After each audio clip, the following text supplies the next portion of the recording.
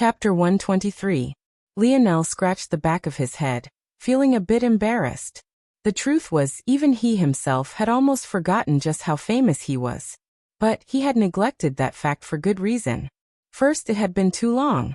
His life of training every day for football seemed like a lifetime ago. After all, it had been a bit over a year now since the metamorphosis began, and he had experienced longer than that within zones. Second, even if he was still playing football, people coming up to him like this was rare. After all, he usually lived on a paradise island. Everyone who lived on one was like family. They had watched him grow up, so obviously they wouldn't fanboy over him. And when he wasn't home, he was on campus. Who on their campus wasn't an elite of an elite? Obviously they wouldn't fawn over him like this. Thirdly, he had still been an academy student. His level of fame compared to a player in the NFL was still lacking. It could be said that he was only approaching them in name recognition, because he was among the very best academy players of all time. And finally, football was a sport where everyone wore helmets. The average fan wouldn't be very familiar with his face to begin with. Only those who loved the sport and followed it diligently would know his face at first glance like this old man did. Still, the embarrassment Lionel was feeling wasn't because the old man had spoken too loudly, or even because numerous gazes had fallen onto him. Rather, he was embarrassed that he had neglected something so important. How was he supposed to keep hiding his identity like this? By now, at the very least, those in the immediate vicinity all knew his name. And because he hadn't thought anyone would be able to link his face to the fort incident, he hadn't come with his face covered either. It seemed he had made another mistake. Sure, Lionel finally said, knowing he didn't have much of a way out of this. The old man laughed like a little kid. His thoughts of going out for a smoke were thrown to the back of his mind. He hounded Lionel with questions, not minding the weird gazes he was getting. It was only then that those who didn't follow football began asking around, and finally learned a bit about who Lionel was. Of course, you couldn't expect everyone to be sports fans. But this day was the day Lionel learned that even those who couldn't be said to be his fans still recognized his name. Lionel smiled bitterly. It seems that Royal Blue Academy made quite a bit of money marketing my name. Shouldn't I be a rich man then? Why haven't I seen any of that money? Look at me. The old man smacked his own forehead. I completely forgot to introduce myself. You can call me Hutch or Old Man Hutch. I'm a big fan of yours, Morales. The game has gotten softer over the years, so I had lost interest in watching the NFL. On a whim, I decided to watch the Academy League and haven't missed a single game of yours since. It's such a shame that the NFL has been suspended until further notice. Or else I would have loved to watch you teach those so-called professionals how to play. The old man rambled on and on.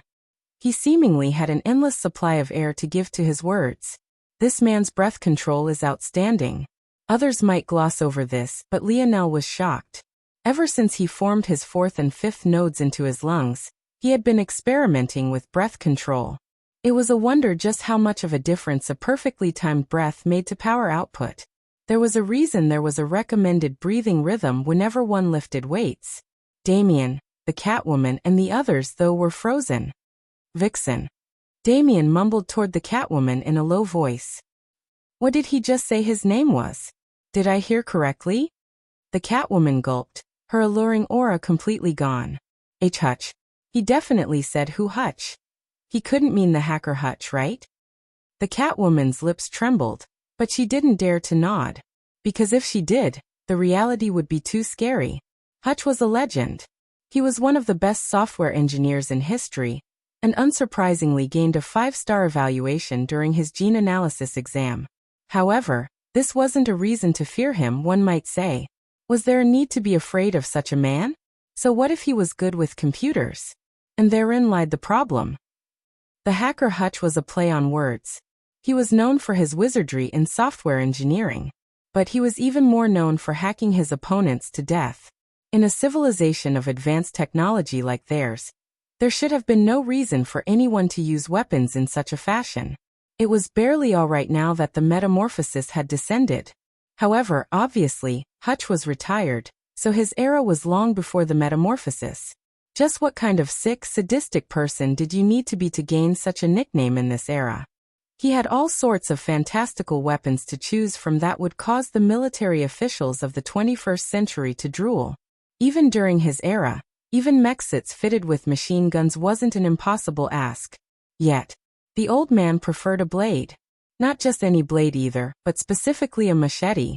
That was right, the amiable old man fanboying over Lionel without a care in the world.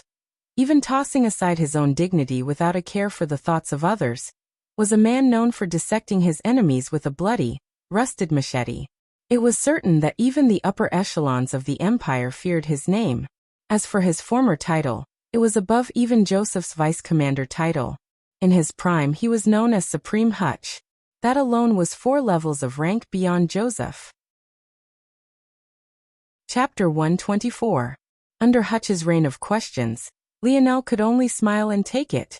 Compared to this old man, he wasn't nearly as passionate about football, but he didn't mind talking about the game he devoted so much of his life to. Even compared to the old man who seemed to have dedicated his whole retirement to the sport, he was several levels above. I has hoped to one day become a coach, but it seems that my knowledge is still too lacking. As expected. Lionel's lip twitched. How would a rebel become a coach, exactly? He'd be lucky if the Empire didn't point all their weapons toward him the moment he even stepped foot into one of their provinces. However, Hutch seemed completely unaware of his status. Or, maybe he was just so free and unrestrained that he dared to do anything. He was quite an adorable old man. Lionel couldn't help but take a liking to him. Of course, Lionel had no idea about his past. If others knew he was calling Hacker Hutch adorable, the weird gazes he received would probably drown him in embarrassment. Look at me, rambling on and on. You came here for the check-in, right? No problem. Just have your leader come forward. Lionel smiled and turned toward Damien. But his expression turned a bit weird when he saw just how pale Damien's face was. Was there a need to react like this? It can't be that Damien was a fan as well, right? After a while, Damien realized that he should probably pull himself together. If he made Hacker Hutch wait, who knew if this old man wouldn't hack him to pieces next? He cleared his throat with maybe too much strength before stepping forward. Yes, Your Honorable. We're here for our biannual check-in. I've already prepared the report. Please take a look. How could he dare to call Hacker Hutch by his name? Let alone the fact he didn't know if the old man was fond of his nickname or not. Damien respectfully handed a file over. If one opened it up, one wouldn't find words at all. Rather, it was all written in a special kind of braille that was almost imperceptible to the eye. This braille was a special language that only the computers of the Slayer Legion could understand. This allowed the process to be expedited, and also kept confidential. However, what shocked Damien was that instead of feeding the files into the computer like one was supposed to, Hutch actually began to read it. What the hell was going on? Why don't I see anything about Morales on here? Damien's eyes widened. It can't be that the old man actually read it, right? That's impossible. Let alone the fact it was hard to even see the braille. Each file was encoded. The possible combinations couldn't even be counted in the trillions. How was this even possible? He is a new recruit. Actually, we were planning on registering him today as well. Oh, so it's like this? All right. I'll register him beneath my fleet then. Once more, Damien was struck speechless. But before he could refute, the old man had agilely leapt over the counter and grabbed Lionel's shoulder. Lionel couldn't even react before he felt an undeniable strength take hold of his body. Your body is pretty good, Morales. Didn't expect that. Let's go. Like a little boat in a storm, Lionel could only helplessly disappear behind the counter, Hutch's hand latching onto his shoulder like a clamp. Damien, the Catwoman, and the others watched on without knowing how to react. Lieutenant, what just happened? Damien cleared his throat. I hope that kid doesn't blame me. This really isn't my fault at all. Damien knew that Lionel didn't want to get tied up with the Slayer Legion. He only wanted to partner up with them for a moment. However, the attack of a fort was too large of an operation. After all, there were only 8 such structures on the Ascension continent. If Damien were to report such a campaign during the next check-in, but be unable to provide a proper accounting for Lionel, it would lead to some problems. Think for a moment if there was a lieutenant who suddenly succeeded in something grand, but the members of his team were very obviously unable to accomplish such a thing alone. Wouldn't this raise suspicions? What if this was a scheme set up by the Empire to give one of their spies more merits? In that case, Damien had no choice but to get Lionel properly vetted, or else instead of gaining from this expedition, he might lose out terribly instead and even be labeled as a potential traitor. Lionel understood this as well, which was why he didn't fight against coming here even though he knew it wasn't the safest choice. But he could have never expected that he would be abducted by a madman in such a way. Why was he so unlucky? If Hutch was a normal man, everything would be fine. It wouldn't be a big deal. But a Supreme held a completely different connotation. The fleet Hutch mentioned was the largest denomination within the Slayer Legion. Only a Supreme could head a fleet, and there were only 4 fleets in the Legion. Being personally pulled into a fleet like this was practically like dragging Lionel into quicksand. Damien could imagine how bitter Lionel would be. He went from only partnering with the Slayer Legion to suddenly being hounded by one of their highest-ranking members. But there was another problem here. If Hutch was in this place, it meant that he should have long since retired. He didn't head a fleet anymore, so how would he pull someone in? Who would have known that a day later, a certain bit of news would rock the Slayer Legion? Supreme Miguel, after only 10 years in the position, abdicated. This alone would have been shocking enough had others not gossiped about seeing him walking out from his headquarters with swollen lips and a forehead several sizes larger than it had been just that morning. Chapter 125. Lionel sat blankly staring at a wall. It had already been 3 days since he came to this checkpoint city, and he had stared at this wall for who knew how many hours, but his brain refused to wake up from this dream. How the hell had he gotten here? How is that old man so powerful? I feel like I can't do anything to him. Lionel felt quite helpless. He felt that day the old man took him away, he had most definitely not used force. Lionel's senses were too sharp to miss something like that. What was even more shocking, though, was the fact that the old man's stats were pushing 300. This is what truly left Lionel speechless. If it was just this strength, it would be insane enough. But what truly shocked Lionel about the old man was the sturdiness of his body.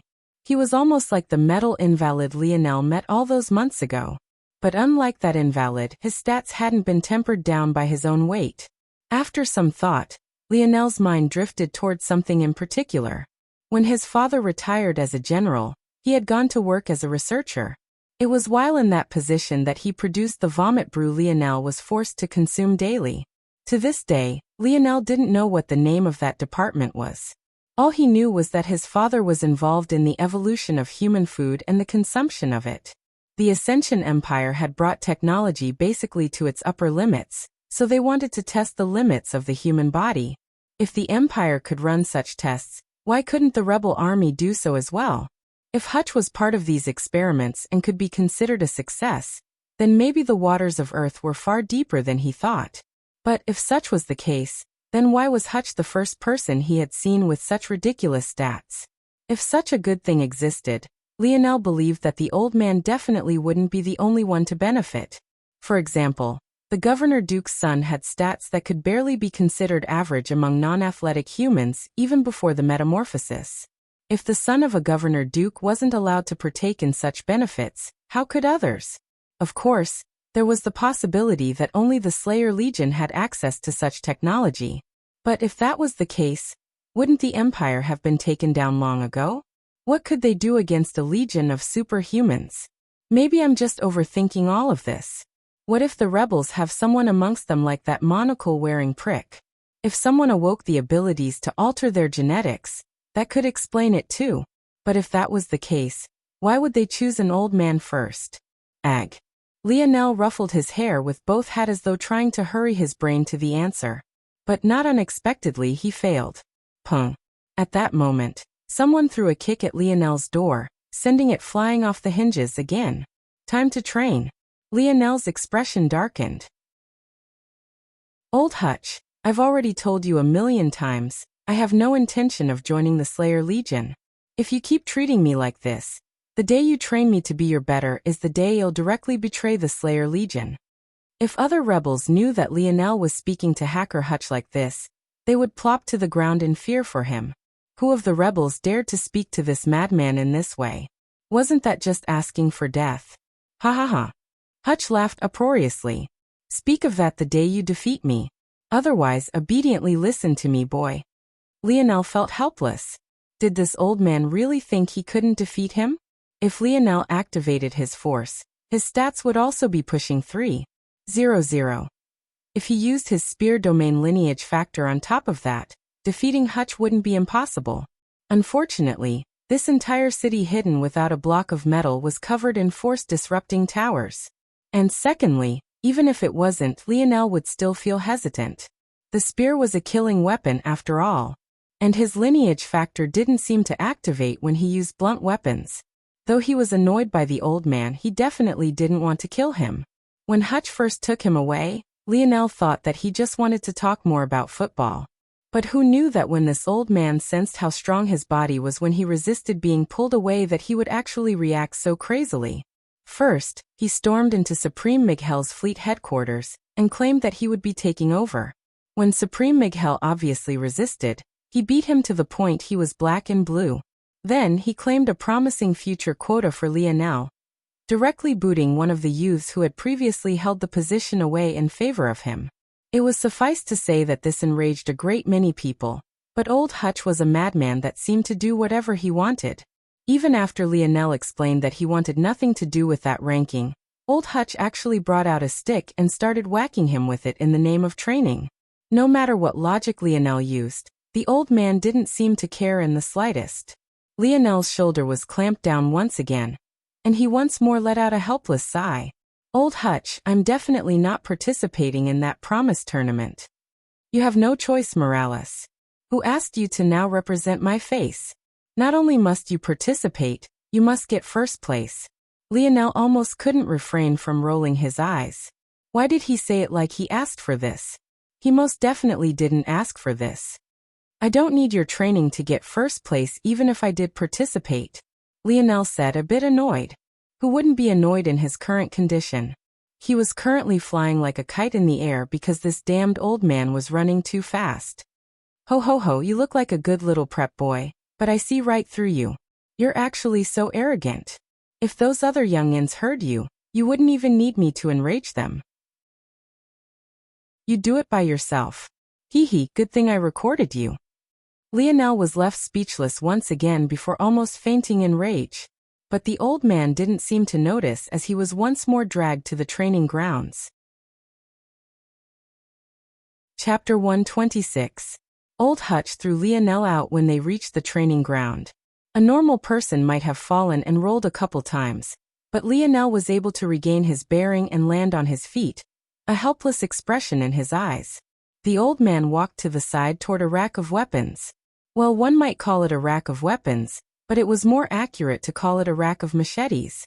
This old man apparently didn't allow any other weapons to enter his sight. The training ground was old and dilapidated. It was located in the basement of a place Lionel could only assume was old Hutch's home. The ground was built of broken concrete. The ceilings were covered in half-shattered light bulbs that probably hadn't appeared in a home since the 20th century. And there was a faint musty smell of sweat that hung in the air. Old Hutch, I've told you again and again that I have no interest in using a machete as my weapon. I use spears. Humph, the machete is a man's weapon. I'll be damned if you're going to waste your talent. The old man snorted but then smiled. That said, if you show me a bit of your skill, I might change my mind. Lionel was exasperated. This back-and-forth conversation sounded like it was the first time they were having it, but the truth was that this had happened 2 times before already. However, Lionel was really reaching the end of his rope this time. The more time he spent with this old man, the less adorable he thought he was, and the more pissed off he got. The first few times, it might have been a funny story to tell in the future, but now it was becoming an annoyance that was ruining his future plans. Aina was in who knows how much danger right now. Miles and Simeon were still sucking air, and Lionel had no idea what plot the latter was potentially laying down. After all, he didn't believe that Gorillman had popped up out of thin air. And Lionel still had no idea where his father was. Fine. Lionel's furious gaze calmed to the point of lacking ripples. His abrupt change caused Old Hutch to raise his brows. He had expected Lionel to react just the same as he had the previous 2 days, disdaining to fall for his taunts. Over the past 2 days, Lionel had completely ignored the old man, only casually brandishing a machete to get him off his back. But now, Lionel had reached the limit of his patience. With a flip of his palm, a silver rod appeared in his hand. He stood tall, his tranquil gaze bearing down on the old man. Old Hutch looked toward the rod in curiosity. "That's what you call a spear? I'd prefer not to kill an old man just seeking companionship," Lionel said indifferently. Old Hutch blinked before bursting into an uproarious laughter. "Kill me? I knew it. You really are an overconfident little brat." The old man might have wanted to say more, but Lionel had already moved. His body was lithe and flexible. Somehow, despite moving in a straight line, it felt as though he had cut off all paths of retreat. Oh, the curiosity of Old Hutch was suddenly piqued. With a crooked grin, the old man stepped forward, swinging his machete down. It seemed like a casual movement, but Lionel could feel the weight of a mountain behind it. This old man was strong. However, Lionel wasn't the same as he was just a few days ago. He had always felt that he was missing something when it came to imitating the primitive woman. But now he knew what it was. It was flexibility. Though men had certain advantages when it came to martial arts, so too did women. The primitive woman especially seemed to move as though her bones were made of water, and her flesh was carved of dew. That sort of flexibility was exactly what Lionel had been missing this whole time. However, flexibility wasn't something one could casually improve upon. It took years of consistency to reach such a point. And even those who could boast great flexibility would show decline in their abilities if they slacked off. Luckily for Lionel, after forming his 2-star constitution, his body had been remolded. In everything beside his size and strength, he was practically like a newborn baby, allowing him to lay an even better foundation of flexibility for himself. Not only did this allow him to break through to the advanced Grade 1 designation, but it allowed him to imitate the movements of the primitive woman to a much greater degree. Bang! The tip of Lionel's rod perfectly met the old man's blade edge. However, instead of rebounding off of each other, they seemed to become stuck, causing Lionel's eyes to widen. He pulled his rod back, deftly dodging Old Hutch's follow-up strike, but the result was the same. Lionel's brow furrowed, his gaze becoming more serious. This time he no longer held back. A rain of piercing strikes came at the old man from all sides. Lionel's speed was inconceivable, fluttering around the old man as though his stamina was endless. His rod fell like droplets of rain, blurring shadows of silver streaking across the room as he attacked the man from all angles. Yet, no matter what he did, his rod always seemed to become stuck to Old Hutch's machete, as though they were 2 parts destined to be fitted together. Lionel's gaze narrowed. He was shocked by the ability of this old man. Even relying on the skills of the primitive man and woman, he seemed completely unable to find an opportunity to break through his defenses. With a flicker of his eyes, the rod in Lionel's hands vanished, only to be replaced by a true spear. His aura completely changed, and the pressure bearing down on Old Hutch multiplied several-fold. The old man couldn't help but blink in surprise. In a moment, his casual appearance became serious as his feet finally began to shift. As Lionel's blood boiled, his power seemed to multiply. He was completely immersed in the feeling. He could almost smell the old man's defeat. His heart yearned for it. He wanted nothing more than victory. It was maybe only at this moment that it became clear that it wasn't that Lionel didn't have any ambition, but rather that he only had this simple wish: to always win. Nothing else mattered. Seeing the look in Lionel's eye, despite the pressure on him, the old man grinned. "What a good kid. Unfortunately, you're still several decades too young to think of defeating me."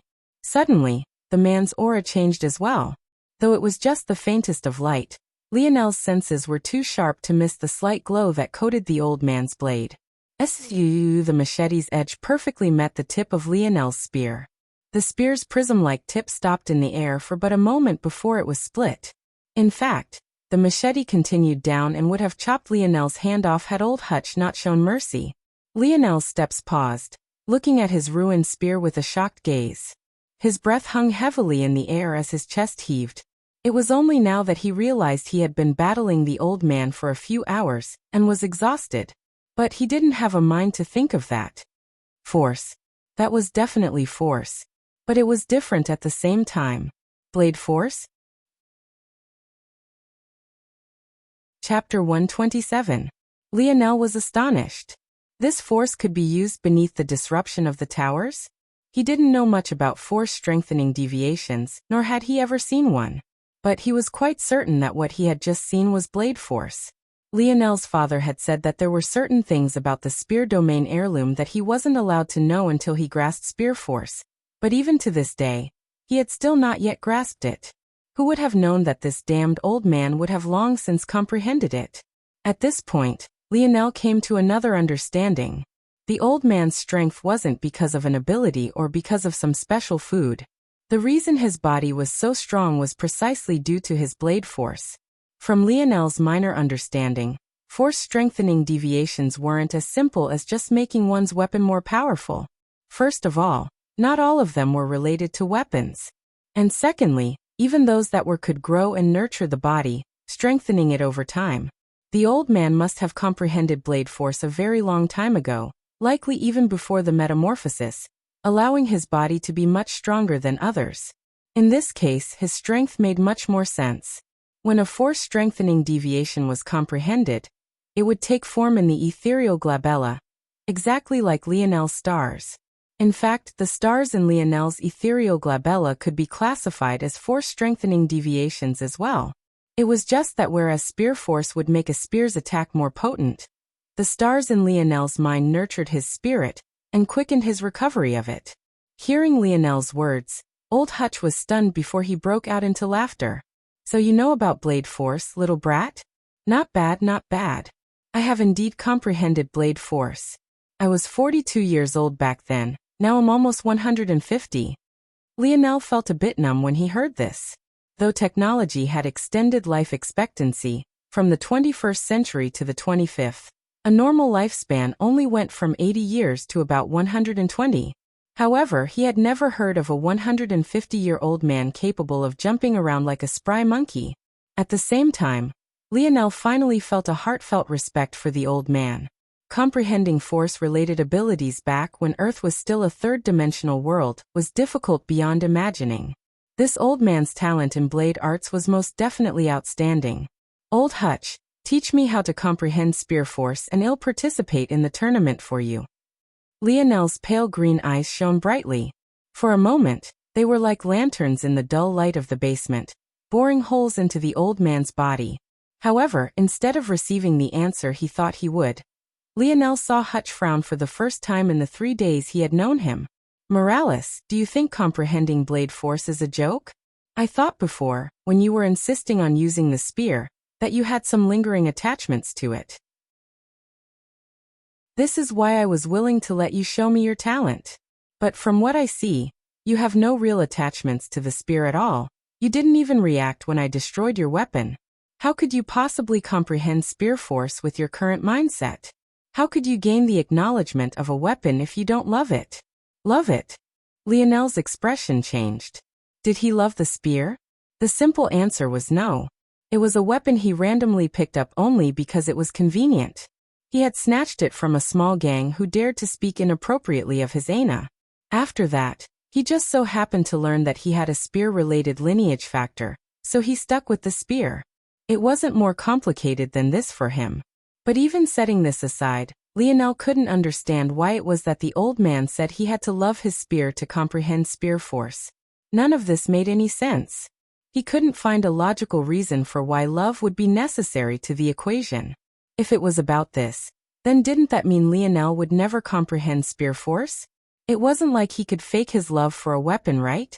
If he learned that he had a sword, or machete, or bow and arrow lineage factor right now, he wouldn't hesitate to leave the spear behind.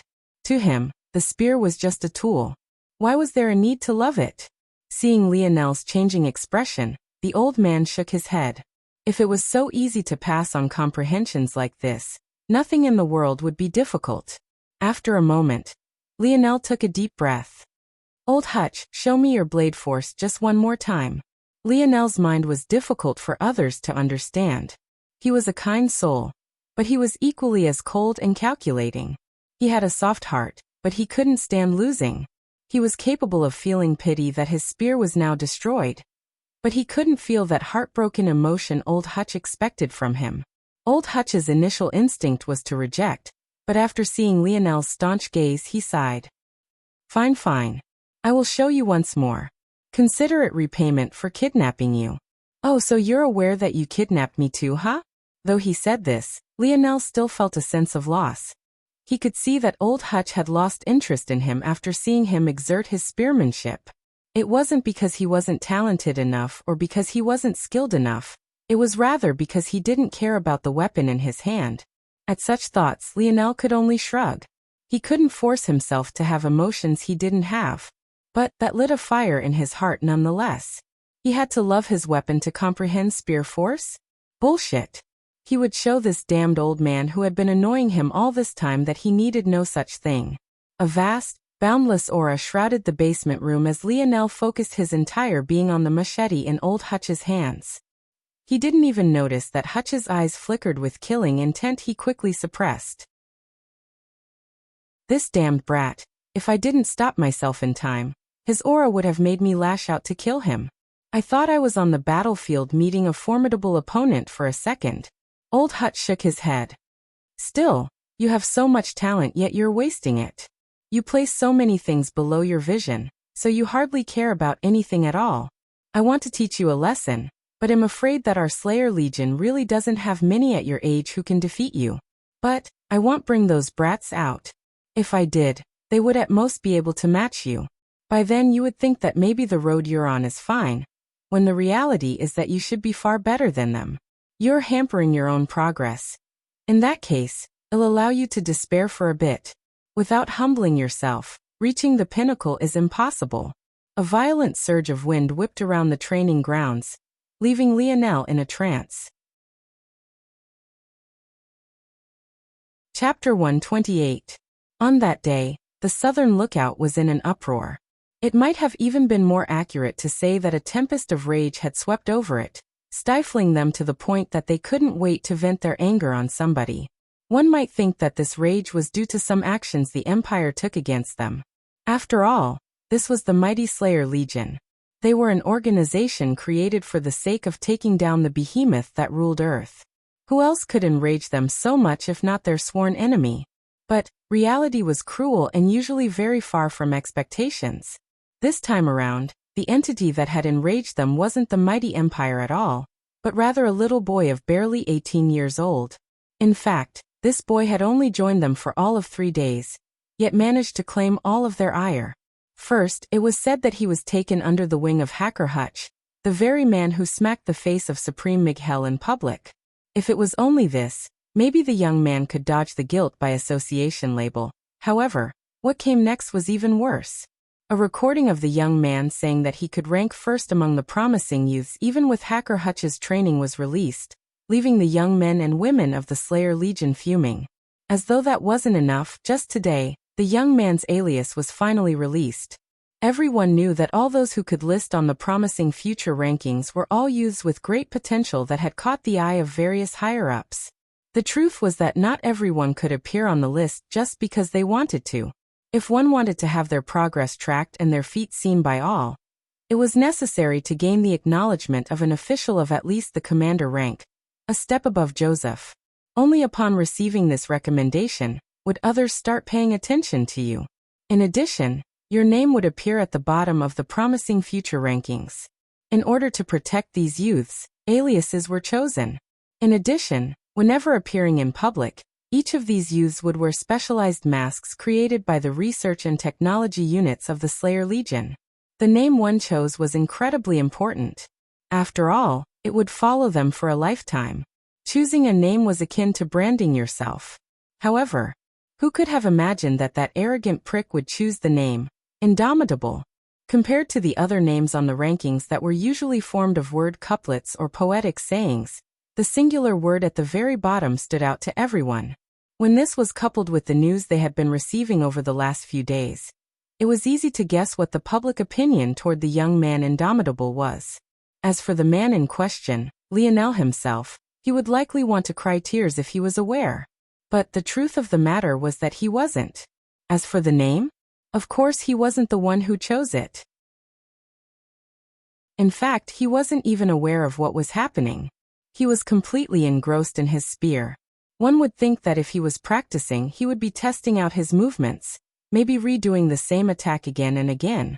But Lionel was actually frozen in place. Ever since old Hutch performed the last move, Lionel hadn't moved a single inch. He stood there, staring into space. His actions caused the old man to sigh and shake his head. Sometimes the old wanted to pass on their wisdom to the young, but would the young always listen? Unfortunately, there were some things in life that could only be learned through trial, error, and continuous failure. He believed that Lionel's attempts were foolish, and had even told the little brat as much, but Lionel obviously wasn't listening. What he wasn't aware of, though, was that in his mind, Lionel was replaying his long battle with the old man over and over again. Then he would replay his final demonstration of blade force before cycling it all back to the beginning again. Lionel didn't believe it. Everything he had learned about force was so logical up until now. Even the energy itself was rooted in concepts of quantum physics. He didn't believe that something like blade or spear force suddenly became so arbitrary. Unlike what the old man was thinking, Lionel didn't actually disregard his words. In fact, Lionel believed that the old man wasn't lying to him. Or at the very least, he believed he wasn't lying. And this thought alone was enough for Lionel. What was it? What was it that a veteran like old Hutch could confuse for such an arbitrary feeling? What could trick him to such an extent? Love. That wasn't what he was talking about. He meant unconditional love. That's the kind of feeling he has for his machete. It was a small difference in wording, but the moment Lionel had the thought, his eyes shone like two stars. Unconditional love. Unconditional love. The root of unconditional love is unconditional trust. It's based in instinct. A mother or father loves their child simply because the baby is theirs. On the surface, it seems no more complicated than this. However, this instinct is still rooted in logic. It's the will to see their offspring grow, to continue their bloodline, to not have their families come to an end by their hands, to continue to leave their mark on history. The light in Lionel's eyes grew brighter and brighter. At one point, they became like burning torches, the paleness of his eyes disappearing to give way to two flashing emerald gems that could light the night sky. Lionel felt like he understood something. What old Hutch thought of as unconditional love was just an unconscious reliance on his own talent for blade arts. He trusted his own talent to the point it could be described as instinctual, as a part of himself. This trust, this love, this unconditional love, and further, this unconditional trust, is what allowed him to comprehend blade force in such a poor environment. Lionel, too, could rely on this unconditional love. If he fell back and stopped trying to find logical reasonings at every corner, he could have relied on his lineage factor to comprehend spear force no differently than Hutch relied on his talent. In fact, by now, Lionel's spear force could have long since surpassed Hutch's blade force by leaps and bounds. All he had to do was have that same unconditional trust in his own talent, to blindly follow it and allow it to lead the way. But this wasn't the kind of person Lionel was. He didn't like the feeling of being led by the nose, even if it was his own bloodline. He liked to understand the root of things, to comprehend them to the point of making them his own. By now Lionel understood. The reason his lineage factor had had such a small effect on him to this point was because he wasn't trusting it as much as he should. He didn't have the blind faith in it someone else would have. At the same time, it made sense why his father had left so little about spear force in the dictionary. There was no need to explain spear force because Lionel's lineage factor should have told him about everything he needed to know. This love Hutch spoke about wasn't his path. He could rely on his lineage factor, but he didn't want to. He wanted to comprehend his lineage factor, to unveil all of its secrets and allow it to lay bare before him. Rather than relying on instinct, he wanted to rely on logic, on reasoning. It might have sounded very fancy, but it boiled down to one point. He wanted to win. He wanted to be indomitable. Chapter 129. On this day, the Southern Lookout was bustling. Actually, it could be said that the past week was easily the liveliest time of the year. Not only was it the time for the agreed-upon biannual check-in, but it was also the time for the gathering of promising youths. Many saw the check-in at the lookouts to be a small vacation from the days of putting their lives on the line. It could be said that this gathering acted as the main attraction, placing a nice bow on the events of the last week. At this time, many had come together toward the center of the Venice-like city, ready to enjoy all the excitement. The arena at the center of the Southern Lookout was quite beautiful indeed. It seated about 10,000 people normally, but this only counted the seats available directly on the property. To the sides of the arenas, there were many artificial rivers of water that allowed boats to float around. If the seating capacity of these various steel behemoths was taken into account, the number of spectators could easily reach 50,000. Though this number of individuals might not necessarily come out to watch usually, the events of the past week were too shocking. How could any of them bear to miss this event? As a result, let alone 50,000 people, there were even more trying to push their way in. Those with special water-based abilities were making quite a sum of money today, just taking in these people to have a look. As for who these people had come for, who else if not that young man known as Indomitable? On the arena stage, there were already several masked young men and women who stood silently. Their posture could be considered perfect, and each of them had the bearing of a military man or woman. Their discipline was immaculate. Each of their masks held a different symbol that represented their title. One might have pictured a roaring lion. Another might have a slithering snake. Some had images more abstract painted on theirs, while yet some others were completely straightforward and opted for words. There were about 40 youths present. The actual number of promising youths assigned to the Southern Lookout was easily double this.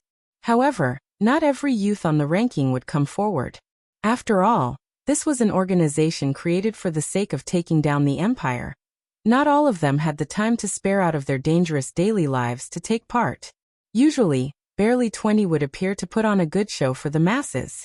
But this time, double that number had come, and for obvious reasons at that. These kids are quite anxious, it seems. To think that they didn't come out when we provided such good rewards, but are eager to now just because a little boy said a few words. A group of 3 stood in an overseer's box, looking toward the arena. Amongst them, there were 2 men and a single woman. Though they seemed smiling and reserved, it was obvious by the fact they had been chosen to oversee this battle that they were at the commander rank at a bare minimum. It can't be helped. The woman replied. They all have seniors that give them treasures like the ones we reward all the time.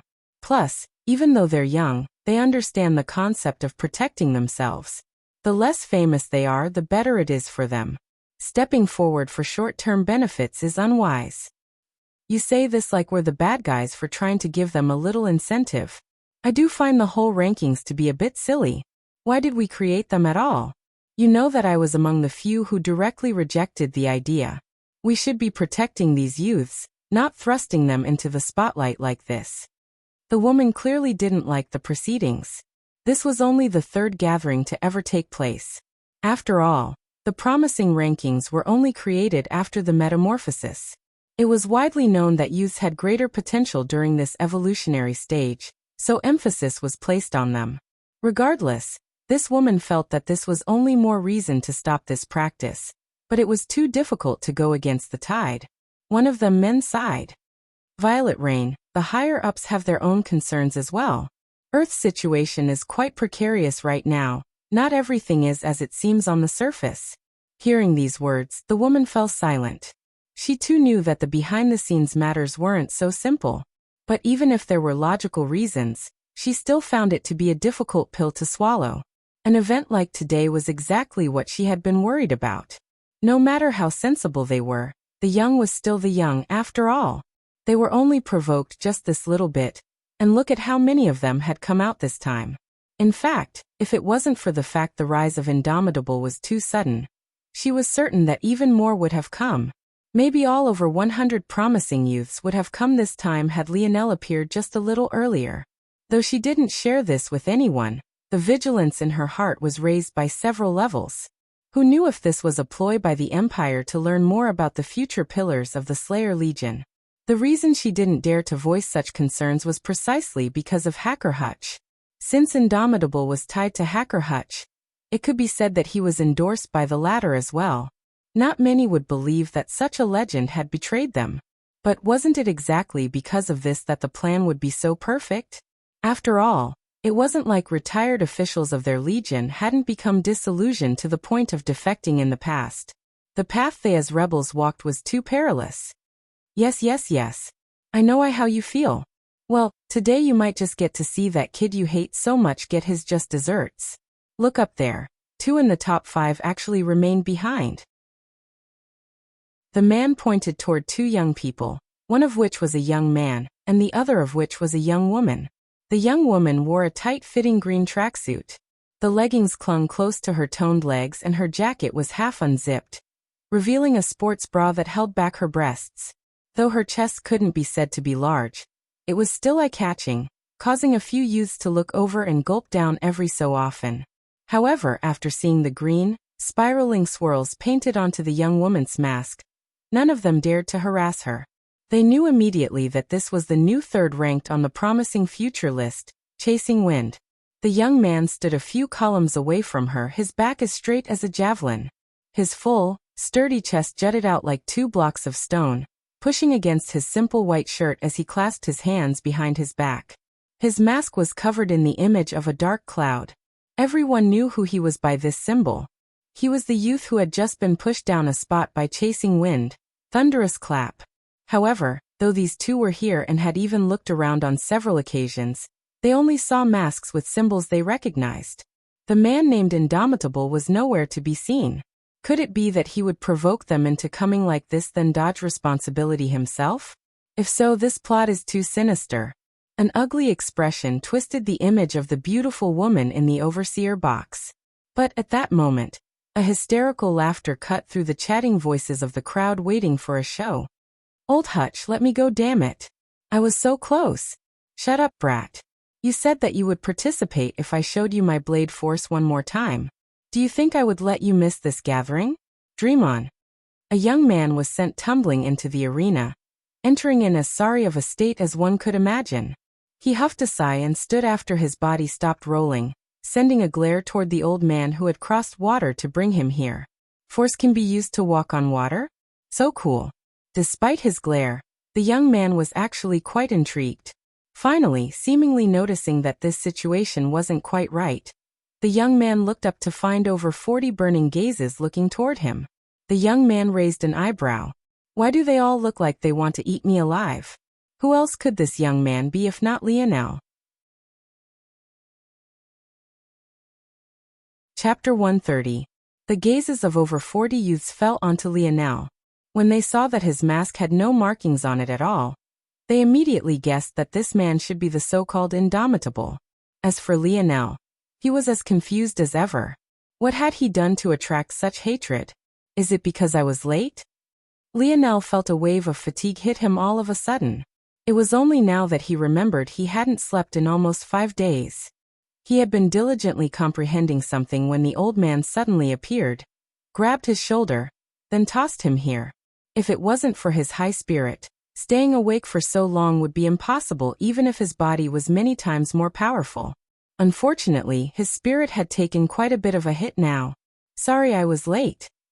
These were the first words Lionel said. But they only made the gazes of the over 40 youths that looked toward Lionel burn brighter. This wasn't only because of what he said, but also because they recognized his voice.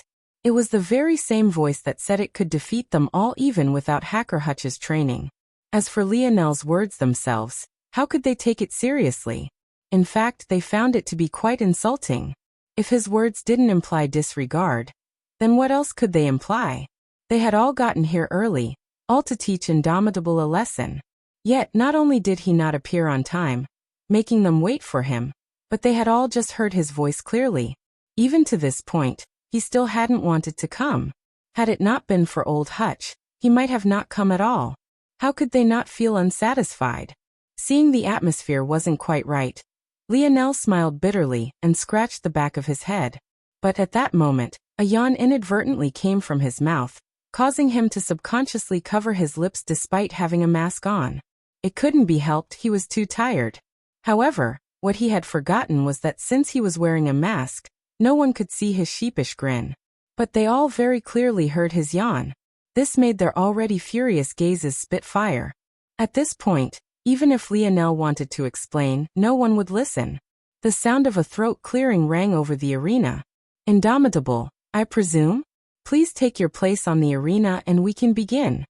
Lionel turned his head back toward the overseer box, seeing that the voice came from there, then complied. It seemed he really wouldn't be able to get out of this. He was usually well-liked wherever he went.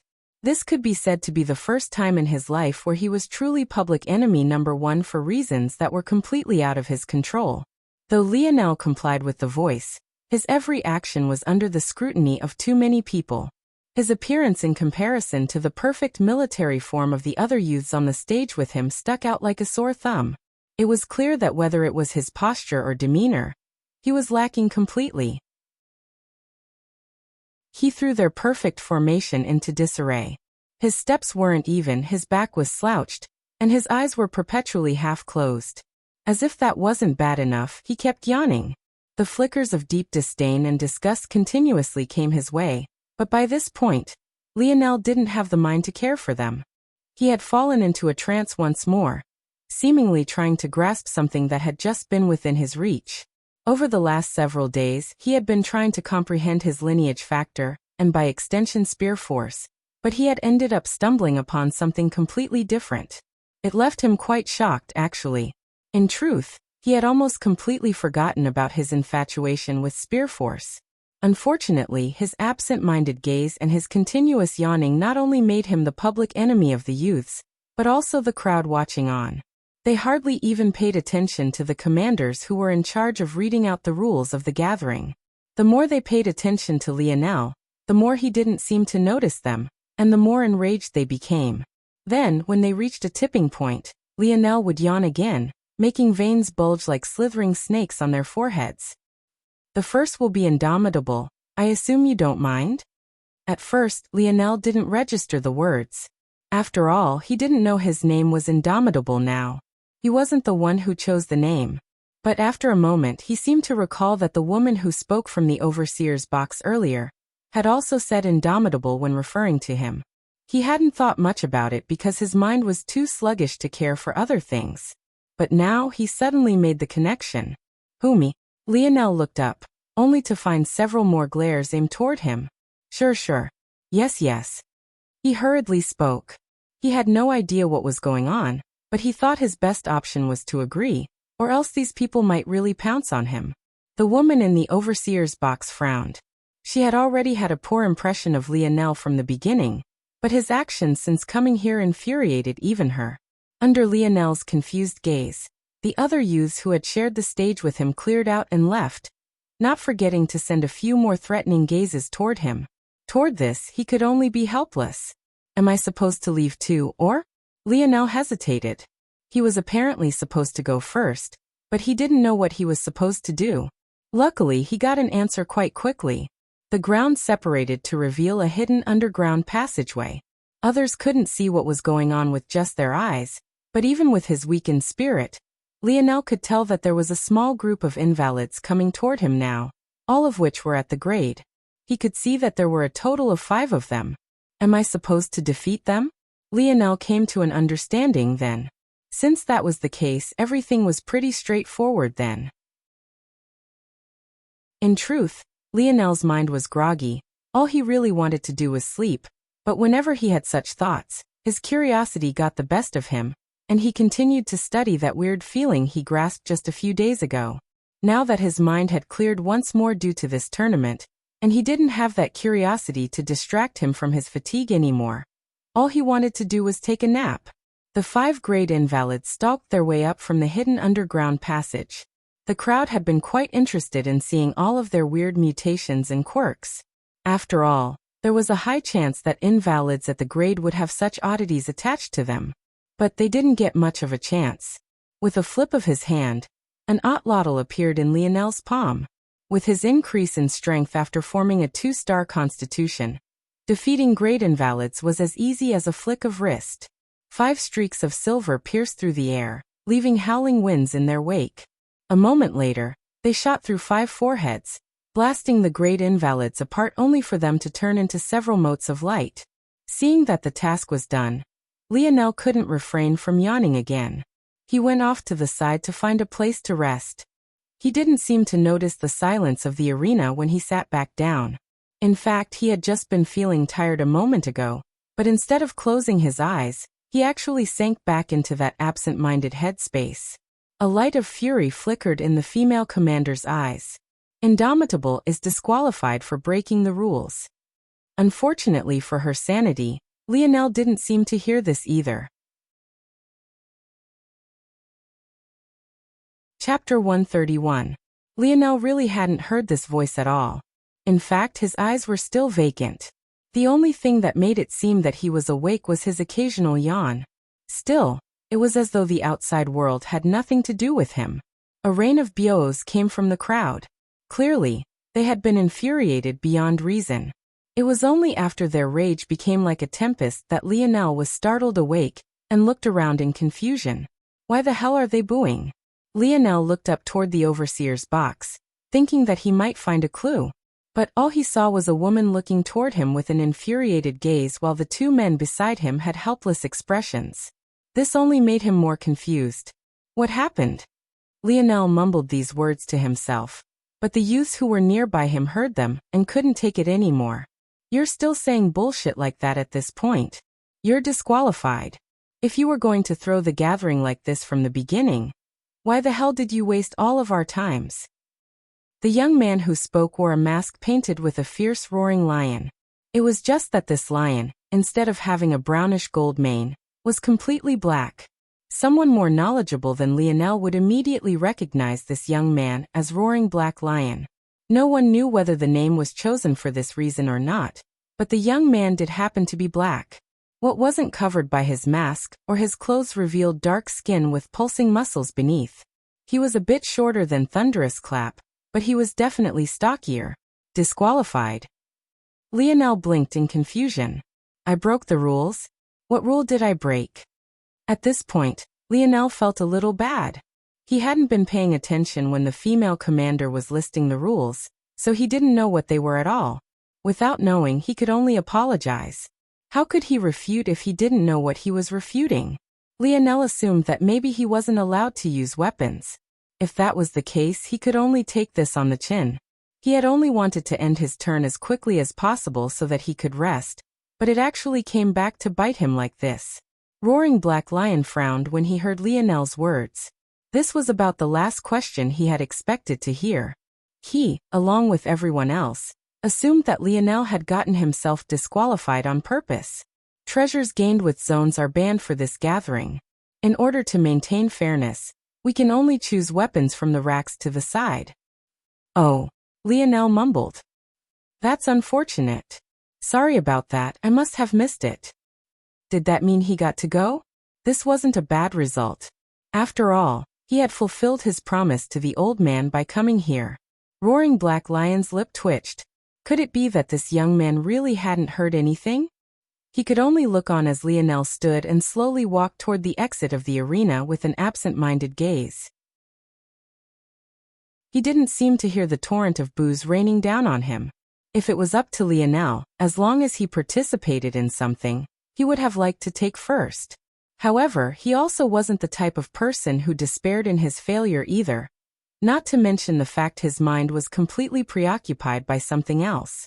Unfortunately for Lionel's thoughts of rest, would the madman Hutch really allow him off so easily? Hey little girl, directly allow this brat into the next round. The 3 commanders in the overseer's box was suddenly stunned by the presence of a 4th person. Regardless of which of them it was, they had no idea when someone had appeared in their midst. The woman was the first to recover from her shock and register the old man's words. Her expression flickered several times. No matter what thoughts she held close to her heart, she didn't dare to be disrespectful to Hacker Hutch. However, how could she go back on her word? She had just listed the rules and Lionel blatantly disregarded them. Now she was supposed to reinstate him? How could she do something like that? Taking a deep breath, the woman gathered up her resolve. Commander Violet Rain greets Supreme Hutch. Violet Rain saluted seriously. I cannot comply with Supreme's orders. Indomitable has broken the rules. We cannot cause the integrity of the gathering to suffer. The two men by Bridget had weird expressions upon hearing this. Wasn't she disparaging the gathering just a few minutes ago? When had it become so important to her? This is an order, Hutch said without a care, finding a couch to lie on and plopping down. It was unknown where he got it, but he had carried a large pizza in with him and started munching away without a care in the world. Fury lit Violet Rain's eyes. This was so unreasonable. Yes, it was unreasonable. But so what? These were Hutch's thoughts. Any army had a strict hierarchy. This was even more so for a rebel army like the Slayer Legion. The consequences for disobeying an official just one rank above was already steep, let alone someone 3 ranks above her like Hutch. Violet Rain's chest billowed with the waves of her anger. But what could she do? Other than her face reddening and her ears almost jetting out steam. There wasn't anything else. By this point, the audience below felt that the situation was getting weird. Lionel was already almost out of the arena, and it had already been several minutes since his turn ended. Why was it that the overseer's box hadn't said anything about which of the promising youths was next? At that point, the forceful clearing of a throat could be heard over the arena. In truth, though it was as such, one could almost mistake it for the sounds of a dying cat. Who knew what kind of internal struggle the person who made the sound was undergoing? The previous decision has been revoked. A female voice spoke through gritted teeth. Indomitable will directly move on to the next round. After a moment of silence, the arena erupted. Gazes of indignation and fury fell on a particular young man, and the overseer's box. This is bullshit. Just because he's the underling of a supreme? Rules don't matter anymore. At this point, the loudest voices were the youths near the stage. Their roars called out toward the overseer's box like a raging typhoon. If Lionel was already hated before, it could be said that maybe only the Emperor of the Ascension Empire was a greater enemy to them all now. And even then it was close. Chapter 132. Lionel kept walking in his absent-minded state. He really hadn't heard the words of Commander Violet Rain at all. He was immersed in his own world. In fact, he might have walked all the way out of the arena had he not suddenly felt that someone was standing in front of him. Lionel frowned and looked up. It was accurate to say that Lionel was quite tall. In fact, since his academy days he had grown another inch or so. Now he stood at 64. So despite the fact the young man standing before him had quite an overbearing aura, Lionel, upon looking up, even despite his slouched back, stood taller. Seeing this, the young man narrowed his eyes, but his momentum didn't dampen in the slightest. When the crowd saw this young man confronting Lionel, their eyes blazed with passion. The rolling clouds painted over the young man's mask made his identity clear. They couldn't help but feel their blood boil, hoping that the young man would redress their grievances. Is there a problem? Lionel asked. I only want to let you know one thing. The man's voice was like a thunderous boom. He didn't seem to be trying to speak loudly, but his voice naturally projected as though he was a man perfectly suited to lead. Lionel's first instinct was to think that this young man had a voice-related ability like Admiral Milan. However, Lionel's senses were far sharper than they had been in the past. He could even vaguely get a sense of a person's ability as long as they tapped into it, though not nearly as thoroughly as the dictionary. But this was still a good thing. After all, he couldn't always speak to the dictionary out loud, and letting others know about its existence might not be a good thing. This was all to say that Lionel felt that this young man's ability might not be so simple. One thing? Lionel asked in confusion. I hope that you'll get yourself disqualified for the second round as well. Or else, if we meet on that stage, I'll make sure you leave on a stretcher. Lionel was stunned. In his life, this was the first time he had come across such a situation. After all, he lived in a society with rules and regulations. Maybe only when Conrad tried to kill James by throwing him out of a window did Lionel vaguely come across such a thing. But this was most definitely the first time someone had so blatantly said something like this to him. How could he not be left speechless for a moment? For a while Lionel didn't seem to hear or feel anything. By the time the crowd's noise faded back into existence for him, the boos had become cheers. It was obvious they had heard the young man's words. Thunderous clap, you're my idol. Teach him a lesson. Lionel came back to reality, realizing that this wasn't a dream. Is this the kind of place Earth had become now? People could just blatantly threaten another, and even gain the cheers of a crowd as a result? Something within Lionel seemed to change at that moment. It wasn't anything large. In fact, he could summarize it just a single word: acceptance. If this was the world he lived in now, maybe that was fine too. So there's a round two? Lionel mumbled to himself. I guess I was only disqualified for the first round then. If you're scared, then scram. Look at him. He didn't even dare to move after Thunderous Clap put him in his place. Maybe he'll leave the arena directly. Lionel mumbled to himself. But by now Thunderous Clap had already walked away under a chorus of cheers. The crowd might very well have taken Lionel's pause as a sign of fear, but the truth was that Lionel had already returned to his own world. What a joke. Who was he? He was the greatest quarterback prospect in easily the last several generations. How many games had he played in enemy territory? Let alone these insults, he had heard 10, even 100 times worse. He had learned to tune it out a long time ago. But what the crowd missed in all those jeers was that the moment Lionel's heart settled down, blinding, flickering lights jumped within his eyes. Unlike in the past, these lights were real. It was to the point that if one had met Lionel's gaze now, they might even be blinded for a moment. Thunderous Clap's words had unlocked something within him. Lionel turned and walked back to his seat. He had no idea that the rules had been broken for him. In his mind, he had failed in the first round but received a chance at the second. In that case, he would sit and wait for his turn. He had no idea that he had gone from the coward who couldn't respond to Thunderous Clap to the shameless young man who threw the face of all promising youths. Next, Thunderous Clap. Commander Violet Rain's voice seemed to be far more at ease now.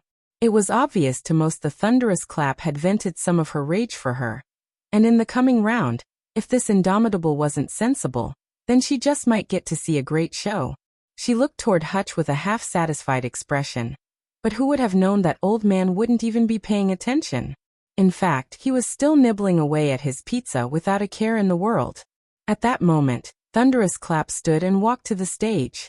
The ground opened up to reveal 5 more invalids. He sunk into a horse stance, his fists clasping against the sides of his body. Thunderous Clap isn't using his rod. He's making a point, obviously. Some shameless people only know how to cheat with the fancy weapons they get through nepotism. Haha. Show him who's truly indomitable. Even without your weapon, you're his better. Thunderous Clap's eyes flashed as a low shout like his lips. The stage beneath his feet quaked and cracked as he shot forward, appearing before the first invalid in the blink of an eye. Bang, bang, bang. His body was like the center of a storm. Violent vibrations and cacophonic booms seemed to follow his every movement, leaving destruction in his wake. He passed through the group of invalids in a flash. For a moment, it seemed like nothing had happened. Even when Thunderous Clap smoothed out the wrinkles of his clothes, and everything fell into silence. But in the next instant, bang! The 5 invalids combusted. It was as though someone had planted a bomb within their bodies, allowing them to explode from the inside out. The motes of light they became shot into the air under the pressure before slowly descending back toward Thunderous Clap. This sight alone made him look as though he was a favored child, basking in the rays of the skies. The atmosphere reached the peak. Thunderous Clap's performance caused the arena to erupt to the point the ground shook. Chapter 133. The crowd went wild, basking Thunderous Clap with praise. At this point, even most of the promising youths who usually would be blazing with battle intent right now felt proud. This was simply human nature. When one shares an enemy, previous petty disputes can be ignored.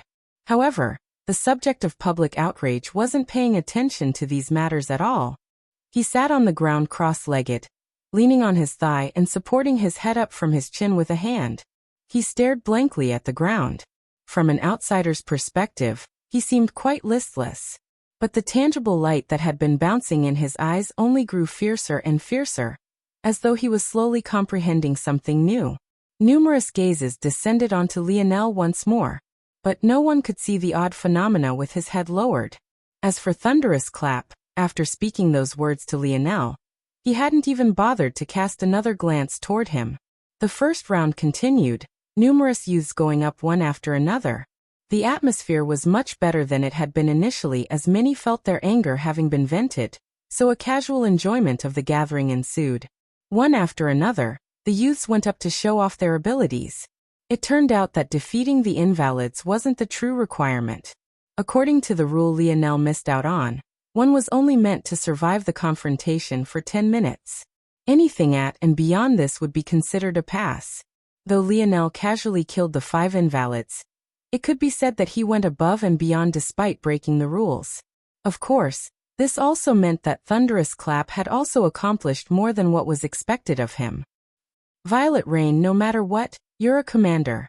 Is there a need to look so happy?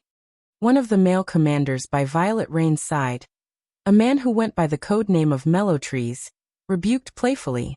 He could see that with each performance that surpassed Lionel's, this companion of his would smile wider and wider. I never knew that Violet Rain would hate a teenage boy so much. Violet Rain snorted and didn't say anything. Of course, this was because Old Hutch was still a small distance away, and could most definitely hear their conversation. It was fine for them to tease her, but if she really said anything in affirmation, it was impossible to tell whether she'd have a good ending or not. Her happy expression became gloomy again upon hearing their words. But there was nothing much she could do. Luckily for her, the next youth was enough to make her smile again. Next, Chasing Wind. The crowd seethed with excitement once more as a young lady wearing a tight, green tracksuit made her way onto the stage. Her every movement was graceful and carried an air of charm, but it was very obvious that it wasn't her trying to be seductive. It was a natural feeling ingrained within her bones. It could be imagined that even in battle, she would still maintain the same graceful bearing. Chasing Wind casually looked through the weapon rack, testing out a few swords.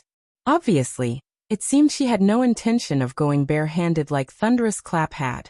She felt no need to get involved in the dick measuring contest between men. Though that wasn't to say she wasn't dissatisfied with Lionel as well. She just chose to remain quiet about it. At least, these were her original thoughts. But she began to look upon Lionel quite curiously when she saw him remained unmoved through all of this.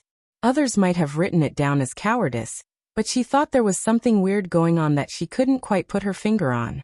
Still, she threw it to the back of her mind. Wouldn't she find out during the second round?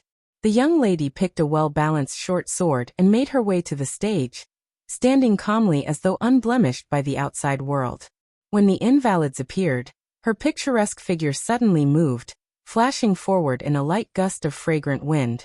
Like Thunderous Clap's suitably thunderous performance, she, moving as light as a feather, painted the perfect picture of Chasing Wind. Whenever one watched her movements, they couldn't help but take in every bit of her actions. The beautiful twinkling of her eyes, the rhythmic swaying of her hips, the delicate grunts that left her lips. She fluttered between the invalids like a butterfly, her speed too quick for them to attack properly. Her sword left lines of silver in the air, drawing graceful arcs that passed by 5 necks as though going through air.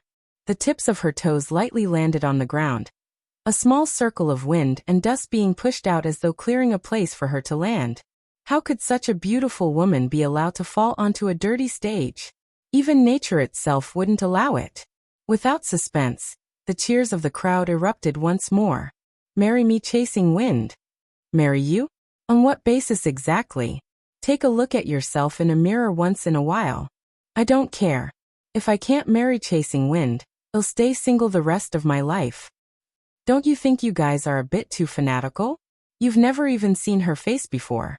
For all you know, her eyes are slanted and her face is covered in pockmarks.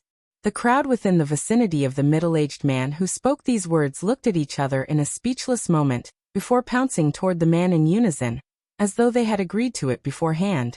That day, there would no doubt be a man who left the arena beaten black and blue. Violet Rain watched Chasing Wind leave the stage with a gratified smile on her face. It was as though she was looking at a youthful version of herself. She didn't doubt that there'd be a day when Chasing Wind was a commander just like her. In fact, she would likely be promoted beyond that. This concludes the first round. Those who have qualified can now move on to the second and final round, of which there are 8 of you. These include Thunderous Clap, Chasing Wind, Roaring Black Lion, Seer, Falling Leaf, Erupting Volcano, Precious Moment, and Indomitable. A wave of boos rang.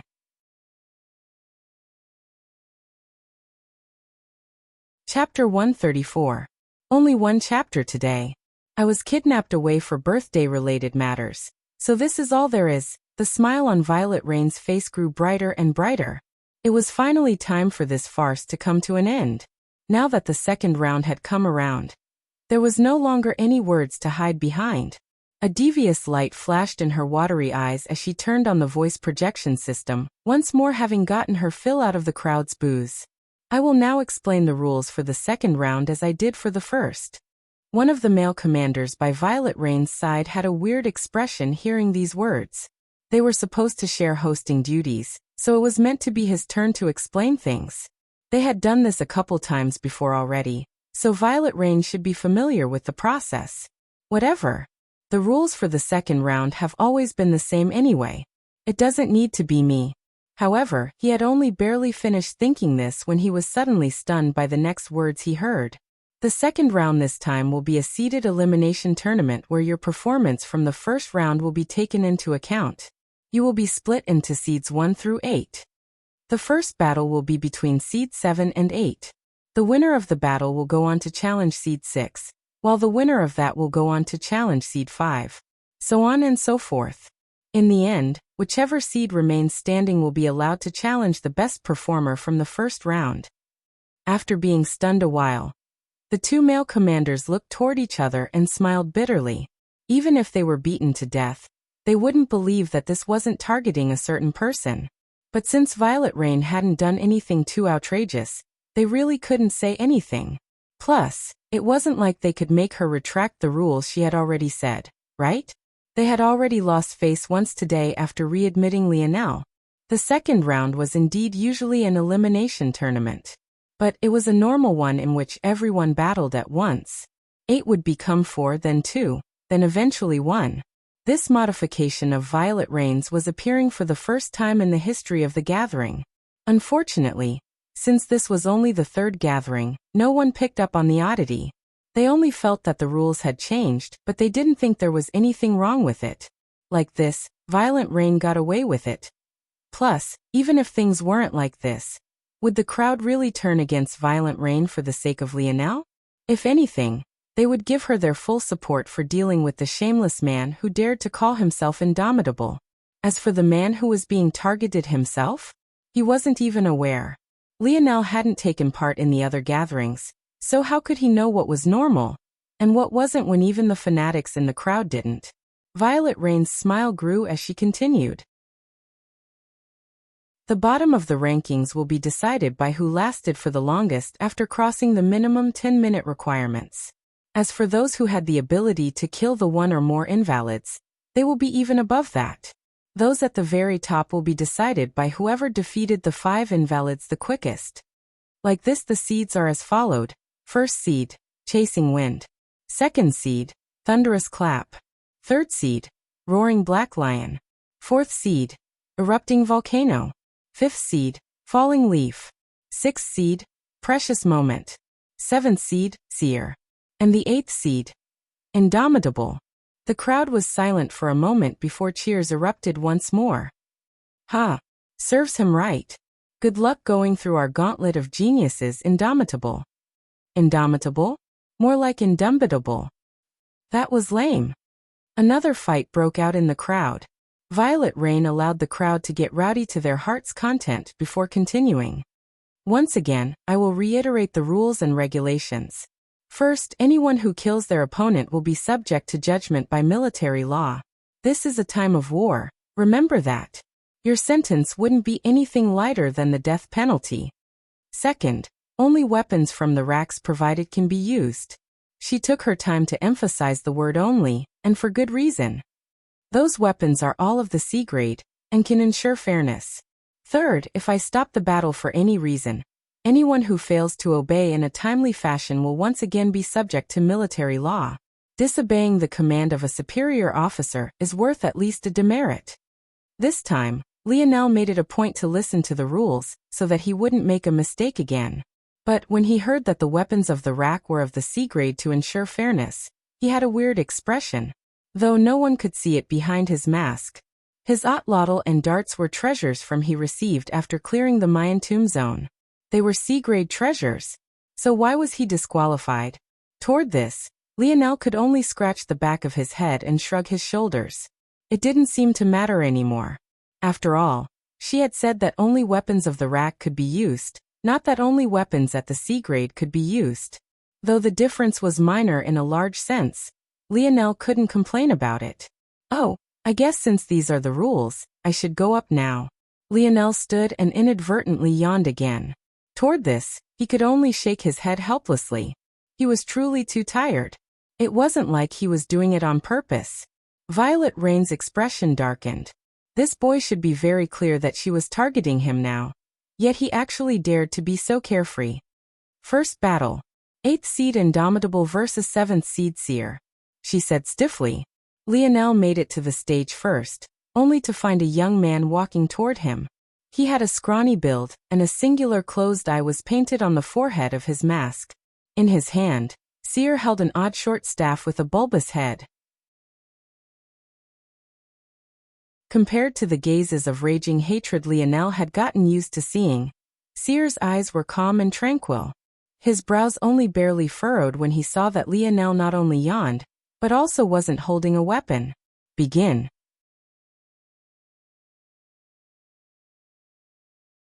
Chapter 135. We'll be back to double chapter uploads tomorrow. Thank you for the birthday wishes, love. Also, I should say that we'll likely be going back to the bonus chapter system in September once school comes back around for me. I'll let you all know. Seer raised his staff toward Lionel the moment the words fell. An arrow of peculiar energy quickly formed, dashing toward Lionel at a much faster speed than most could muster. In that instant of time, even with his spirit severely drained and his ability being sluggish as a result, it was as easy as breathing for Lionel to see that this attack had an agility of just over 1.00. It was quite swift, all things considered. But not enough for Lionel to take it seriously. I guess I'll just push him off the edge of the arena, Lionel thought. Since he had paid attention this time around, he was well aware that there were 3 methods of victory. He could choose between knocking his opponent out and rendering them unable to battle, forcing them to admit defeat, or pushing them outside the bounds of the arena. Either one was fine, Lionel didn't have a particular preference. What's really interesting though is that abilities don't seem to be limited by force disrupting towers, nor are special branches of force. I didn't think about this before, but my internal sight relies on my spirit, which is technically a kind of force, yet I used it to escape the fort. I actually overlooked something so simple. Lionel's mind wandered. He usually wasn't this type of person. He always took every task, no matter how simple, with the utmost seriousness. However, the problem this time was that his mind was too sluggish. He was almost in a drunken state. Though Lionel was only like this because he didn't sense much of a threat from Seer, others seemed to take this as him being frozen in place due to fear. Not only did others not find this to be pitiable, they even took amusement in it. They seemed to already see the sight of Lionel being blasted off the arena under a chorus of laughs. However, in the last moment, Lionel seemed to remember where he was and shifted to the side. To an outside observer, it almost looked like he stumbled out of the way, allowing the arrow to just barely whiz by him. The sudden movement caused Lionel's mind to spin. He really didn't expect that he would be in such a sorry state just because he stayed awake for a few days. His eyes blinked and he shook his head, trying to clear his vision. A nap would be really nice about now, Lionel thought to himself. Lionel didn't have to raise his eyes to sense that another arrow was coming his way. But this time, he took a step long before it reached him. His action seemed without cause, but he had already dodged long before the arrow left Seer's staff. Step after step, Lionel meandered his way through the battlefield. His gait was weak and without rhyme or reason, but seemed to dodge Seer's strikes without much issue. From the outside he looked like a drunk man stumbling forward, though it wasn't so exaggerated. Seer kept trying to make distance between them, doing his best to continue his barrage. But he was very obviously losing his composure. At some unknown point, the jeers of the crowd shouting out that Lionel was fearful had slowly died down, weird expressions coating their faces one after another. By the time Lionel had made it within a step of Seer, the latter didn't even notice that he had continuously retreated to the edge of the arena. Just when he wanted to take another step back, he found nothing but air, causing him to tumble backward with a shocked expression on his face. He knew that this should have been impossible. He wasn't a fool, he too had heard the rules, so he knew stepping out of bounds meant a loss. But he could have never expected that he would somehow still make such a stupid mistake. He thought that he had been circling the arena, maintaining a good distance from Lionel. So when did he get forced into a corner like this? When Seer looked up, all he found was that Lionel was actually yawning again, causing his face behind the mask to blush with shame, embarrassment and rage. Lionel squinted his eyes and shook his head as though trying to chase his fatigue away. He hadn't even noticed the change in the Seer's once calm eyes. By the time his vision cleared again, he saw that a young woman was helping Seer up and glaring toward him with fierce eyes. Though Lionel couldn't see her face, he was quite certain that her angry appearance was quite adorable. Her eyes alone were enough to tell him this. She, as a participant, of course wore a mask. The design on hers was quite involved compared to others. The center of her forehead had the drawing of a seed, and from there, a cycle of growth was drawn around her round face. Eventually, a flower bloomed before the cycle ended with another seed. Lionel had seen her amongst the 8 seeds of the second round, and judging by the pseudonyms, he guessed that she could be either Falling Leaf or Precious Moment. More likely the latter, as there was someone else with a mask that more conformed to the former. At that moment, the crowd that had fallen silent suddenly erupted once more. The chorus of boos was deafening. Disqualify him. Get him out of here. When did such a bastard appear amongst our promising youths? It could only be said that the rebels truly were infuriated this time.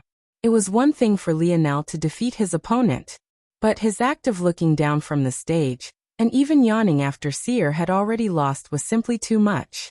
You could defeat a man, but humiliating him was going one step too far. How could they know that Lionel was only yawning because he was truly tired? As for looking down on Seer, that had a similar reason as well. He didn't want to waste energy by making unnecessary movements, so he stood in place until the next match began. After all, he would be fighting again. Unfortunately for the crowd, the Lionel of now already had turned a deaf ear to their reactions. He couldn't even hear them any longer. His world was filled with silence. Indomitable wins. Next match, Indomitable versus Precious Moment. At that moment, the young girl who had helped Seer stand furiously marched onto the stage, her little body billowing with rage. Lionel shuffled from the edge of the arena, his feet barely lifting up from the ground as he turned to face her.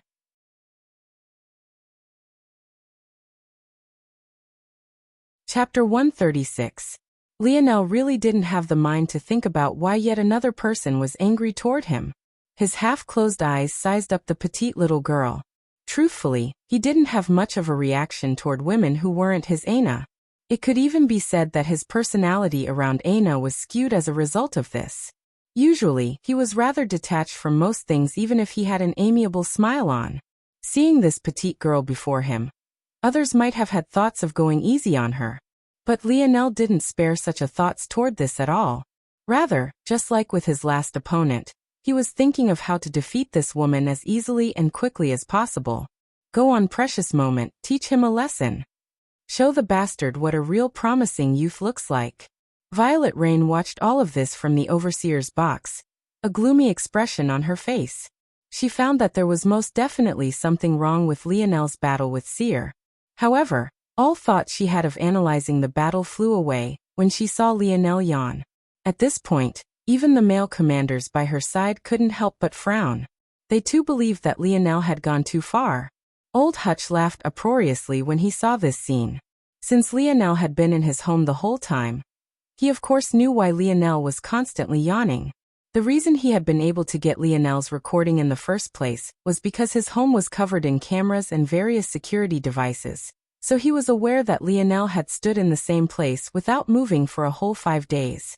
He had to say, he admired the dedication of the boy even if he was certain that it wouldn't bear any fruit. That said, he had no intention of explaining this to these people. What could he say? He was an old man who liked watching the world burn. Who else was going to entertain him in his old age if not this boy? Earth had entered a calm before the storm. Old Hutch didn't feel like waiting for things to get interesting again, so why not make his own entertainment? Begin. The moment Violet Rain's displeased voice filled the arena once more, Precious Moment moved, her small body charging toward Lionel with a full head of steam. She wants to fight me barehanded? Is it related to her ability? Lionel frowned slightly. After the shock he went through with Aina, he no longer dared to assume the strength of a person by their size. The issue was that he could clearly see that Precious Moment's strength stat wasn't even half of his own. Yet, she was still charging toward him like this. At this point, Lionel felt a little regretful that he hadn't been paying attention to the previous battles, or else he wouldn't be guessing like this. However, in the end, he threw these worries to the back of his mind. This wasn't really a matter of choice as the little girl was already right before him. Lionel caught a twitch in Precious Moment's shoulder and immediately calculated the trajectory of her punch before she even threw it. I'm not far from the edge of the arena. I can probably just push her right off by using her momentum against her. However, Lionel could have never expected that Precious Moment's initial punch was actually a feint. Just as he moved out of its trajectory, her arm stopped halfway along its path and pulled back against her body before another fist was sent toward him. A fierce glint could be seen in Precious Moment's eyes. The sight of Lionel's loss was practically guaranteed to her at this very moment. She chose the name Precious Moment for a very specific reason. Her ability could be considered a sensory type as well, evolving similarly to Lionel's.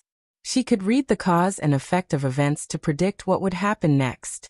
Of course, the scope of her ability was extremely limited, but was absolutely perfect in a one-on-one battle like this one. She had already predicted what would happen next. She saw through the fact that Lionel seemed to be able to see through the trajectory of her attack. He would then try to wrap around her and push her off the stage. Knowing this, she threw a feint, then immediately followed up with a second punch aimed exactly where Lionel was dodging. With him being off balance like this, her victory was practically guaranteed. She might not be as strong as someone with an offensive ability, but she was still far stronger than a normal human. Oh? This was all Lionel thought when he saw Precious Moment's feint and follow-up attack. Ultimately, his battle experience was still a little bit green. He wasn't yet able to easily distinguish between a real attack and a feint. He was mostly able to rely on his ability to always react quickly.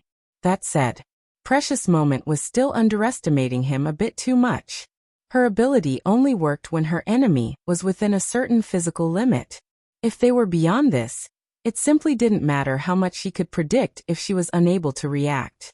Lionel's dodging body suddenly grew a step faster, sliding out of the way of Precious Moment's second fist. In one swift motion, he wrapped around her back, pushing a foot out and knocking her off the platform. Even as she fell from the arena, Precious Moment couldn't help but be stunned. She was bound to not be the last. Under the continuously growing ugly expressions of those within the crowd, and Violet Rain especially, Lionel seemed to stumble his way through victory after victory, taking down Falling Leaf and Erupting Volcano in quick succession. And even when Roaring Black Lion stepped onto the stage before him, his yawns had still never stopped. Old Hutch's laughter seemed to grow more and more unbridled. It was as though he was afraid others wouldn't hear him and forget their fury. Violet Rain ground her teeth, looking down toward the arena with a reddened gaze. It's fine. She thought to herself, taking deep breaths. Roaring Black Lion was among the only 3 to defeat the 5 invalids, albeit slower than Thunderous Clap and Chasing Wind. Defeating Indomitable shouldn't be a problem. A sinking feeling took hold the pit of her stomach. If her own rule change allowed Lionel to use all 7 of these geniuses as stepping stones, it would be too infuriating.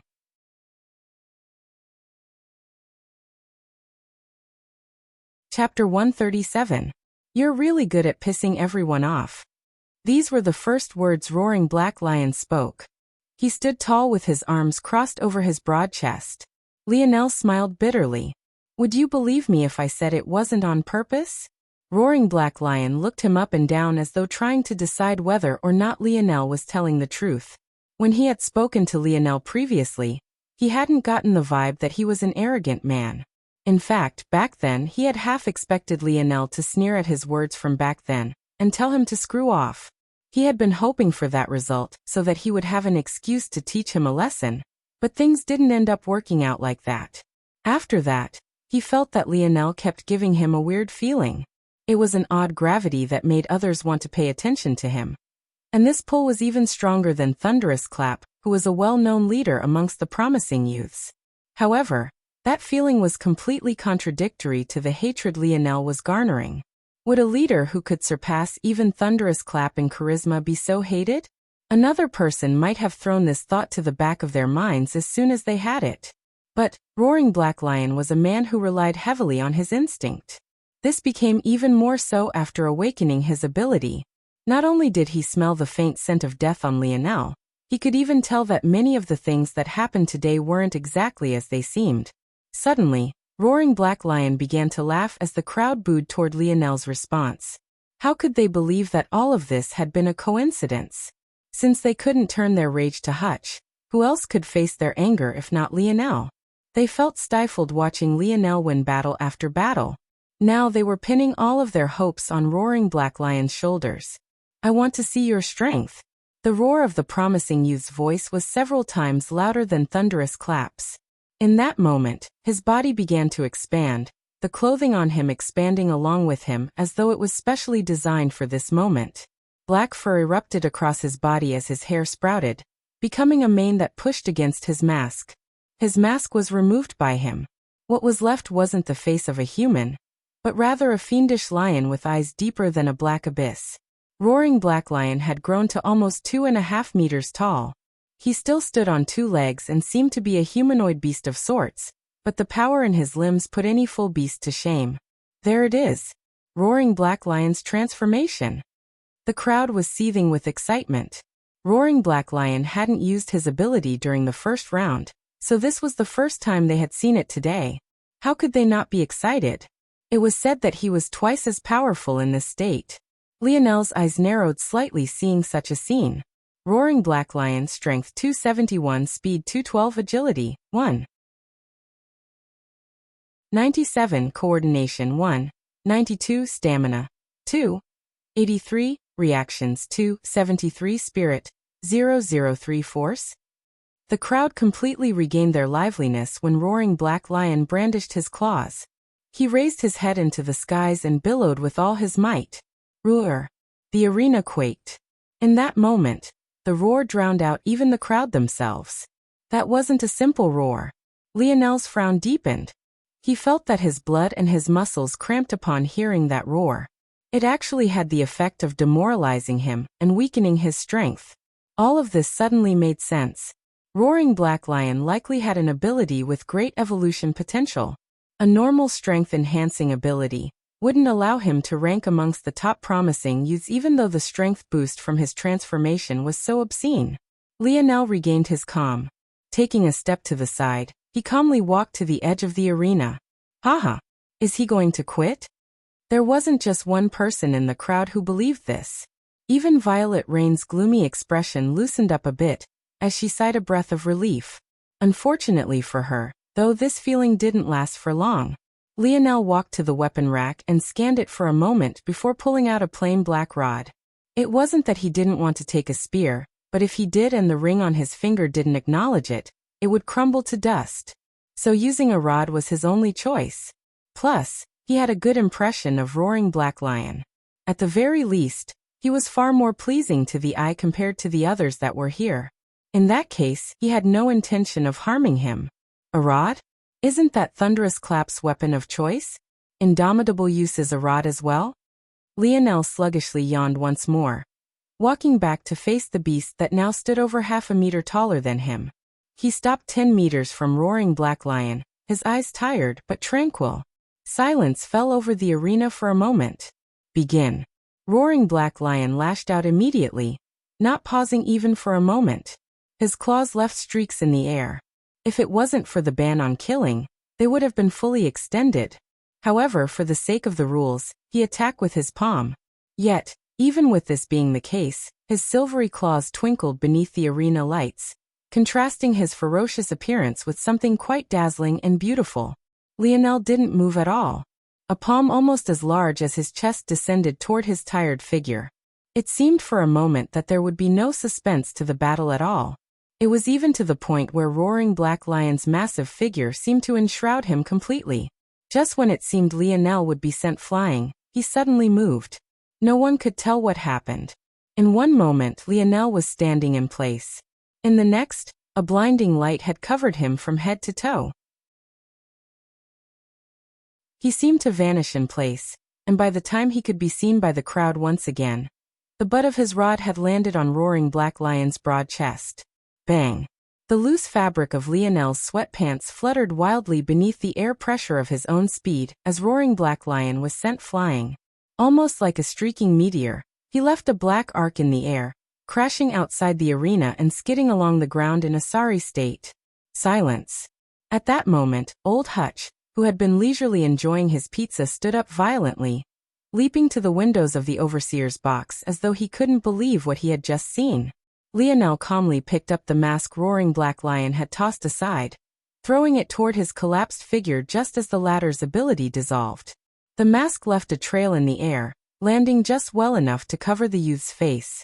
However, Lionel no longer cared about this. His head had already turned toward the place where Thunderous Clap sat.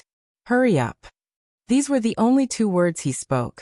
His fatigue seemed to vanish, the flickering lights that danced across his body growing more intense with each passing moment.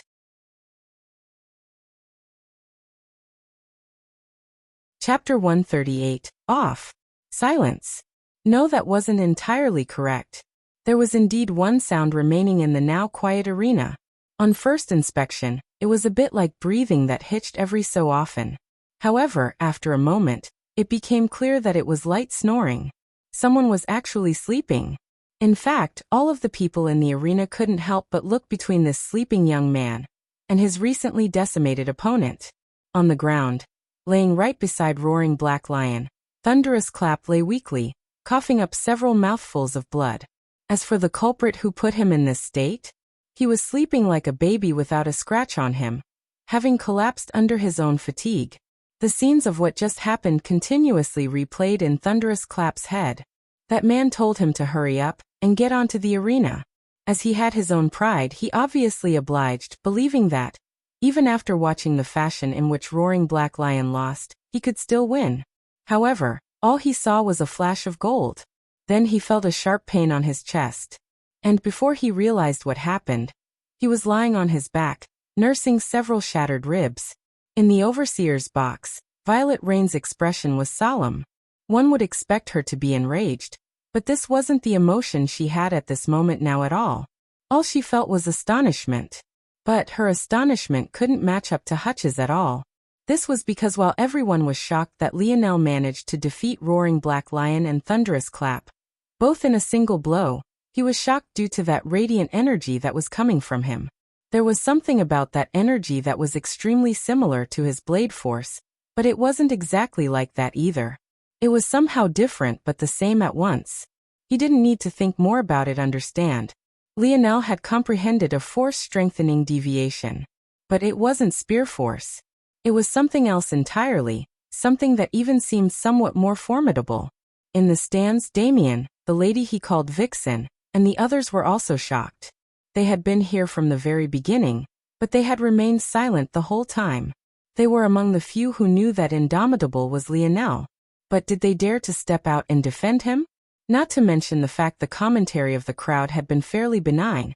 If they really did step up to defend Lionel, they'd probably get beaten black and blue. Damien had been aware of how great Lionel's strength was. Those youths up there would give even him a hard battle, and he was a lieutenant. But didn't Lionel defeat him just the same? The reason he was shocked wasn't because Lionel defeated them.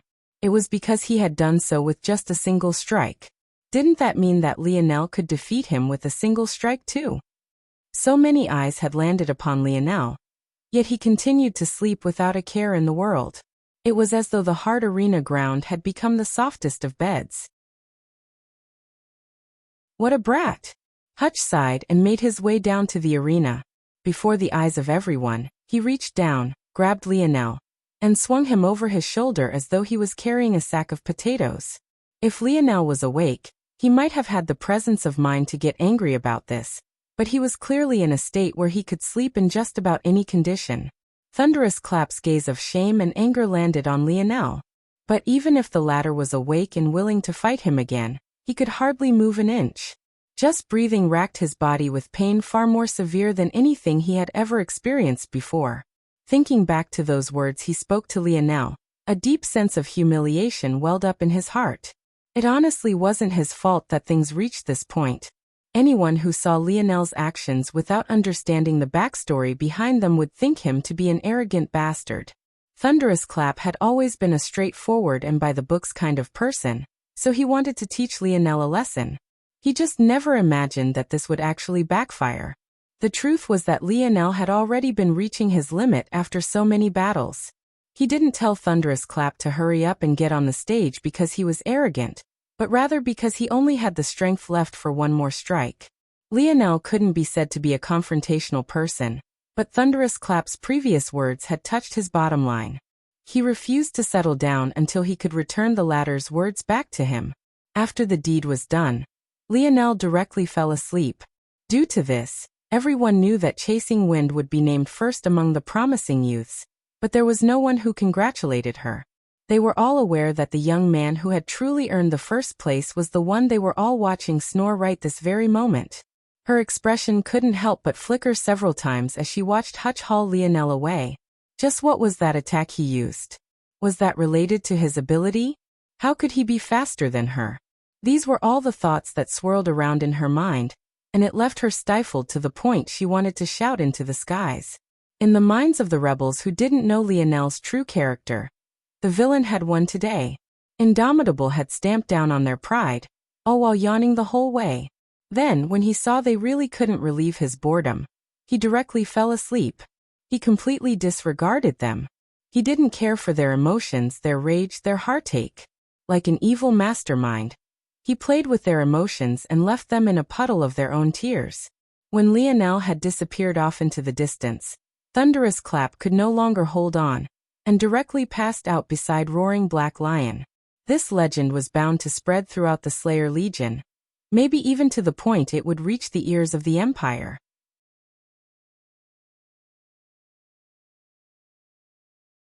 Chapter 139. Lionel awoke with a stretch. It felt so good that he held the pose for several moments, unwilling to leave that satisfying feeling behind. He sat up with a smile. He was oddly happy at this moment. A burden that had been weighing on his heart felt as though it had been lifted. Plus, after finally getting some sleep, he felt refreshed and his spirit was even stronger than it had been just a few days ago. Even though he was an asshole, I have to admit that this Thunderous Clap person did indeed help me. If it wasn't for him, who knew how long I would have taken to come to such a realization? You're awake. Lionel was so startled by the sudden voice that he practically jumped out of bed. He hadn't even noticed that the door had opened just now to reveal a very familiar and very annoying old man. Old Hutch shook his head, his face filled with disdain. How could you possibly sleep like this on a battlefield? I could have slit your throat 100 different ways. Lionel's lip twitched. He had lived in a Mayan tomb and faced thousands of Spaniards alone in that time. If there was anyone who knew how to sleep while being alert, it was him. But was there a need for that right now? Since you're awake now, don't you think you owe me an explanation? Huh? Lionel didn't know what the old man meant by this. You were so confident in getting first place, yet didn't you only get second? You practically threw my face out there. How can I show myself in public anymore? Hearing this, Lionel almost couldn't refrain from rolling his eyes. He may have been second, But did chasing wind really dare to claim first? As far as he was concerned, who was the superior among them all was obvious. But he had simply been too tired. After teaching Thunderous Clap a lesson for the words he spoke, Lionel couldn't be bothered to enter the final round. Old Hutch could obviously see through Lionel's expression, but he didn't seem to want to let up. I don't care what reasons you have. I was promised a first-place finish, yet I didn't get it. So I'll be taking something in exchange. Lionel raised an eyebrow. What the hell did this old man want now? That light you used to defeat that brat Thunderous Clap, and that other brat Roaring Black Lion. What was it? Oh, Lionel understood what was going on now. This old man just wanted to ask him this question without losing face. So he made it seem like Lionel owed him an explanation. Lionel could only say that old Hutch was indeed shameless enough. In the end, Lionel shrugged. I was studying my lineage factor and happened upon another one. I felt a very strong connection to it, so I coaxed it out. The result should probably be some element-based force-strengthening deviation. Lionel casually explained, but the words alone caused ripples to go off in old Hutch's heart. Had I not been distracted, I would have comprehended spear force already. Lionel mumbled. The truth was that he had been comprehending spear force, but this lineage factor intrigued him, mostly because it most definitely wasn't like the metal synergy lineage factor his father described. That likely meant there was a third lineage factor in his blood. It could only be said that there simply wasn't enough time between Lionel's epiphany and the gathering, or else he would have been even more monstrous. After setting himself on the path of logically deducing his own talent and lineage factors, a whole new door had been opened to him. The bad news about this path was that he would progress slower than his lineage factor would otherwise allow him to. Theoretically, that is. Relying on instinct and talent is usually much faster. This was just the way of life. However, Lionel had a certain advantage those who were lacking in talent did not have: his ability. Lionel's analytical ability was far beyond most. As a result, his progress was actually faster than it would otherwise be by relying on talent and intuition. This not only meant that Lionel could forcefully awaken his lineage factors himself as long as he grasped a small inkling of them. It also meant that he was no longer restricted by the so-called awakening phase of the lineage factor either. According to Aina, the longer one maintained consciousness after awakening their lineage factor, the stronger it would be. However, for Lionel, who was slowly comprehending his lineage factor himself, it didn't matter if he stayed awake for a single second or several days. Eventually, he would unveil all the hidden mysteries of his lineage factor. At most, if he didn't stay awake for long enough, it would be slightly more difficult than it would otherwise be. That said, hadn't Lionel just stayed awake for 5 days? That was even longer than he had when he awakened his spear domain lineage factor. Like this, the bad of his path was essentially expunged as long as his ability continued to evolve. With this, the good was nearly endless. Aside from thanking Thunderous Clap, Lionel really had to thank Hutch as well. Or else who knows if he would have ever stumbled on this path at all. So that light really was a force-strengthening deviation? Old Hutch finally responded after a while. Hearing Lionel say that he could have comprehended spear force already by now made him want to give the brat a smack, but he refrained since he wanted to know more. Yes, Lionel said slowly. I still know very little about it. All I've unveiled is that it can increase my speed by a large margin. I still have to study it more. There were many things Lionel left out. For example, he was certain that if this lineage factor wasn't from his father, then it must be from his mother. In addition, he hadn't only unveiled that the force-strengthening deviation he had learned through his lineage factor could boost his speed, but he also knew that it had terrifying piercing power. Had he used this latter ability, he would have directly killed his opponents with ease even if he only used a rod. But Lionel still wasn't at the point of divulging his everything to Hutch even if he was grateful to the old man. What Lionel, and even old Hutch, didn't know was that what Lionel had grasped was light elemental force. Old Hutch might have known what this was, but Lionel's explanation was simply too vague and purposely omitted many points. If others knew that Lionel had comprehended such a thing, the shock would be immeasurable. Even among force-strengthening deviations, light elemental force was among the strongest. Its versatility was near inexhaustible, and its strength was undeniable. However, even with this being said, the real reason it would arise shock was because it was simply too rare. Amongst several worlds, there might only be 2 or 3 people to grasp such a thing, and families with lineage factors related to it were even rarer. It was no wonder Lionel instinctually set aside comprehending spear force in favor of it. Compared to spear force, light elemental force was beyond by an impossible degree.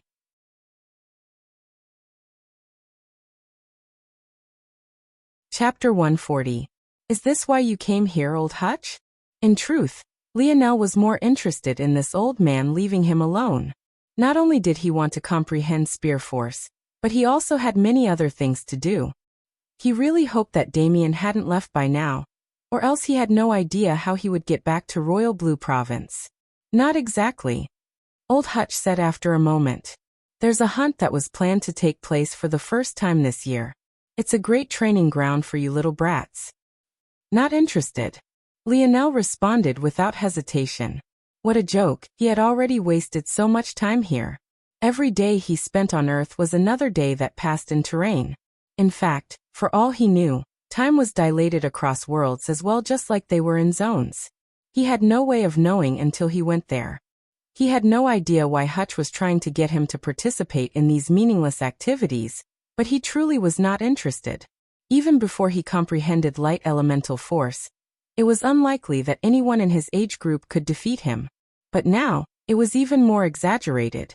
He simply saw no merit in it. At this point, Lionel understood that his advantage was simply too vast.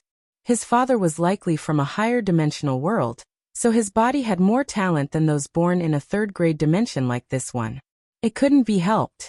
Of course, there were those like Aina who seemed to match up to him due to their mysterious families. But this was even more reason for Lionel to not care about the Slayer Legion. The fact the 4th-rank youth of their southern lookout could be defeated in a single strike by him likely meant that the Slayer Legion likely had no such families, and as a result, didn't have a bright future. Lionel still remembered Aina's words. Success in the future could track back and influence the past. Though it was difficult for him to wrap his mind around, he only needed to understand that this was a fact. Since the Slayer Legion didn't have such special families, it only meant that their future was equally not as special. That said, Lionel wasn't very optimistic that those youths from families like the Brazingers were a match for him either. Don't be so quick to dismiss this opportunity, Hutch said without a care. This hunt won't be as simple as you think it is. Is that so? Hutch nodded confidently. But, seeing that Lionel was still skeptical, he decided to explain a bit. It was obvious to him now that Lionel would be a future pillar of Earth, so he should be privy to a few things that others weren't. Since you even know about force strengthening deviation, you probably know already that many were aware that this metamorphosis was coming before it truly descended. Lionel's expression darkened a bit at these words. Of course he had already guessed this. How many billions had died falling from Paradise Islands due to the higher-ups keeping this information to themselves? It seemed now that even the Slayer Legion was aware of this ahead of time, something that made Lionel even more disappointed in them than he already was. Was this really a so-called rebellion of the people? Why was it that this Slayer Legion never seemed to act as a grassroots movement should? Hutch sighed upon seeing Lionel's gloomy expression. Things aren't always as simple as they seem on the surface, brat. If we made a move to try and save everybody, Earth's population would have likely been wiped out by now. Lionel frowned upon hearing this. The likelihood of successfully awakening your ability is too low. It's even lower if you come from a poor background. Lionel clenched his jaw. He understood this well. The weaker your background, the less likely you were to succeed in the future, and as such, you couldn't affect change in the current timeline that would then, in turn, help your future path. These people were the least likely to awaken their abilities. It was a difficult chicken and the egg situation. If we tried to save everyone, Earth would have been overrun by invalids. Even though invalids also provide opportunities to improve upon killing them, they are incredibly dangerous as well. They don't need to rest, eat or sleep. These are things you probably already know, but what you don't know is that when the concentration of invalids is high and that of humans is low, Variants that consume other invalids can appear in high concentrations. When this happens, the invalids that awaken their intelligence once again appear in droves. Isn't that a good thing? Lionel asked. No. It's the worst thing. Invalids who awaken their intelligence are no longer humans. They're variant invalids who still live to devour us. The only difference is that they're smarter in their approach. In addition, they all have the ingrained ability to control other invalids. Don't think for a moment that they'll go back to the person they once were after they awaken. Variant invalids are far stronger than us. As the saying goes, the harder something is, the more rewarding it is as well. The path variant invalids have to go through to truly awaken is far more arduous than us. And as such, the benefits are far greater as well. Old Hutch could tell that Lionel still wasn't convinced by all of this. The kid didn't believe sacrificing the lives of so many just because of a potential calamity was worth it. These were still people. They weren't betting stakes one could choose not to take the risk on. The old man could only sigh once more. Kid, there are too many eyes on Earth. The potential of our world is the greatest to be birthed in a very long while. There's no end to the greedy eyes that see us as a feast to take part in. If we are stuck in this prepubescent stage for too long, taking too much time to clear our world and form up our centers of power again, then, when we lose the current thin veil of protection we have, we'll be screwed. Lionel remained quiet. Even if he understood, he didn't like it at all. What is this hunt you were talking about?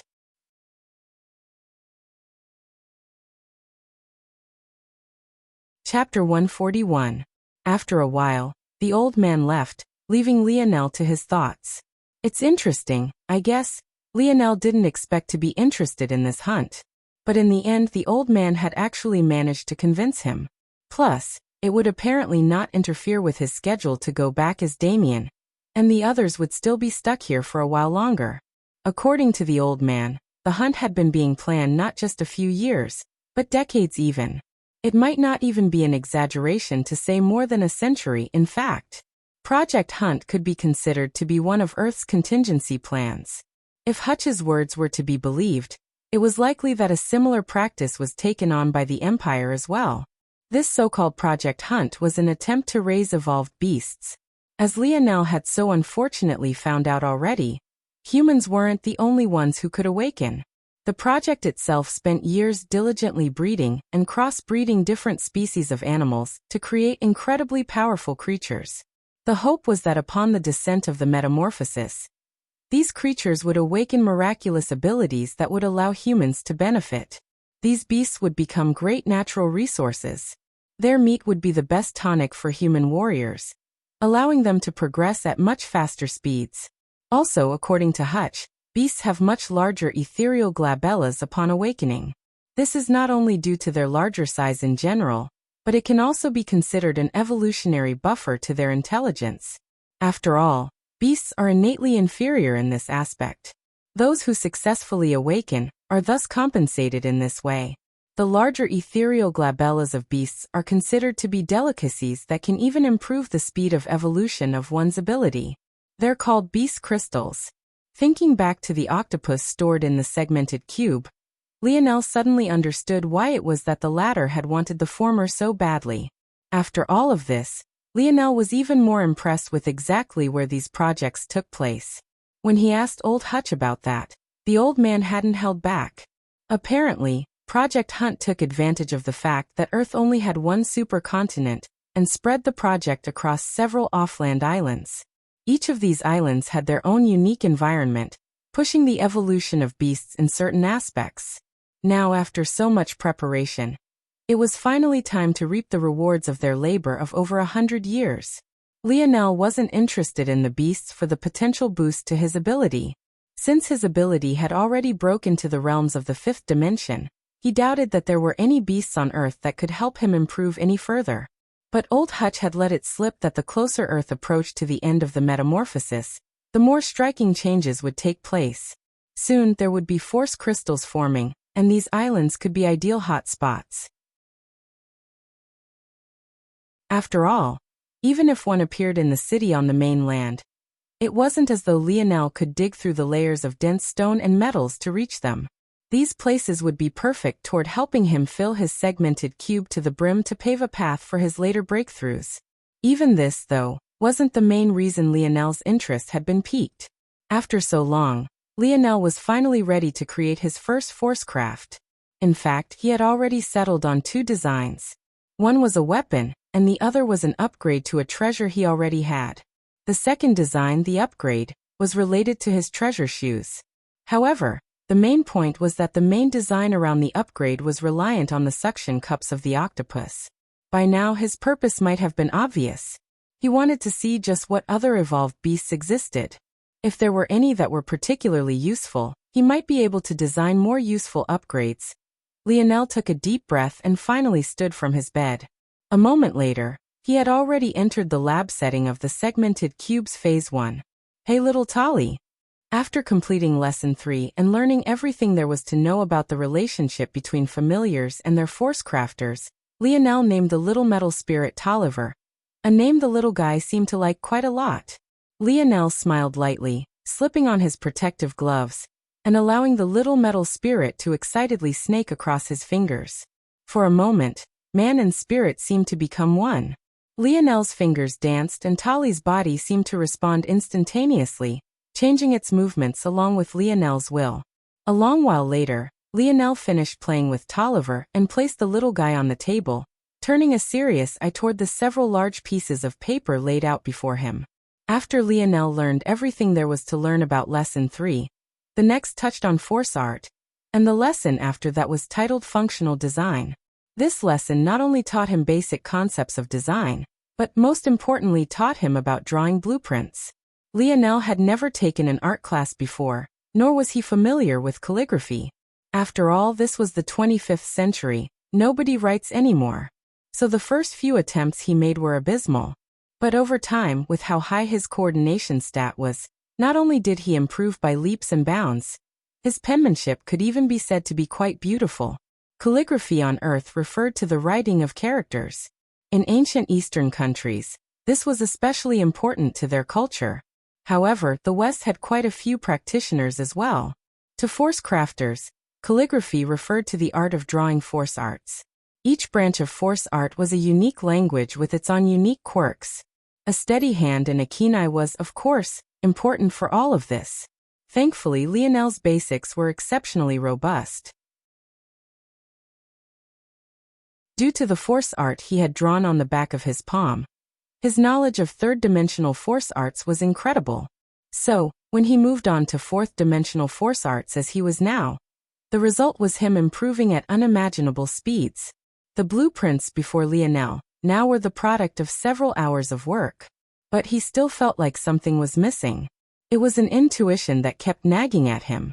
He knew that if he designed his first weapon based on these designs, it would fail. At that moment, Lionel suddenly slapped his forehead. Idiot! Why waste time drawing all of these blueprints in real life when you have your dream world? Lionel closed his eyes and sunk into a state of meditation. A moment later, he found himself in a wide blank space, but there was a bright smile on his face. A quill identical to the one Montez gave him manifested in his hand. This was the product of a dream sculpt he forged. Then he began to draw in the air. The scene was absolutely dazzling.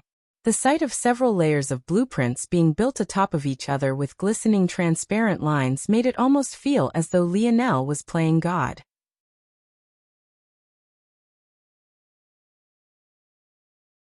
Chapter 142. It was as though a whole new world had opened up to Lionel. Even someone with an ability as analytical as himself had been having issues with the blueprinting process. It wasn't that his mind didn't have enough computational ability, but rather that he simply didn't have enough experience. Since this was his first creation, it was only made of 3 parts. Yet the process of transferring those ideas to their individual blueprints, then visualizing the 2D and 3D, while ensuring that all the parameters are within appropriate margins of error was difficult for a newbie like Lionel. Imagine for a moment that you had to design a screw, and the hole it would screw into. From the outside, this seems incredibly simple. However, this isn't the case at all. The grooves of a screw that allow it to solidly embed itself into the appropriate hole could be measured in millimeters. If the hole is a fraction too big and the screw is a fraction too small, suddenly, the error compounds and you have a useless screw on your hands. This was the absolute simplest example. What if the parts are more complex than this? What if there's more than just 2 parts to consider? Lionel was dealing with 3 parts currently, but he already had a headache. Ensuring that machine parts work smoothly as one even when they were manufactured separately was probably the bane of all engineers. But now Lionel felt that he had solved this problem that plagued all beginner force crafters. In the blink of an eye, Lionel had drawn out the blueprints for all 3 of his parts and laid them flat in the air. Though his arm moved as though he was really drawing, this was his dream world. Was there even a need to actually do so? At most, this was a little fanfare. So it's like this, Lionel's eyes shone brightly, internally kicking himself for not realizing he could use his dream world in this way. If he entered his dream world, then used Dream Sculpt to build up the individual parts of his creations, it was possible to test everything before he even began. Not only this, but he could check the feasibility of his designs without causing irreparable changes to the materials he was handling. Lionel pinched his fingers toward one of his blueprints and pulled them apart, causing the design to expand. Before Lionel's eye, what once was a flat drawing gained form. In a flash, the other 2 pieces followed suit. Then, along with the closing of Lionel's hands, they came together and formed a complete treasure. If someone else was here, they would immediately recognize it as a handgun, albeit a uniquely shaped one. The nozzle was incredibly long and narrow for a gun of its kind. It was just over a foot in length, but barely 1.5 centimeters in width. Its handle was thick and ergonomic. If Lionel were to reach out and grasp it, it would perfectly form to his hand. However, if one looked closely, it was possible to see many small holes spread all across its surface. This was the true secret of this gun. It could work with bullets, but the main reason Lionel created it was thanks to its ability to function even without bullets. That was right. Lionel designed this gun to work similarly to the invisible attacks of the Mayan priest or the arrow of Seer's staff. All he had to do was pour his force into it, and it would form and shoot the projectile for him. As for how this projectile would compare to Seer or the Mayan priest, Lionel was certain that its speed and piercing power would be more than double. However, those were calculations he had made before he awakened his light elemental force. If he used light elemental force instead of normal force, the effect would definitely be even more exaggerated. The trouble was whether or not his design could take it, and whether the force arts he chose to pair with this treasure would be enough. Lionel exploded the size of his design again and narrowed his eyes, allowing the hovering design to spin slowly before him. He wanted to grasp every single little detail. The design I settled on is very simple. The nozzle, the hollow grip, and the weight. When I pour force into the gun, the weight within the handle is pushed up. The moment the energy is released, the weight will shoot back down to its original position. Depending on how much force I use, the rebound can be either stronger or weaker. Thanks to this, the recoil mitigation can be properly scaled depending on the situation. Compared to the anti-recoil technology of the Empire's best guns, Lionel's could be considered to be rudimentary to the extreme. In fact, he knew there were many problems with it. For one, the current design only accounted for vertical recoil, but not horizontal. Lionel felt that this was an easy fix. If Lionel angled the weight's ascent and descent, he could account for this as well. Lionel mentally made the changes that were needed. And thanks to his dream world, they immediately manifested in the design before him, causing him to smile beside himself. The next issue is the nozzle. The longer the nozzle, the more time the bullet will have to accelerate, but it also makes it a weak point of the design. Lionel thought about this for a long time. If things remained like this, he didn't believe that the nozzle would last very long. It was too fragile. After a moment, Lionel came to a conclusion. It's impossible to create something perfect. Everything has give and take. Instead of worrying so much over this, I should instead modify the design, so that the nozzle is a fail point that can be easily swapped and replaced. When Lionel came to this decision, instead of making the nozzle stronger, he actually purposely made it much weaker. There was no need to invest too many materials into something that was bound to fail. Not only did he make it weaker, but he added many natural breaking points so that repair would be easy and simple. These breakpoints would not only allow the nozzle to fail in predictable ways, but it would also ensure that its failure wouldn't harm Lionel. It would be too great of a joke if Lionel's gun exploded and killed him mid-battle. Lionel planned on making 2 guns and 10 nozzles. This way, he could swap the nozzles mid-battle if necessary. When Lionel settled on the final design, he used Dream Sculpt to create perfect memory fragments within his mind. Now he was ready to begin.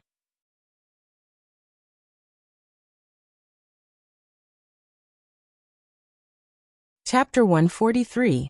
Lionel exited his dream world and smiled, taking the little metal spirit into his hands and playing with it again. "This'll be our first project together, Tolly. Are you excited?" Tolly split into numerous balls of silver, jumping around Lionel's hands like little globules of mercury. The little guy didn't need to speak for Lionel to know that it was excited. Recently, Lionel had been feeding it a lot of metals. Earth might have not been a fourth-dimensional world just yet, and as such, was lacking in high-quality minerals that came with this evolution. But they as a people had squeezed everything they could out of the materials they did have, creating alloys that this little metal spirit loved to eat at its current stage of evolution. Tolly's favorite snack was an alloy of platinum and iridium.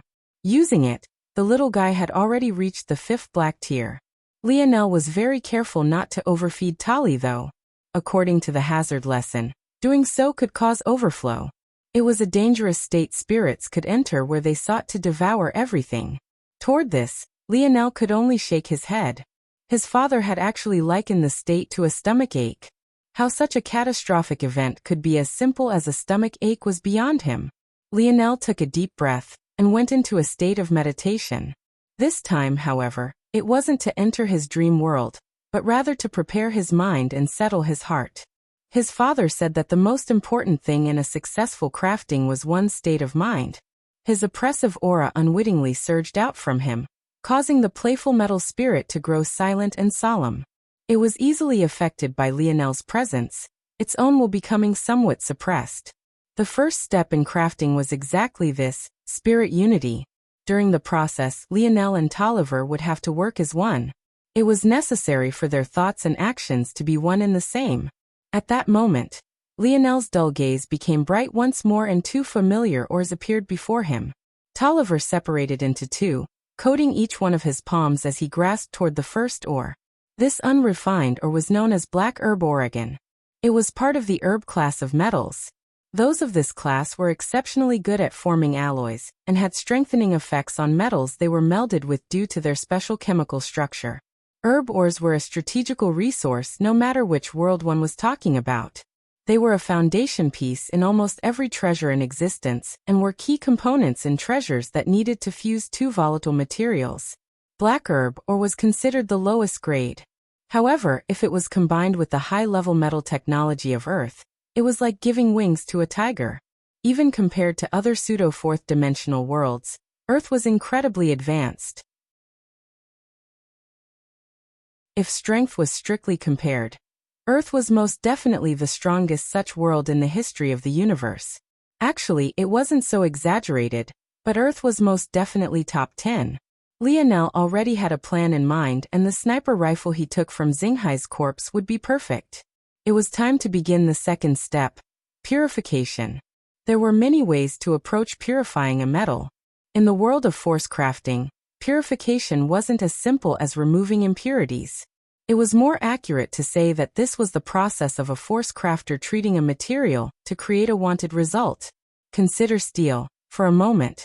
Technically, steel is just iron with a certain concentration of added carbon. If Lionel's goal was to make steel, then his purification process would be taking iron and smelting carbon into it, thus producing the desired product. One must know that even amongst steel, there are various stages, purities and strengths among them. This is all decided by the process taken in forging the metal. Herb ore likewise works in this fashion.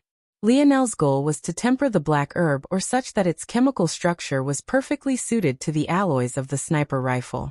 How well he performed this task was decided by a compatibility rating. Depending on the metals and materials used in the craft, the compatibility of a metal prepared, even in the same exact way, could vary. The methods he had to choose from were smelting, macroseparation, or oscillation. Lionel had already learned all three, respectively, via the techniques, melting hands, dancing string, and delicate touch. Without hesitation, Lionel began to use delicate touch. The ore became like a bouncing ball trapped between the cage that was his fingers. The movement of his hands became blinding. Despite the fact his arms and wrists were locked in place, his fingers continually flicked at the ore, causing it to slowly, but surely, turn a deeper and deeper shade of red as its body became hot. However, the odd part was that this red only seemed to appear in spots that didn't seem capable of spreading their heat elsewhere. The oscillation technique was one of induction. It was the process of agitating the chemical structure of the metal and raising its heat. But it was special in that it could target very specific chemical bonds, causing them to break and restructure themselves according to the force crafter's will. This alone made the oscillation method the most difficult of the three. Controlling things on such a micro level, while ensuring that the heat wasn't spread, was nearly impossible for beginners. Of course, Lionel wasn't really controlling things on an atomic level. He was simply able to use his strong internal sight to separate the ore into larger sections to be tempered individually. It was impossible for the current him to create a 100% compatible metal, as that would require being able to use his internal sight to scan minerals at the level of chemical bonds.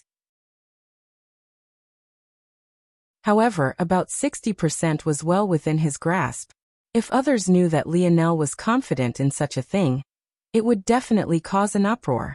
Even veteran black-grade force crafters would find 50 to 60% acceptable, while 40% was passable. Something like 70% was already above average, 80% was elite, 90% was legendary, while 100% was basically folklore.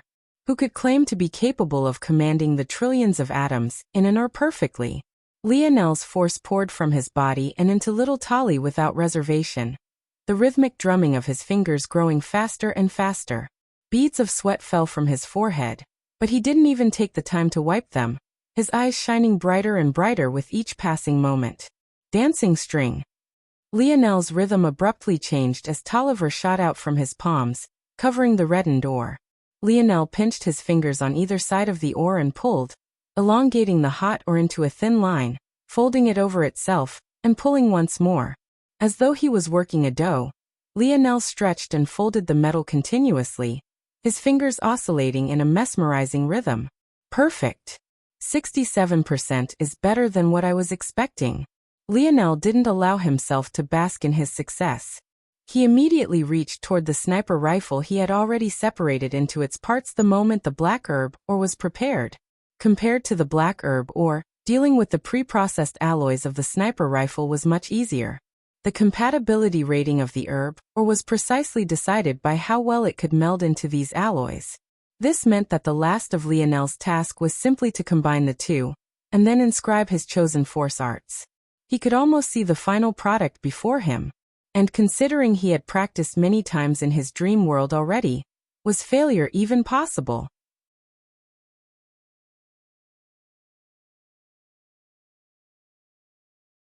Chapter 144. Lionel really didn't expect that he would be the subject of so many glares again so soon. But this was the reality before him. At this moment, he stood on the deck of a ship anchored a distance away from an island covered in a forest so thick one could hardly see in a few meters from its coasts. However, even with such a beautiful destination before him, Lionel found it difficult to enjoy, because the youths that took part in the gathering were all sending looks toward him that just might tear him apart. However, Lionel really couldn't mind any of this now because compared to a few days ago, he was even more excited to go on this hunt.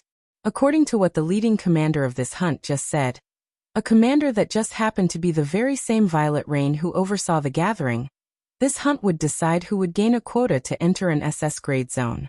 This was most definitely an unexpected surprise for Lionel. Since old Hutch hadn't known that Lionel had been scouting out high-level zones, he had never said anything about it. The old man hadn't said a word about it. thinking that he was successfully tricking Lionel into another task. He had no idea it would have convinced Lionel to join much quicker had he been more honest. As for the reason why Lionel was looking for high-level zones, that was obviously so that he could earn a Tier 9 black reward, so that he could go to Terrain and find Aina. Unfortunately, Lionel had vastly underestimated just how rare high-level zones were. It could be said that he was both lucky and unlucky to stumble upon the France zone the way he had. Still, if others knew that Lionel was dissatisfied with the rarity of high-level zones, he would probably be beaten to death. After all, each zone needed to be cleared. It was a requirement. If zones weren't cleared, a world would never be able to finish their metamorphosis, and could even have its timeline swallowed. It was most definitely in Earth's best interest that these zones were as rare as possible. Of course, such being the case, entering such a high-level zone wasn't a joke. This zone apparently had a 12-person entry limit, and only 3 spots would be available to them. The rest would go to high-ranking officials of the Slayer Legion who had great combat experience. But this alone was enough for Lionel to take this hunt more seriously. Entering this zone was essentially his ticket to seeing Aina again. If it could be said that before he was only a bit curious about what benefits this island might bring him, now he wouldn't allow anyone to get in his way. Those who collect the most beast crystals will be ranked accordingly. However, do keep in mind that this island isn't a controlled environment like you're used to. There's no way to know what kind of abilities these animals have awakened, nor is there any way to tell what sort of threat they pose. And, if you believe the beasts are the only danger, you'd be wrong. The Eastern Lookout will be participating in this hunt as well. Be wary of the human heart. Violet Rain scanned the youths with an apathetic gaze. Though her eyes landed on Lionel for a moment, it didn't linger there any more than it did on another person. It seemed that she had regained her bearing as a commander in recent days.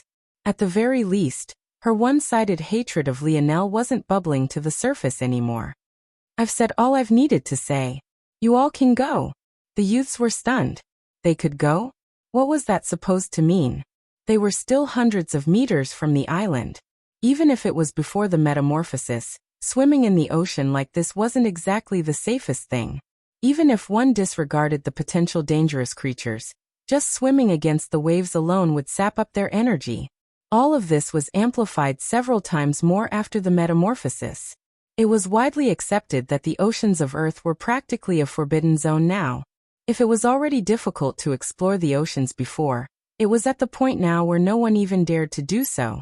It was at that moment that the boat they were all on suddenly rocked, caused by someone using it as a springboard to leap toward the open waters. When they saw who it was, flames of competition couldn't help but be lit in the depths of their souls. This was the man they all hated. If they lost to him in strength, it was still fine. But if they lost to him in courage too, where would they put their faces? Thunderous Clap watched Lionel's figure leap through the air. The eyes he had toward the latter didn't seem to contain the hatred it once had. Instead, there was a deep unwillingness and the fire of a competitive spirit. In truth, he still didn't believe he had misjudged Lionel. Since the others still weren't aware of the circumstances behind Indomitable's rise, they still thought Lionel was an arrogant prick. It was just that he happened to be an arrogant prick with the strength to back it up. However, hatred wasn't the emotion he had for Lionel. All he had said was the truth. He really could beat them without Hutch's help. In that case, it wasn't arrogance, it was simply a fact. I wonder, between him and those top few, who's stronger? Thunderous Clap was only ranked 4th. Yet, he knew that those the Slayer Legion truly saw as their future pillars wouldn't even be risked by being allowed to appear on the rankings. It was quite a joke. His goal was those people, yet he couldn't even rank first on the list they disdained to appear on. This was all to say that he couldn't fathom why it was they had allowed Lionel to appear on the list. But to him this was a good thing. He could finally measure himself to those hidden monsters. He finally had a target to chase after. The gazes of the youths watched on as Lionel glided across the waters as though it was solid ground. Then one after another they dove in. Violet Rain's watery eyes twinkled at this scene. I guess it isn't so bad even if he might be a spy. Like this, these little pups can have a fire lit beneath them.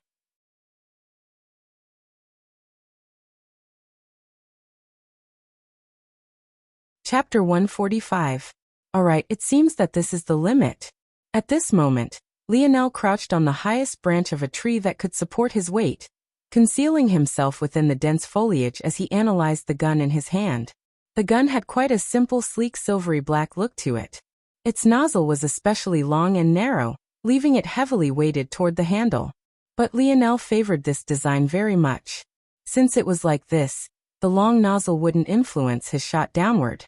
Though the gun looked to be intact, if one looked closely, it was possible to see several fine cracks along its surface. Lionel estimated that this nozzle could at most take 2 more shots before it broke along the points of weakness he purposely built in. After testing it, Lionel knew the limits now, and they were exactly in line with the experimentation of his dream world. A single nozzle would last somewhere between 20 to 30 normal force shots. However, if he used his light elemental force, it would at most last 2 to 3 at most. If Lionel used the second phase of the gun, and loaded it with a projectile he modified from his otlotl darts, then it could shoot just 1. Though things were like this, there was good news as well. Lionel twisted and pulled the chipped nozzle off. After slipping his protective gloves on, he pulled little Tali from the segmented cube and got to work. He immediately activated melting hands. This technique worked similarly to delicate touch, in that it heated up materials using the oscillation of atoms. However, it was much simpler to use because its application was broader. Since the nozzle's alloys were already set, there was no need to use delicate touch to fine-tune the metal characteristics, so it was more of a brute force technique rather than a finesse technique. Lionel's fingers worked deftly, almost like a musician plucking the strings of a harp. He worked in unison with the little metal spirit, melting down the metal. Upon sensing that the metal had reached the ideal temperature for molding, Lionel used spirit unity with little Tali to project the dream sculpt image of the nozzle's blueprint. This communication was extremely steady and completely without flaw, displaying the prowess of Lionel's ability once again. Most beginner force crafters who use metal spirits struggle with this step. The advantage of metal spirits is that they were able to mold metals into incredibly intricate parts just by comprehending the will of their partners. However, was this really so easy? How many could think of a single thing without straying? Even if you wanted to focus on a single thing, could you guarantee you wouldn't have a few stray thoughts? And, even if you succeeded in not having any, could the image you projected truly be perfect? The human mind was known for playing tricks. Often, memories are easily distorted. The only way for a force crafter with a metal spirit familiar to circumvent this weakness is by constantly tweaking the image they send through spirit unity. Only in this way can they ensure the final product is perfect. However, Lionel had his dream sculpt. Was it even necessary for him to do such a thing? The image he projected would always be perfect. Little Tali acted quickly, wrapping the melted body up and shaping it into a thin rectangle of metal, in what seemed like the blink of an eye. Lionel's eyes flashed, his palm flipping over to reveal a quill with a beautiful white feather. Taking advantage of the moment, Lionel's hands moved swiftly. Force art after force art was drawn across the surface of the floating rectangular piece of metal. Of these force arts, there were 3 kinds. One was a force compression art, the second was a force acceleration art, and the third were force barrier arts. The force compression art concentrated the force Lionel poured into the gun into a fine point. The force acceleration art made the nozzle into a railgun that accelerated the force bullet continuously. And finally, the force barriers were arranged along the inside of the nozzle such that the bullet was forced to follow a winding path that would give a stronger spinning action to the final product. There were multiple force arts of each kind dotted along the inside of the nozzle, making it look as though it was densely packed with graffiti. Yet, it still exuded a mysterious and somewhat ancient aura. The moment Lionel penned the last force art, the rectangular sheet of metal rolled close under little Tali's manipulation, forming a nozzle completely identical to the one that Lionel had just melted down. The only difference was that this one didn't have even a single crack on it. 16 minutes and 24 seconds. Not bad, and getting faster. Lionel smiled to himself. If others knew that he had just force crafted while squatting on the balls of his feet, high up in a tree, it was just best you didn't compare yourself to others. Obviously, With how much time it took, Lionel couldn't do this mid-battle. But it was definitely not too much of an inconvenience. After all, he had 2 guns and 10 nozzles total. The only reason he had bothered to reforge this nozzle now was for the sake of preparedness. Since he had time now, there was no need to ruin a second nozzle, or else he wouldn't have time to cry later should a worst-case scenario situation happen. Lionel put the gun away after twisting the newly made nozzle onto it. Then he smiled, watching little Tolly rush around his fingers as though the little guy was seeking credit. Yes, you did very good. Lionel didn't want to keep putting the little guy into the segmented cube, so he let little Tolly stay out. His father had made it clear that keeping the little guy cooped up wasn't a good thing, so it was only right he let it out every once in a while. Alright, I've already collected over 20 beast crystals from a few B and grade threats. I guess I should look for a greater challenge this time. According to Violet Rain, B grade crystals were worth 1 point, grade were worth 10 points, and S grade were worth 100. There was a month of time, so though Lionel was fairly certain he was far ahead at the moment, he knew this wouldn't be enough for him to slack off. Suddenly, Lionel shook and fell from the tree branch. To an outside observer, it seemed that he had lost his footing, and was now paying for it. But just a moment later, the branch he was sitting at was blasted away. No, even the side of the tree trunk it was attached to looked like something had taken a bite out of it. The issue was that there was nothing there. Despite the fact there was nothing to be seen with the eyes, Lionel's alertness was on high. He felt all the hairs on his body stand up, the residual effects of fusing with the primitive man's consciousness still benefiting him. Damn it, if I fall to the ground like this, I'll definitely break a few bones. Lionel's jaw clenched. At that moment, his back was facing the ground as he fell, and his eyes were trained on the place the branch he squatted on had just been. If he didn't brace himself for the fall, he would suffer. But he still didn't dare to turn away. Lionel involuntarily blinked. It was a normal action, no different from the thousands of times he had already done it in his lifetime to this point already. However, he could have never imagined that, this time, it would come with dire consequences. It was only a split moment, but when Lionel opened his eyes once more, a streak of black was already about to hit his chest. Was it going to do to his torso what it just did to the tree? And why was it that his instincts were screaming at him, telling him that his quasi-bronze chain necklace would be of no help?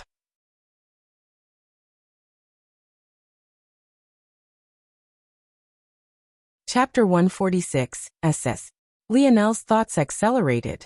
A moment later, he understood where this feeling was coming from. In the past several months, he had learned quite a lot about force crafting. In that time, how could he not look into his quasi-bronze chain necklace? After suffering the barrage of several bombs, it had suffered a few minor cracks, but Lionel could tell that those minor defects actually decreased the strength of the treasure by as much as 10%. During his studies, Lionel had learned about the type of treasure his necklace was. As an energy-based defensive treasure, it also came with several downsides. One of those downsides was an inability to function in the presence of force-disrupting towers. This was something Lionel learned personally, much to the sadness of his shoulder. But, most importantly, it was incredibly fragile when meeting higher-level force types. What did this mean? It meant that whatever was in the process of attacking him now had grasped a force-strengthening deviation. Whether or not this force-strengthening deviation was powerful or not compared to other didn't matter. All that mattered was that it was at the very least a level beyond normal force. Damn it. Aren't these deviations supposed to be rare? How the hell did I randomly come across one like this? As Lionel continued to fall to the ground, he couldn't help but lament his bad luck once again. At the same time, he caught the faint inkling that though this project hunt provided good opportunities, it could very well create new enemies for Earth as well. If there were other beasts this powerful, let's just say Lionel didn't want to think about it. Just as the black light was about to collide with his chest, Lionel's right soul lit up and he stamped down hard, sending him shooting off to the side. As he did this, he couldn't help but shake his head. First it was the chariot, now it was this weird creature. When he chose these treasure shoes, he had never thought that instead of using it to glide through the air, had always be using it to escape a sorry state. Luckily, He had already upgraded his treasure shoes. Now the cooldown on their activation was only 30 seconds, and they also provided a boost to his leaping ability. The moment he gained some distance, Lionel took out his 2 pistols, firing 4 rapid shots, 2 from each. SHUU. SHUU. SHUU. SHUU. Unlike a normal gun, the sounds of Lionel's shots were no different from whistling wind. However, even compared to a gun of the 25th century, though the range was at most half a kilometer, Lionel was confident that the piercing power and lethality was a few levels higher. For pellets of white energy shot forward, spinning so quickly that they left spirals of air in their wake. For the span of the blink of an eye, it seemed like they were the center of their own miniature hurricane. However, before they could even land on their mark, Lionel's eyes widened. The line of black energy vanished into thin air, blinking away before the energy spheres could hit it. Pooh, pooh, pooh, pooh. The 4 bullets tore through the opposing tree, leaving the same number of small holes in its bark, and easily tearing their way through the other side before disappearing into the foliage. The rustle of leaves sounded as Lionel disappeared into the dense canopy of a tree he had kicked himself toward. He landed on a branch with a dull thump, the wood beneath him swaying up and down beneath his weight. It disappeared? Lionel couldn't help but think back to Xinghai's blink ability. Could it be that this weird beast both had such an ability and access to a force-strengthening deviation? Wasn't this too exaggerated?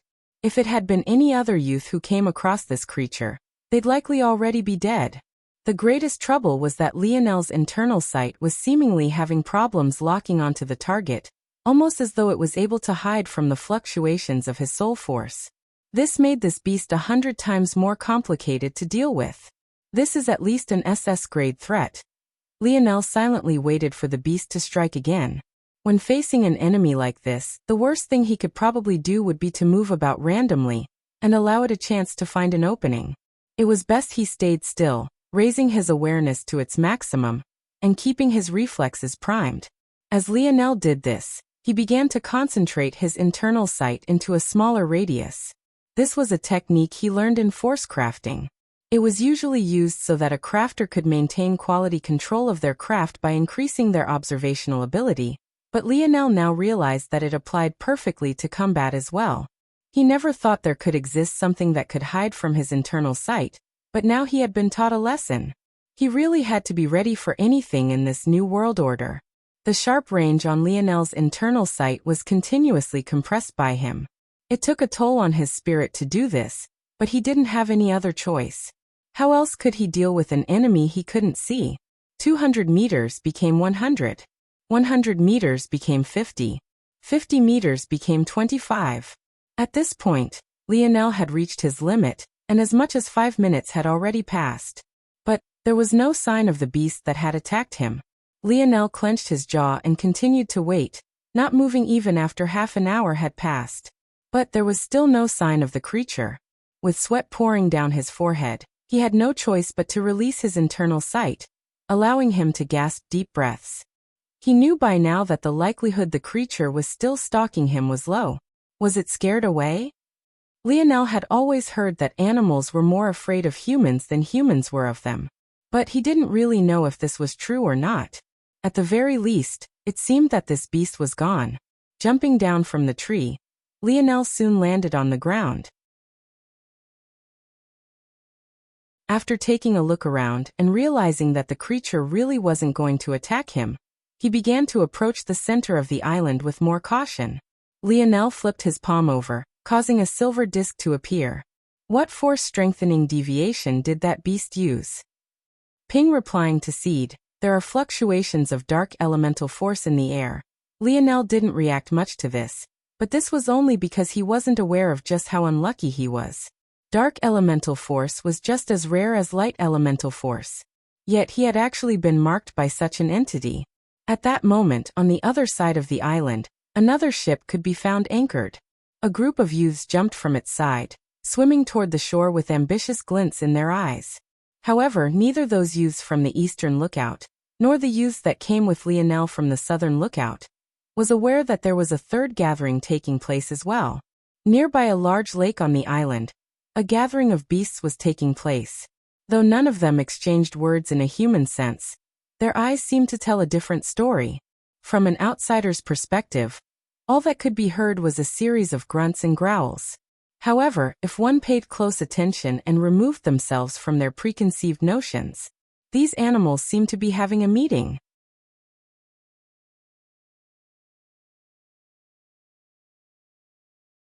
Chapter 147. Unlike the youths from the Southern Lookout who had been stimulated by Lionel to the point none of them even suggested forming a group upon entering the island, the youths of the Eastern Lookout were different. Without someone like Indomitable egging them on, they didn't think twice before forming groups of 2 or 3, walking through the dense forests together. The top 3 youths of the Southern Lookout, setting Lionel aside, were Roaring Black Lion, Chasing Wind, and Thunderous Clap. Likewise, the Eastern Lookout youths had their own top 3 as well. One would expect these youths to be leading groups of their own, maybe having too much pride to share a stage together. But this wasn't the case at all. In fact, the top 3 youths of the Eastern Lookout formed a group together, hoping to maximize their profits and monopolize all 3 spots to the SS grade zone to themselves. Ranked 7th on their promising rankings, there was a young woman who went by the name of Flowing Wind, a name not much different from the 3rd ranked of the Southern Lookout, Chasing Wind. Her form of dressing was particularly provocative. Other than a sports bra and a pair of skin-tight spandex shorts, she wore nothing else. Though her face was covered by a mask tattooed in red swirls not unlike Chasing Wind's green swirls, her fiery figure alone was enough to set one's mind ablaze. It could only be said that she put more worth in her looks than her own safety, or else she would never wear such a thing upon entering a forest with unknown dangers like this. Well, it was either that or she was extraordinarily confident in her abilities. Ranked 5th on their rankings, there was another young woman who went by the name Pisces. The first feature about her that stood out was her flowing blue hair. What was even more striking about this color was that it was possible to tell that this color was definitely not dyed in the slightest. It could only be said that her awakening had caused this mutation. Maybe it was something weird about the culture of the Eastern Lookout, but Pisces too was dressed particularly inappropriately. Though her clothing wasn't as provocative as Flowing Wind's, she still wore a flowing blue dress that was completely out of place. Not only this, but her dainty bare feet could be seen poking out from its folds with every step. She hadn't even worn shoes. As if these 2 weren't weird enough, the 3rd of them was a young man ranked 2nd on their rankings. He went by the name of King of Seas.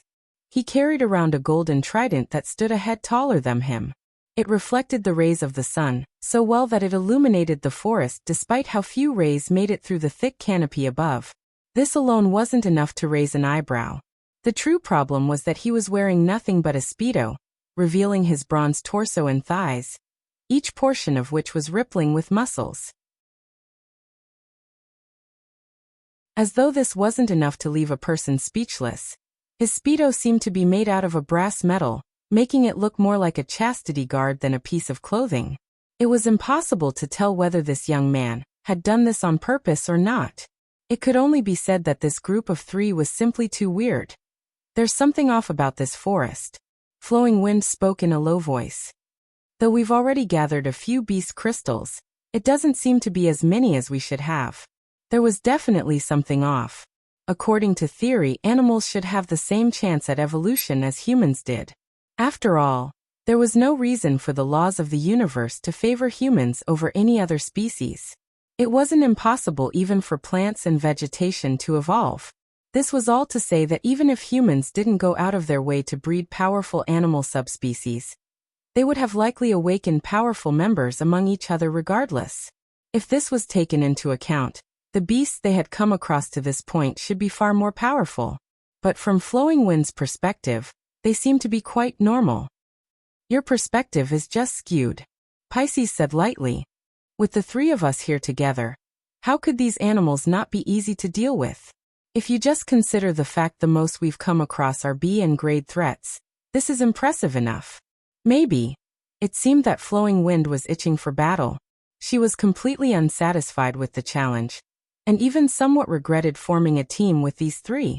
If things were like this, wouldn't the next month be too boring? If you're really feeling bored, There's still some other entertainment on this island. Pisces said with a light smile. We could just find a few of our peers from the southern lookout to exchange some pointers with. King of Sea's gaze sharpened at these words. It seemed that even though he was stoic and a man of few words, this prospect still made him feel quite anxious. Flowing Wind's steps paused. Finally, something interesting. Without saying a word, she shot into the distance, not even explaining her actions to her two team members. It was almost as though she didn't care whether or not they followed her. After sending a glance toward one another, King of Seas and Pisces could only shoot forward. Flowing Wind was their scout. Without her, finding the next target would be a few times more difficult. In the distance, Roaring Black Lion was in a fierce battle with a black bear. Considering he had already entered his beast form and the thin line of blood flowing from the corner of his lip, it was obvious that he wasn't having an easy time. It was a small clearing of green within the dense forest, yet it managed to contain such a savage battle. The palms of Black Roaring Lion and the black bear continuously slammed against their opposition's chest. They looked like two madmen having a contest of brute strength.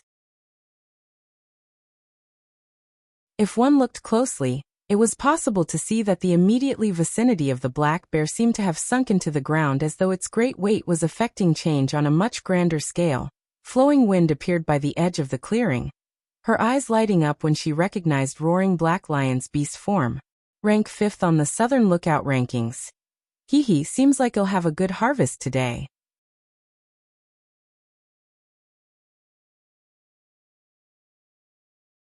Chapter 148. Half a month later, Lionel could still be found walking around the forest. Though his harvests could be considered to be great, he was still in an incredibly sorry state. His quasi-bronze chain necklace managed to mend his clothes in places they had once been torn. But the limp in his gait, the caked blood and dried wounds on his skin, not to mention the paleness on his face were things it couldn't do anything about. This led to a situation where his clothes were in mint condition. Yet his body looked like it had just gone through 100 consecutive battles. If one had followed Lionel from the start to now, one would see quite a weird scene. First, Lionel would find himself a beast to target. Second, he would easily kill that beast. And finally, just when he was feeling complacent in his victory, that very same damned streak of black would attack him from an unpredictable angle. At this point, Lionel had already had dozens of fights with that unknown beast. And though it couldn't be said that he always definitely lost, he most definitely didn't win either. It really was too much. He had no idea why this thing was targeting him, but it rarely even allowed him a moment to rest. By now, Lionel had learned from the dictionary that dark elemental force, and his light elemental force for that matter, weren't normal force strengthening deviations. Each was incomparably rare and powerful. But this only made him feel more aggrieved. Just what were the odds of a beast with such a rare ability deciding to target him? Where was the justice? At first, Lionel thought that maybe those with dark elemental force had some baked-in bias against those with light elemental force. But this didn't seem to be the case at all. He almost laughed at himself for having this thought. This wasn't some cheap anime his dad liked to watch. There wasn't any light side versus dark side nonsense going on here. This creature just apparently didn't like the way he looked. What other explanation could there be? Lionel sighed. In a motion he had practiced one too many times, he flipped his palm, allowing his long nozzle pistol to appear. He hardly shot a glance at his target before he fired, causing a white pellet of energy to pierce through the left eye of a fox that had been stalking him in some thick bushes. The poor thing hardly knew how it died. And once again, as though on cue, a flash of black headed for the back of Lionel's head. Lionel dove forward, ducking and rolling out of the way. Eat this. Light elemental force surged from Lionel's hand and into the pistol. A sharp eye would easily notice the nozzle bulge a small bit before a bead of golden energy shot out from it, barely able to hold out under the power of the bullet. Shoo! Bang!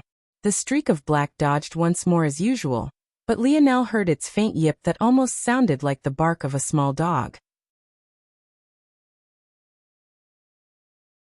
It usually made this sound whenever Lionel sent an attack toward it that could threaten it, and it was something Lionel had been hearing more and more often lately. The golden bullet collided with a tree that would take 10 men to wrap around. Yet, it was blasted through as though no more resistant than a piece of paper. The bark, the wood, its innards, all of it, was completely vaporized. Even though Lionel didn't have much of a reaction to it now. The first time he had seen the strength of light elemental force, he was stunned silent. Lionel grit his teeth. You damned beast. Thanks to this thing he couldn't eat, sleep, or even relax. Yet there was still half a month more in this hellhole. How could he not be aggrieved? Unfortunately, before he could launch another attack, the beast disappeared again.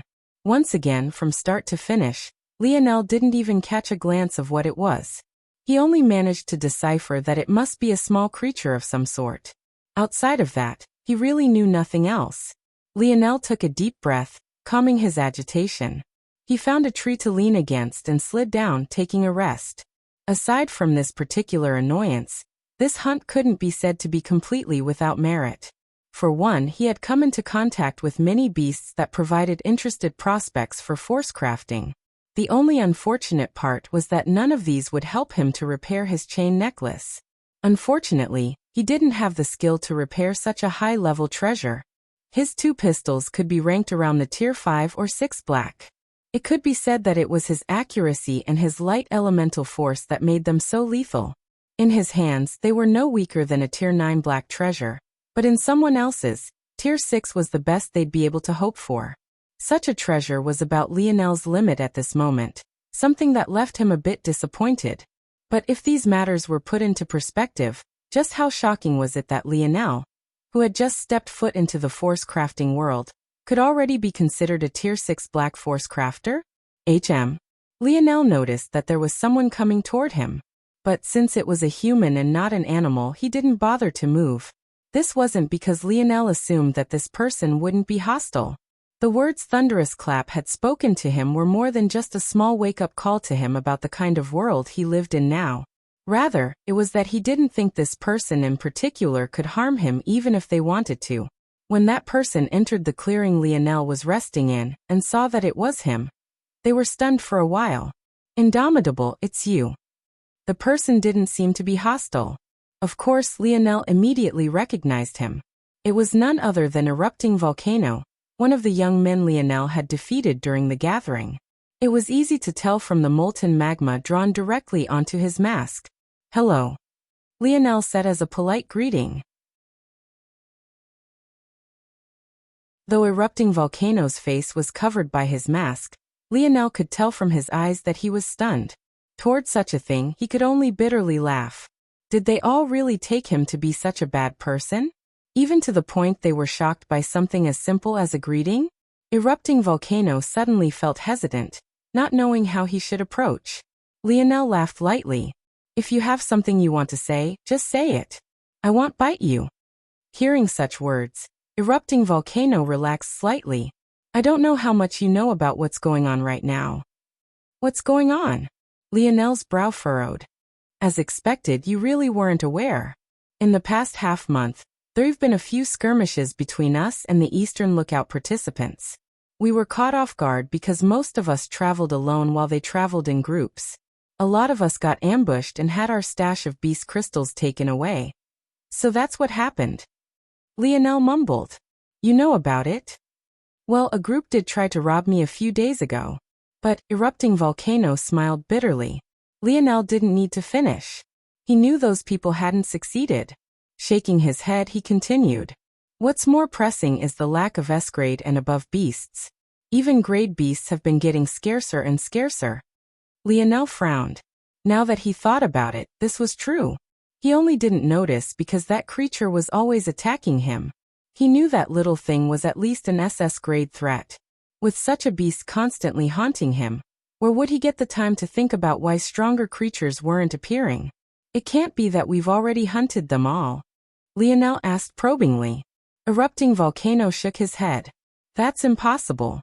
Even though this island isn't as big as a continent, it's still at least 100 kilometers in diameter.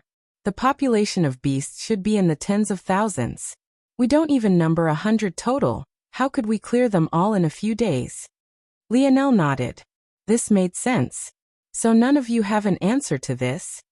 Well, we've been trying to go to the center of the island for a long time.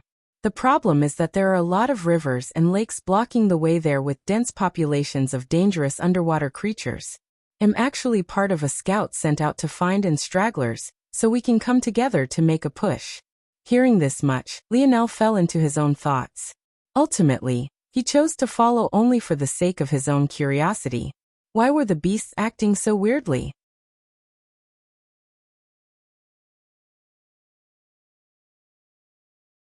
Chapter 149. Near the center of the Project Hunt Island, there was a gathering of not-so-inconspicuous youths taking place. Some were looking toward one another with vigilance and hostility that could hardly be concealed. If one could set aside the peculiarity of the atmosphere, the surroundings itself was quite beautiful. Many lakes, rivers and rolling hills could be seen. The only issue was that it all seemed quite unnatural. It felt impossible that such a scenery could be formed organically. It was almost like a painter laid down a fantasy world on their canvas, only for it to somehow pop up and become a reality. The rivers wound in and out of the lakes like ribbons of water flowing as they pleased. Some of them didn't even take the green hills as obstruction, crawling up their sides and falling down the other in small waterfalls. It really was a beautiful sight. But it seemed that none of the youths had the mind to care about such things as they looked toward each other with vigilance. Roaring Black Lion stood to one side, his gaze practically spitting fire as he looked toward a group of 3 youths. There were numerous wounds across his body, making it obvious that Lionel wasn't the only one having a hard time during this hunt. But judging by the hostility in his gaze, it was obvious that while Lionel was suffering at the hands of a beast, it seemed that he had suffered at the hands of his fellow man. It wasn't just him who had such wounds and carried such animosity. Aside from Chasing Wind, whose indifference was maybe somewhat obvious considering the speed at which she could escape, they all had such gazes, even Thunderous Clap. Toward such eyes, Pisces, Flowing Wind, King of Seas and the rest of the Eastern Lookout youths could only chuckle, who asked the Southern Lookout promising youths to be stupid enough to travel alone.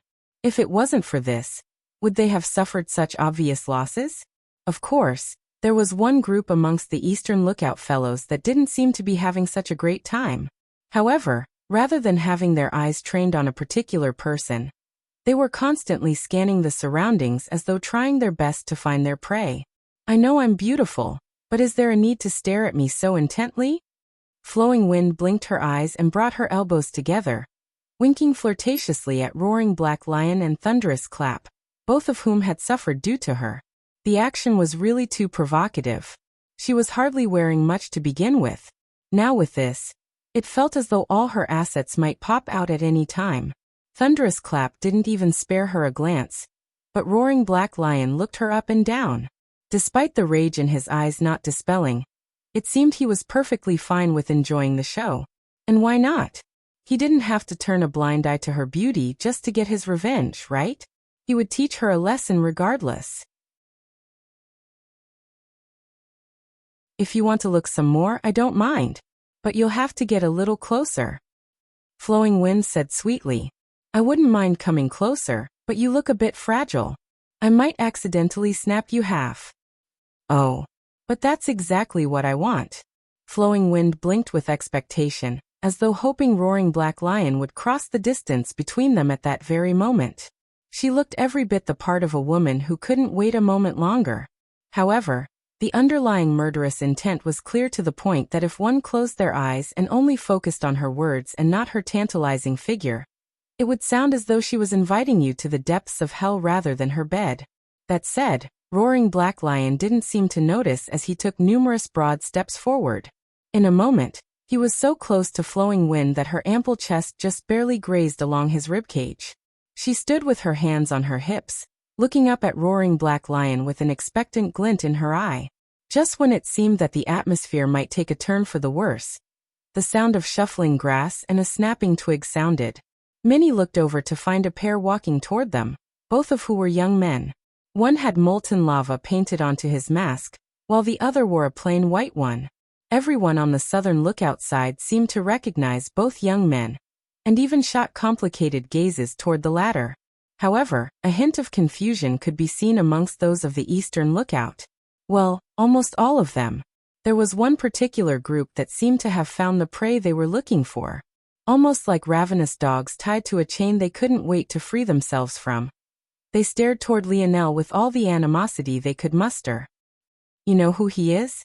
Pisces, who was used to being the only one of her group of three who thought about the overall situation, noticed this distinct change. Through gritted teeth, a young man who had red veins painted across his mask and went by the name Ruptured Artery spoke. We were tied up in a tree and couldn't get down for 3 days because of him. We nearly starved to death. Pisces frowned upon hearing this information. He was alone? Yes.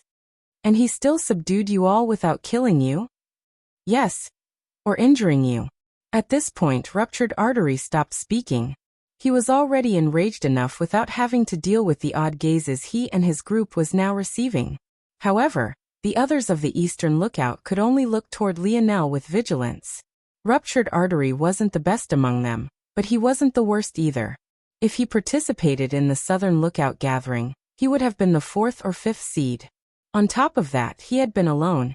Yet he had been tied up in a tree without the ability to resist. Even with all this being said, the reason they were so apprehensive was because Lionel was a complete unknown. They had never even heard of him until this very moment.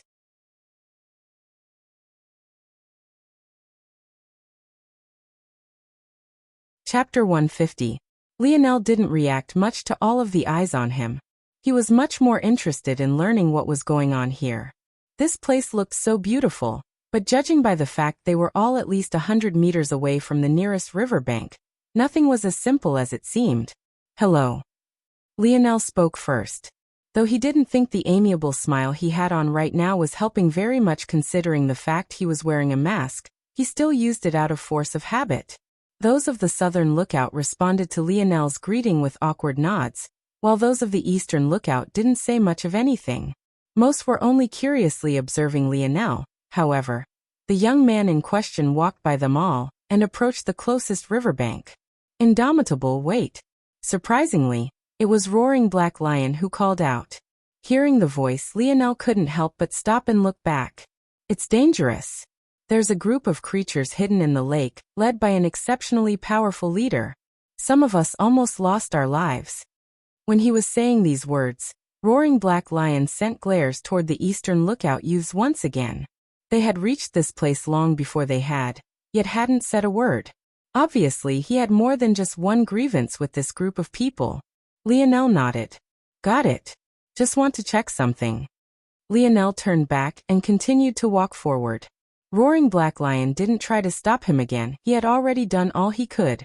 Plus, it wasn't like he could stop Lionel by force. It wasn't long before Lionel had made it to the side of the closest river.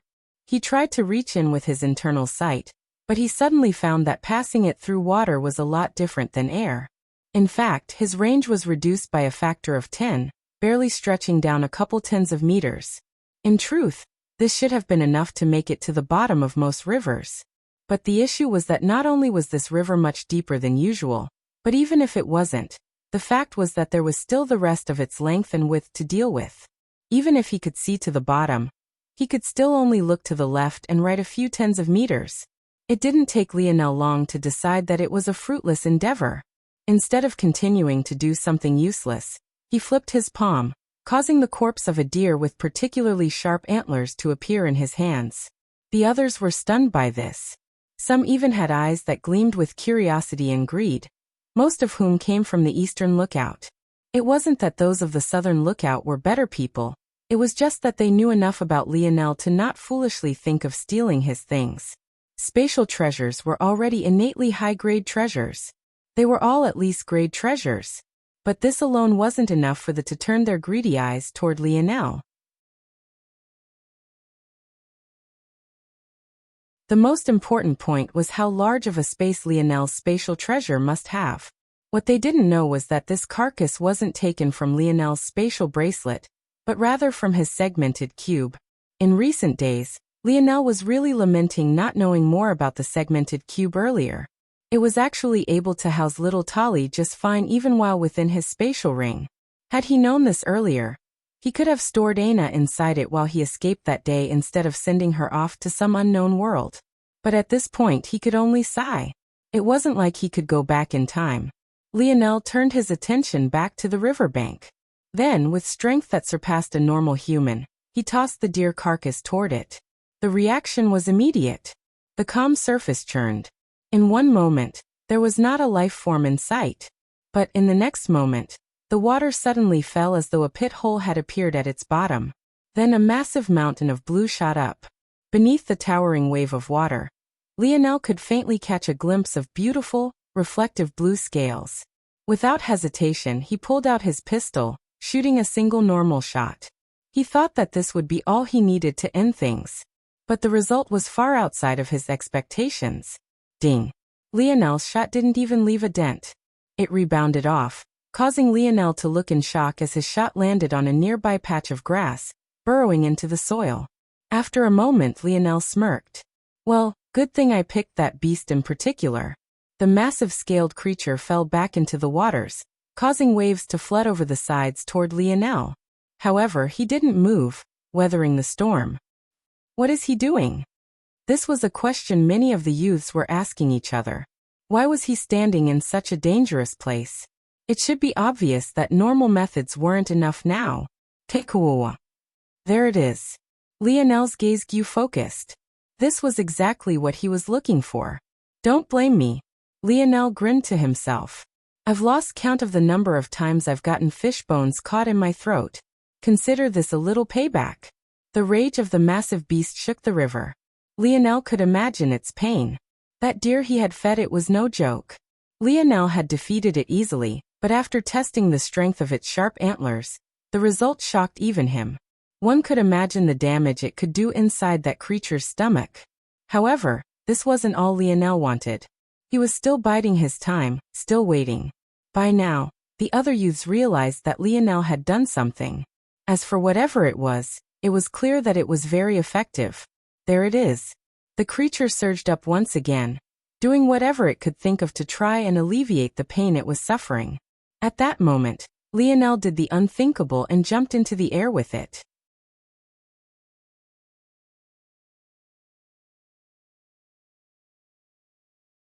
Chapter 151. Lionel surged toward the towering beast. With his improvement to his treasure shoes, even without activating its formation, his leaping ability was now beyond the realms of reason. Even jumping 20 to 30 meters into the air was no longer impossible. In a flash, he had already appeared above the creature, his palms flipping over to reveal two pistols. Wow, despite the fact his goal was to kill this creature, Lionel couldn't help but hesitate in the last moment. It was simply too much of a work of art. Before the metamorphosis, seeing such a beautiful creature was too difficult. Or even if they did exist, they were on a much smaller scale than this. He could immediately tell that this creature was some kind of mutated koi fish. Its scales were various shades of blue, varying from what was almost a deep black to a sky blue. Its fins shot through the air almost like a pair of wings, and its tail fin, especially, flowed almost like the hair of a gorgeous woman. If there were any hardcore environmentalists here, there was no doubt they'd rip him apart for even daring to have thoughts on such a creature. But at this point, the die had been cast. If he didn't shoot not, he would be the one in danger. Sorry, big guy. Lionel fired a series of shots, unrestrainingly concentrating his shot on the eyes of blue koi fish.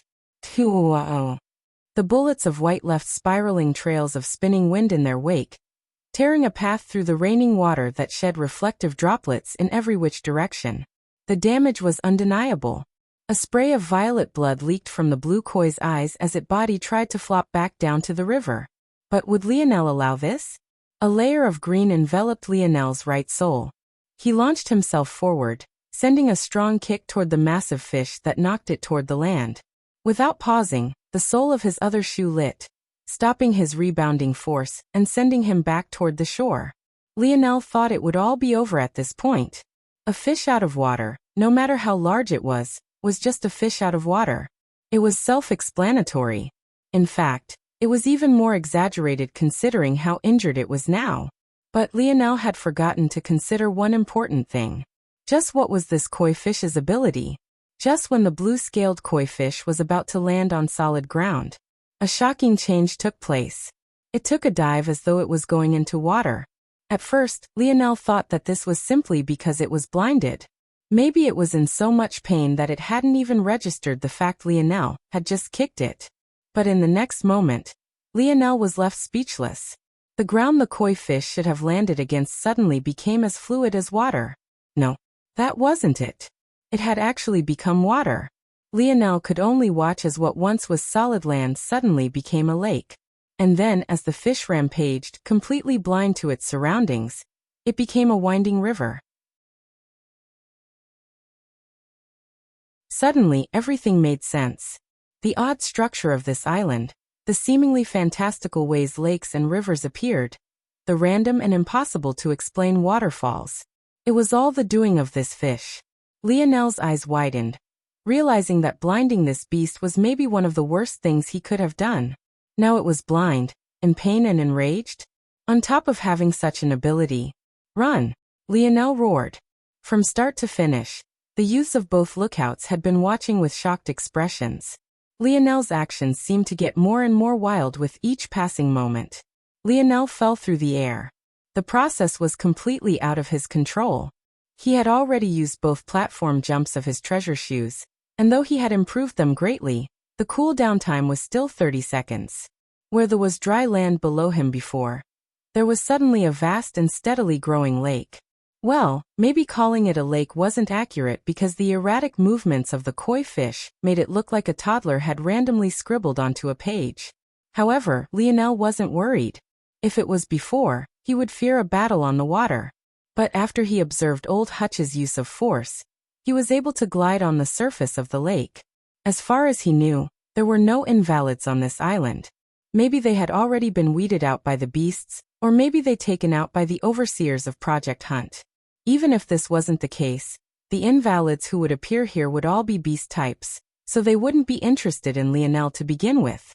So he wasn't shy with using his force at all. Lionel landed heavily on the surging waves below, his body sinking in to the point his hips were submerged before the buoyancy of his force sent him shooting back up. This is difficult. Lionel thought, his jaw clenched. He had used this ability to run from the boat that brought him here to the island. But back then the ocean had been fairly calm. He hadn't thought that it would be so much more difficult when the water was agitated. I need to end this quickly with a light elemental shot. Had Lionel not been too conservative in his approach before, he most definitely could have ended this earlier. But it was impossible, even for him, to predict everything. Dealing with such a beast is what I'm built for. At that moment, the quiet and stoic King of Seas suddenly became a totally different person, charging forward in his brass speedo with trident in hand. Lionel frowned, but he didn't say much. If there were others with water abilities, it really could be useful. Those without them had already heeded his advice and retreated by a long measure. The only exceptions were those who were seemingly able to use force just like him. The Slayer Legion has force users? Lionel felt that maybe he had to re-evaluate this group of rebels again. While his mind was half wandering, half focusing on the battle before them, their movements had caught the attention of the beast toward the center of the island. Their intelligent eyes flickered with a peculiar light.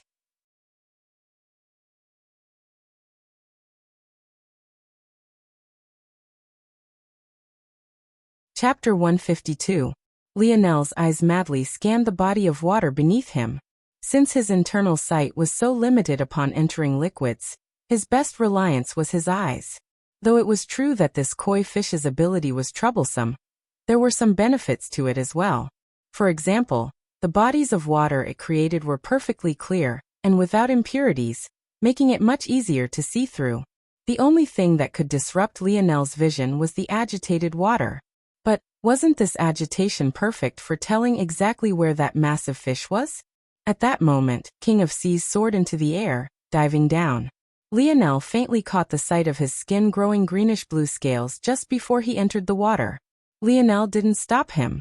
With such an ability, King of Seas was indeed a good candidate for taking the vanguard. The trouble was that Lionel was certain this fish was far stronger than King of Seas judging by his stats.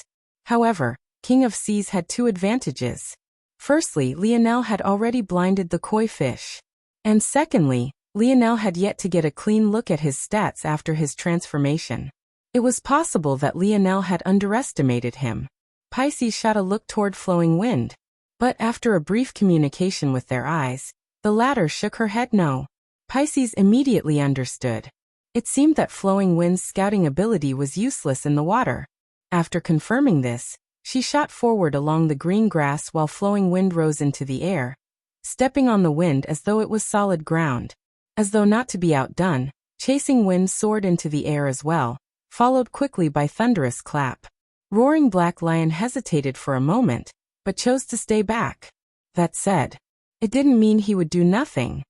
He quickly morphed into his humanoid beast form, filling his chest with air and billowing out with a roar that shook the surroundings. Lionel had been right. Roaring Black Lion's ability wasn't as simple as a transformation and a strength boost. He had a suppression ability he called King of Beasts.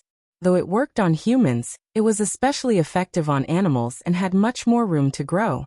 In this sort of situation, even though he couldn't partake in the fight directly, his role was still invaluable. After his roar, the wild movements of the koi fish slowed considerably, allowing King of Seas to catch up and land a resounding strike with his trident to its side. A tornado of water blasted forward, sending the koi fish upward with an unquenchable momentum.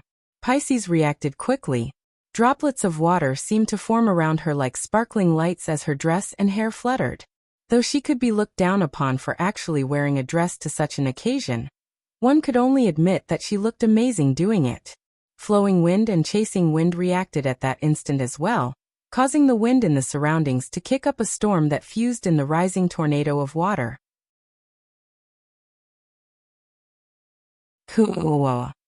The koi fish shot higher and higher into the air, unable to extricate itself. It was completely helpless. Haha. This kill will be mine, King of Seas. King of Seas controlled the water around him, forming a miniature tornado of his own to shoot into the skies after the koi fish. When he appeared, many couldn't help but be stunned. Greenish-blue scales covered him from head to toe. Odd fish-like membranes snapped closed and open over his eyelids. Fins jutted out the side of his face, and webbing coated the distance between his fingers and toes. Any way you looked at him, he was a fishman of legend. He grinned a savage, jagged grin, a sharp row of teeth shimmering beneath the sunlight as he soared into the air.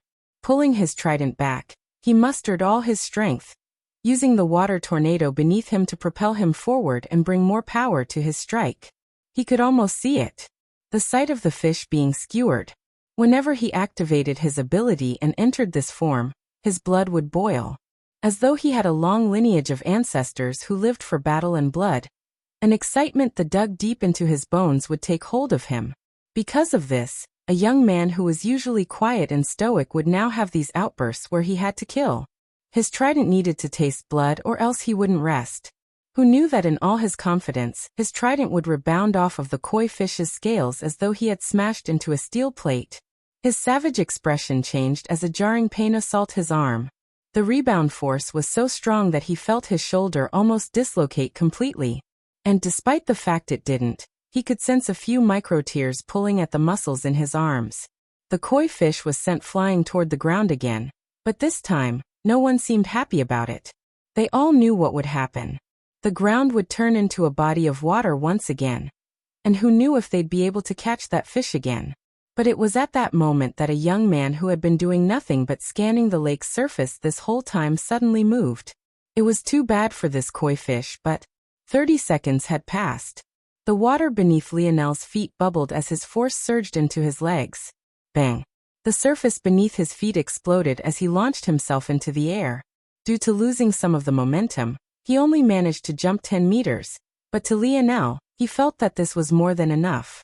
The moment he felt his momentum faltering, another green light blossomed beneath his soul. This time, he jumped over 20 meters, appearing above the flopping fish, 2 pistols in hand. He didn't hold back this time around. Both pistols were outfitted with a bullet that jetted out from the nozzle like an arrow. In fact, instead of calling it a bullet, it would be more appropriate to call these loaded pistols harpoons. If it was a regular shot, Lionel could shoot 20 to 30 times.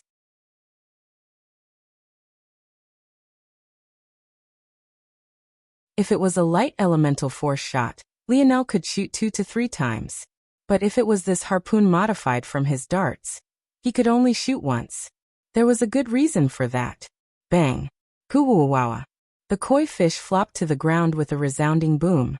But this time there was no new lake or river to speak of.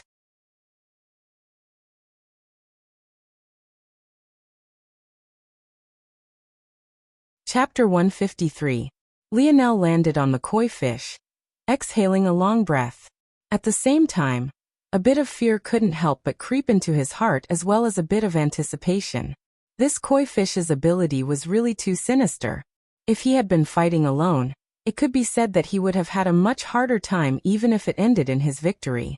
As for why he was filled with anticipation, it was of course because if he could refine the ability into a treasure, the potential applications were tantalizing.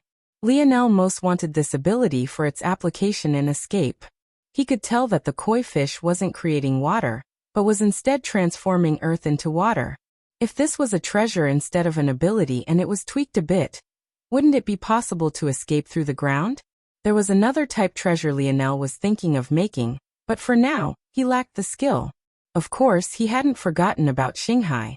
If he could turn Xinghai's blink ability into a treasure, his combat prowess would take another leap.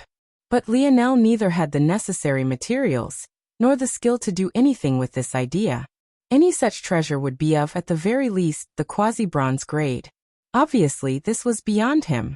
Lionel sighed, looking at the pistols in his hands. The nozzles had exploded from the inside out, leaving them useless. Unfortunately, now was definitely not the best time to repair them, so he could only continue from here with 8 nozzles remaining. After putting them away, Lionel made his way to the wound in the koi fish's eye and coated his arm in force. Reaching inside and relying on his internal sight, he was able to dig out the beast crystal with ease. The beast crystal looked like a smooth blue pearl, emitting a faint watery smell, the kind one would experience by a freshwater lakeside. "What do you think you're doing?" Lionel frowned, turning back to see King of Seas looking toward him with an unfriendly gaze. He had already dismissed his ability transformation, but judging by the red in his eye, he was still suffering from a bit of bloodlust. It was immediately obvious to Lionel that he was looking at the beast crystal in Lionel's hand. It was only now that Lionel remembered that to the other promising youths who had come with him, the beast crystals provided an opportunity to evolve their abilities. Even if Lionel discounted King of Seas, there was still Pisces as well. How could they not both want a beast crystal from such a powerful water-type creature? What old Hutch had neglected to tell Lionel was that if one ingests a beast crystal from a creature with similar abilities, there's even the possibility of mutating and improving one's ability as well, making it even more desirable. This beast was at least of the SS grade in the eyes of these youths. Just how much would their abilities improve if they were to ingest it?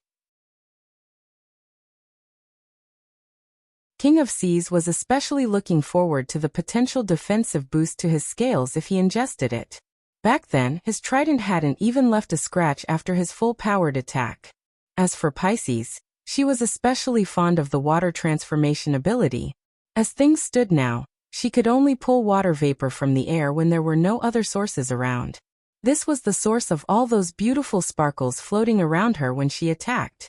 If she was able to evolve her ability in this way, it could be said that she would instantly become one of the most powerful on Earth, let alone her generation. Regardless of who it was between them, it held lethal allure. "Hey, you ungrateful bastards from Eastern Lookout. Indomitable got the final kill. Don't you think you're a bit too shameless asking what he's doing? Obviously he's taking his spoils." Roaring Black Lion didn't back down even a step. "Taking his spoils?" Pisces asked indifferently. It was all 7 of us who worked together to take down the fish. Yet he didn't say a word before digging out the beast crystal himself. Even if he deserves the largest share, something that's still up for debate, he should at least discuss it with the rest of us, right? Those from the Southern Lookout frowned. What was up for debate? They all saw that King of Seas couldn't even scratch the beast's scales with his strongest strike. As for the rest of them, they only played a part in launching it into the air. Something Lionel already proved would happen regardless as long as they were a bit more patient. It could be argued that Lionel could have taken the beast out without help at all. The only reason those of the Southern Lookout stepped in was because they didn't want to remain idle while the Eastern Lookout youths acted. Roaring Black Lion sneered. "Don't say I didn't warn you. He's not a person you can deal with just by ganging up like you did with me." Flowing Wind and Chasing Wind descended from the skies. Since Flowing Wind didn't need the beast's crystal as his ability had nothing to do with water, she didn't join in. As far as she was concerned, this wasn't an Eastern versus Southern Lookout issue. This was purely a fight for benefits. There was nothing personal. She felt no need to put herself in any potential danger for the sakes of King of Seas or Pisces, even though they were teammates. Toward Roaring Black Lion's words, Pisces and King of Seas sneered. "Can't deal with just him?" King of Seas laughed, the red in his eyes brightening a bit more. If Lionel's guns hadn't broken right before their eyes, they might still fear him. But they all saw for themselves how they splintered and exploded. Of course, a weapon capable of killing an SS-grade threat was enough to make them fear. But wasn't this weapon destroyed now? Of course, these two simply had no idea that Roaring Black Lion wasn't referring to Lionel's treasures at all. How could they know? By now, they had already assigned the loss of that Eastern Lookout group led by Ruptured Artery to Lionel's guns. Now that they were out of the picture, there was nothing to fear. Lionel scanned King of Seas and Pisces, his gaze expressionless.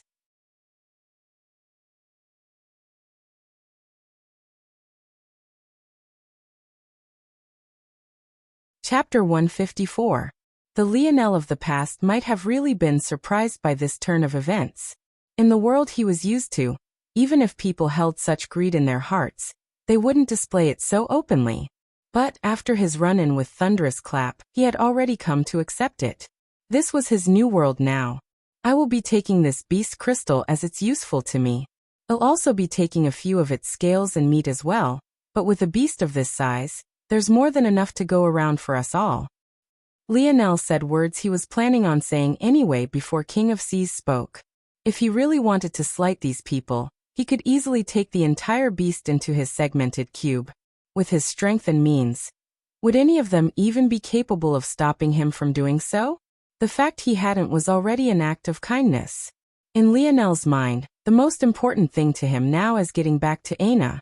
In order to do so, he needed to have adequate strength. It was impossible to tell what might be going on terrain. When it came to matters related to Aina, he had no patience for nonsense, even if half that nonsense came from a beauty. A suffocating aura bloomed from Lionel's body. He had never been able to control this aura, but whenever his emotions became especially focused, it involuntarily leaked. Toward this change, it wasn't just King of Seas and Pisces that suddenly found it difficult to breathe. Even the youths from the Southern Lookout could only look toward Lionel with ghastly pale expressions. They had never sensed such a thing from Lionel, and how could they? That day, Lionel had been so tired. How could he possibly focus his emotions? Had he been able to focus on the task at hand like he usually did, they would have long since been drowned out by his aura. In that moment, the red in King of Seas' eyes completely retreated as though it had met something it feared. Lionel hadn't done a thing. He simply stood there and spoke. But even if he told others that he wasn't purposely trying to suppress them, who would believe him?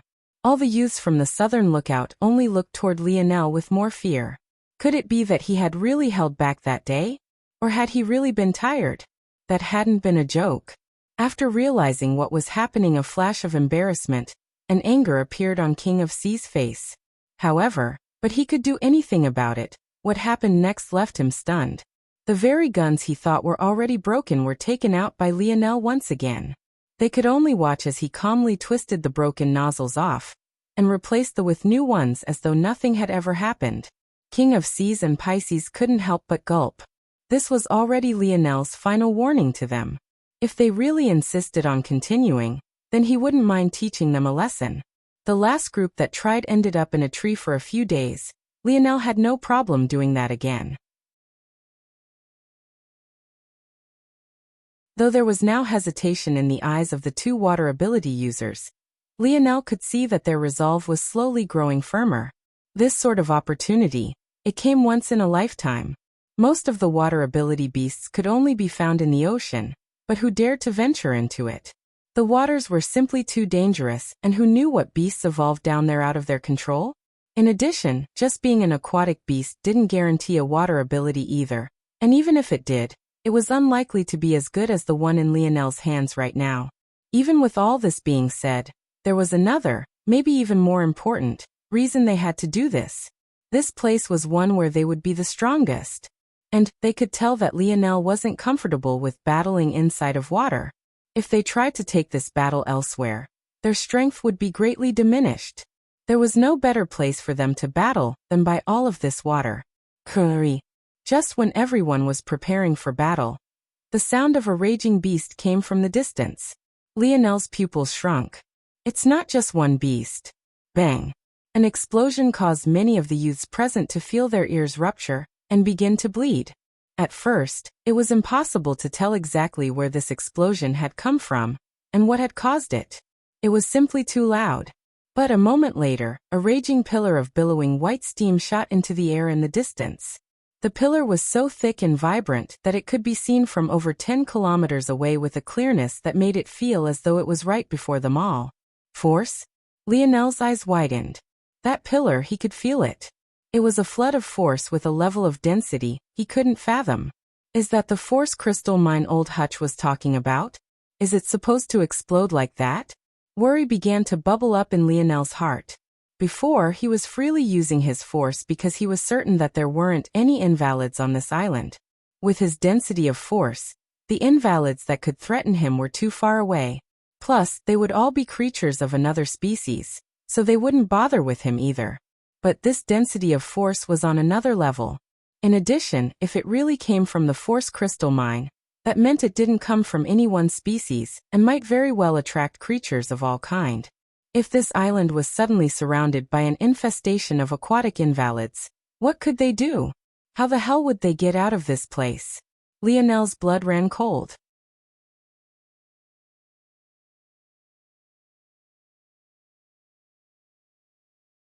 Chapter 155. Lionel was likely the first to realize the problem, but he most definitely wasn't the only one. In the recent battle, many of the youths had displayed some level of force manipulation, whether small or big. There was no doubt they knew exactly what the geyser in the distance was. This isn't good. Not only would this geyser cause the island to be quickly surrounded by aquatic creatures, but there wasn't any guarantee that these creatures wouldn't come inland as well. It was wishful thinking to hope that they wouldn't. Lionel had already learned that lesson once before. The only way is to quickly stop that thing. After making this decision, Lionel aimed his pistol at the fish corpse beneath his feet, powering it with lethal light elemental force, and firing. His sudden action caused many who had been paling under the stress of the sudden change of events to whip their heads toward him. However, by then Lionel's purpose had already been accomplished. He had perfectly aimed his shot toward a vulnerable point between the scales of the koi fish, causing them to bend at that point. Then he reached down and pulled up with all his might, ripping the scales free from the dead beast's body. He worked quickly. In what felt like the blink of an eye, he had already pulled off over 10 beautiful blue scales, each of which was over a foot in length and about half of that in width. When he had about 20 in his possession, Lionel stopped, having stored them all within his spatial ring. Then he looked off into the distance. If you all want to survive this, I suggest we put aside petty disputes for now and head over there. If we don't stop it, we're finished. Lionel's calm voice had a magnetic appeal to the youths around him. They couldn't help but instinctively want to listen. Going over there? Are you insane? Of course. How could everyone be of one mind? Where there were those with one thought, there would always be those with the opposing. This was just the way of the world, the way things worked. The person who spoke was none other than Ruptured Artery. Despite his history with Lionel, he hadn't spoken out of spite. Instead, he spoke on instinct. How could that place not be dangerous? This koi fish was the very first SS-grade threat they had ever met, and they all very clearly realized that they couldn't do anything to it. If it wasn't for Lionel, they would have forever been unable to cross this region toward the center of the island. Knowing this, it was obvious to them that there was likely more than one such creature like this here. And this also explained the scarcity of beasts as well. If they linked all of these points together, there was most definitely a horde of dangerous beasts, maybe no less powerful than the fish beneath Lionel's feet ahead. After thinking to this point, how could they possibly dare to continue forward? The best choice was to wait for their overseeing commander to come back and retrieve them. I will only say a few more words to convince you. If they fall on deaf ears, I won't be responsible for what happens to you after this. 1. You're not the only ones in danger. Your commanders, waiting offshore for you all, are in even more danger than we are. There's nowhere to hide on the open ocean. Lionel had hardly begun when the youths turned several shades more pale. Having thoughts that their commanders were infallible would be utterly stupid. The metamorphosis just began. Even though higher-ranking officials could be said to have far greater combat experience than them as youths, the truth was that there wasn't a large power disparity between them and their commanders. There were very few exceptions to this. Geniuses like Old Hutch who could make progress even in a third-dimensional world, then explode with all their potential now were incredibly rare. Simply put, there were most definitely no such people amongst the commanders. Second, time is of the essence. Even if the commanders could deal with the initial wave, could they survive a second, a third, a fourth? If you want any hope of making it off this island, the quicker the geyser is dealt with, the better. And third, you really don't have much of a choice. Lionel looked into the distance with a solemn expression. The direction he was looking at was surprising. In fact, he was looking toward the complete opposite direction of the force geyser. The dense forest of trees began to rumble and quake. First, it was subtle. It was an ever so slight swaying of the grass or rustling of the leaves. Then, it felt as though the ground itself was trembling. Soon, even the thick trees themselves began to swing to and fro as though made of rubber. The promising youths looked toward their backs with an eerie cold permeating their hearts. They suddenly understood what Lionel meant. Though the number of beasts in the forest was less than they imagined there would be, there were still many there. It was enough for Lionel to have killed over 20 in just his first few moments on this island. Even if the number was lacking, if they were all to converge on this point, they really didn't have a choice but to continue forward. If they tried to fight against the tide of beasts, wouldn't they be swallowed whole before even realizing what happened? Having said what he needed to say, Lionel didn't hesitate to dash into the distance toward the geyser, thinking to himself that he most definitely needed a treasure capable of transportation soon. But unfortunately, that would require crafting something much larger than he ever had before. In force crafting, difficulty wasn't just decided by the overall grade of the treasure, but also the size of it. A craft that was extremely small or large was definitely much harder to craft even compared to a craft several levels higher in grade. However, now wasn't the time to think about such things. Lionel could only lament his bad luck. This was supposed to be an easy trial he could place first in with a minimum amount of effort. Why had it suddenly become a life or death situation? Something about all of this felt off. Things weren't so simple as they seemed.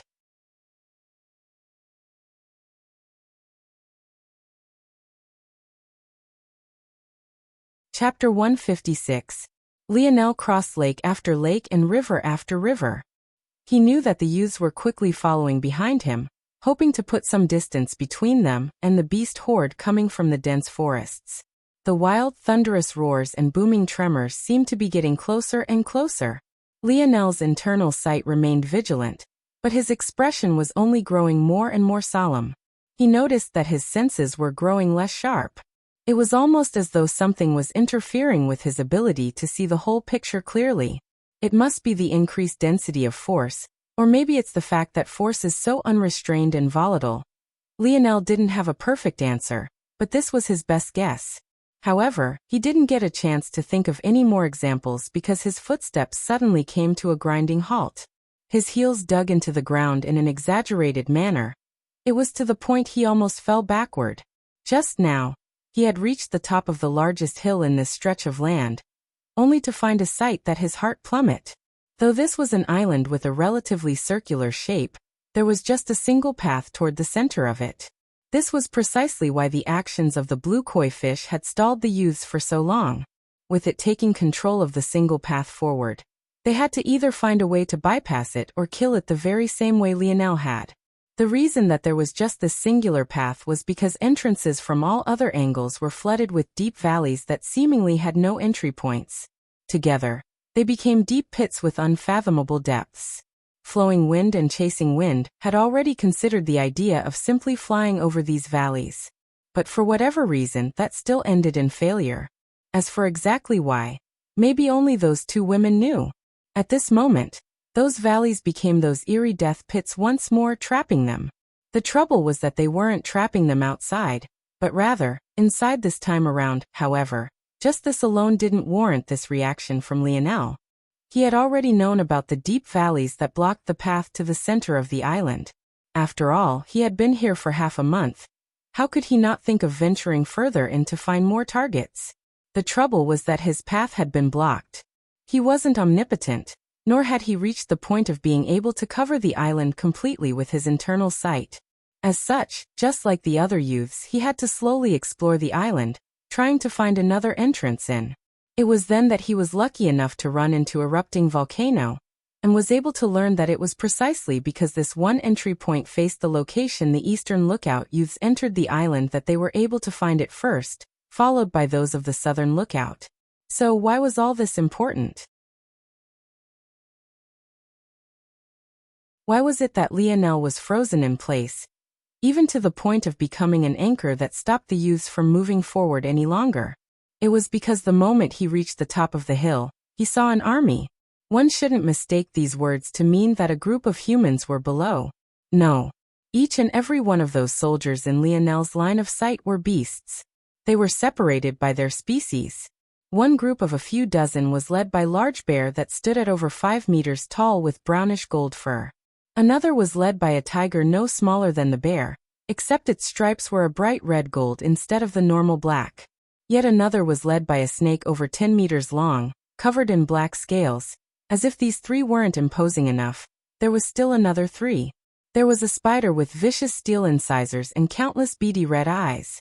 Its size was the smallest at just 3 meters in length, but such a thing hardly stopped its grotesque visage from displaying its full might. The next was a lemur, a monkey-like creature with a zebra-striped tail. It was far larger than it should have been, standing no shorter than the red-gold-striped tiger. However, the last was maybe the most shocking of all. It didn't seem to be a beast at all. Or rather, it was but had been stripped of all its flesh. It stood on all fours, not much unlike an ape would. From head to toe, it was nothing but bone. Its body was covered in a faint transparent light that seemed to reflect the vision of an armor, but it would often flicker and disappear as though lacking the ability to maintain its own form. These 6 creatures were easily the most powerful. However, what truly shocked Lionel were the orderly soldiers to their backs. Each of them had a troop of their own, neatly arranged as though they truly were an army of humans rather than beasts. Each took control of their own species, wielding absolute authority. The golden brown bear had a troop of bears. The red gold striped tiger had a legion of tigers. The black-scaled snake's troop filled the air with endless hissing. Each had their own centers of power. Even the bone ape had a legion of apes, though their flesh and blood was intact. Lionel quickly tried to calm his breathing. However, any hopes he had of not being noticed had already long since been thrown out the window. The instant he had made it to the top of the hill, he found 6 pairs of eyes trained on him. The bestial, murderous intent made it feel as though a bucket of ice water had fallen onto his head. His heartbeat involuntarily slowed. At that moment, the brownish gold bear roared and turned its head toward the spider legion. To Lionel's dismay, the spider's numerous beady red eyes landed on him once again, its mandibles snapping together in what looked like a response.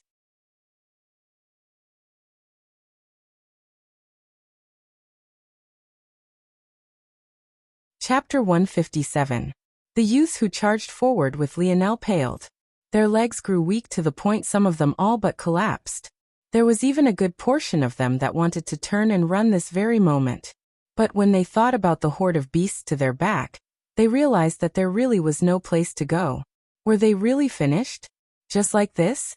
Some of them were here for a chance to enter an SS grade zone. Now that they thought about it, just how foolish were they?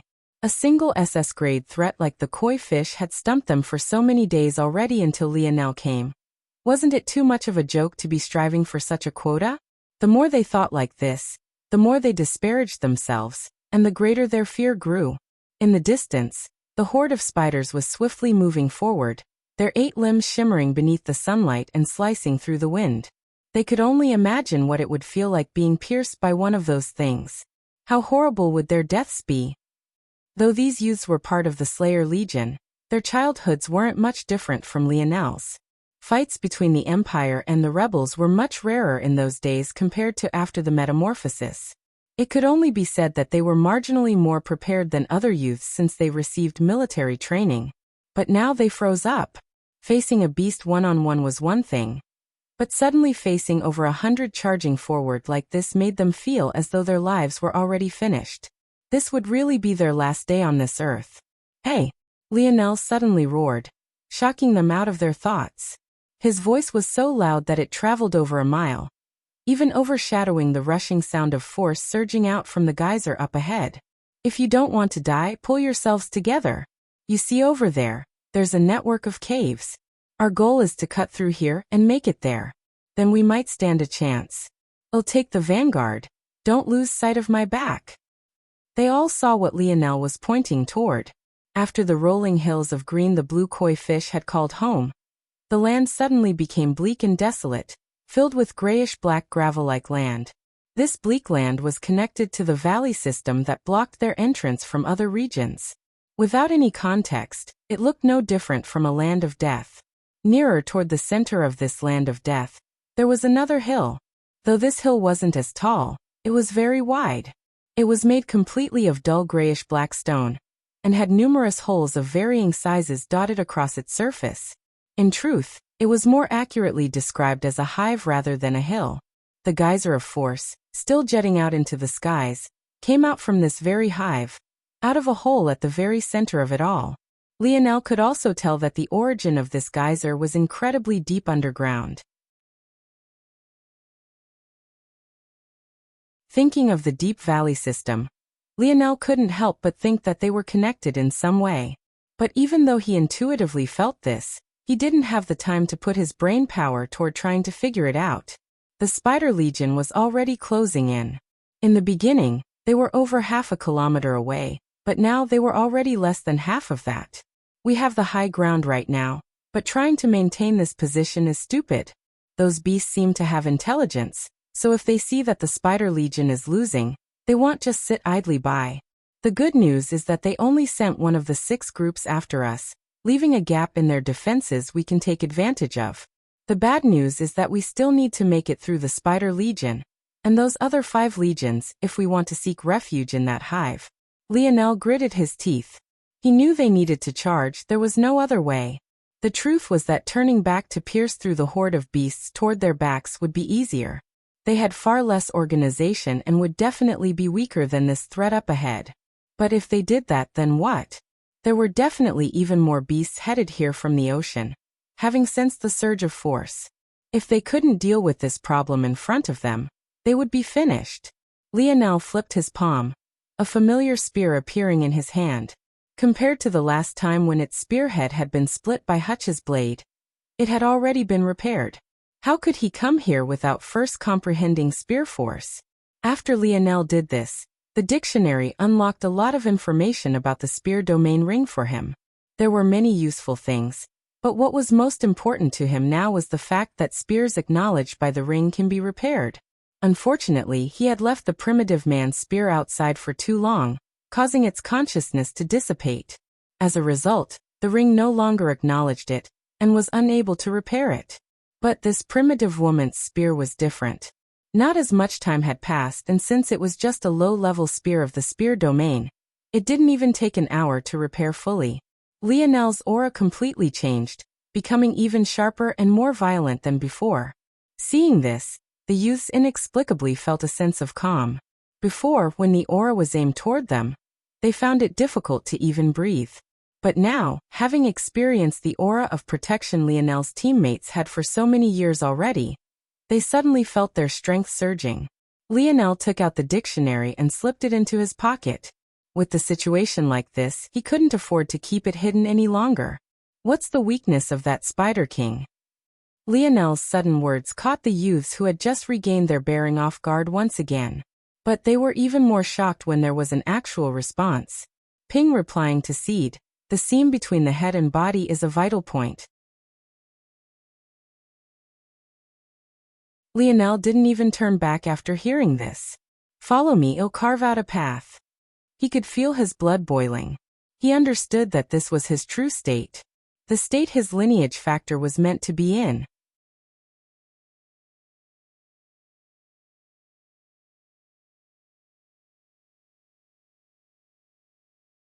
Chapter 158. Lionel took a strong step forward. Lionel Morales, force amplified.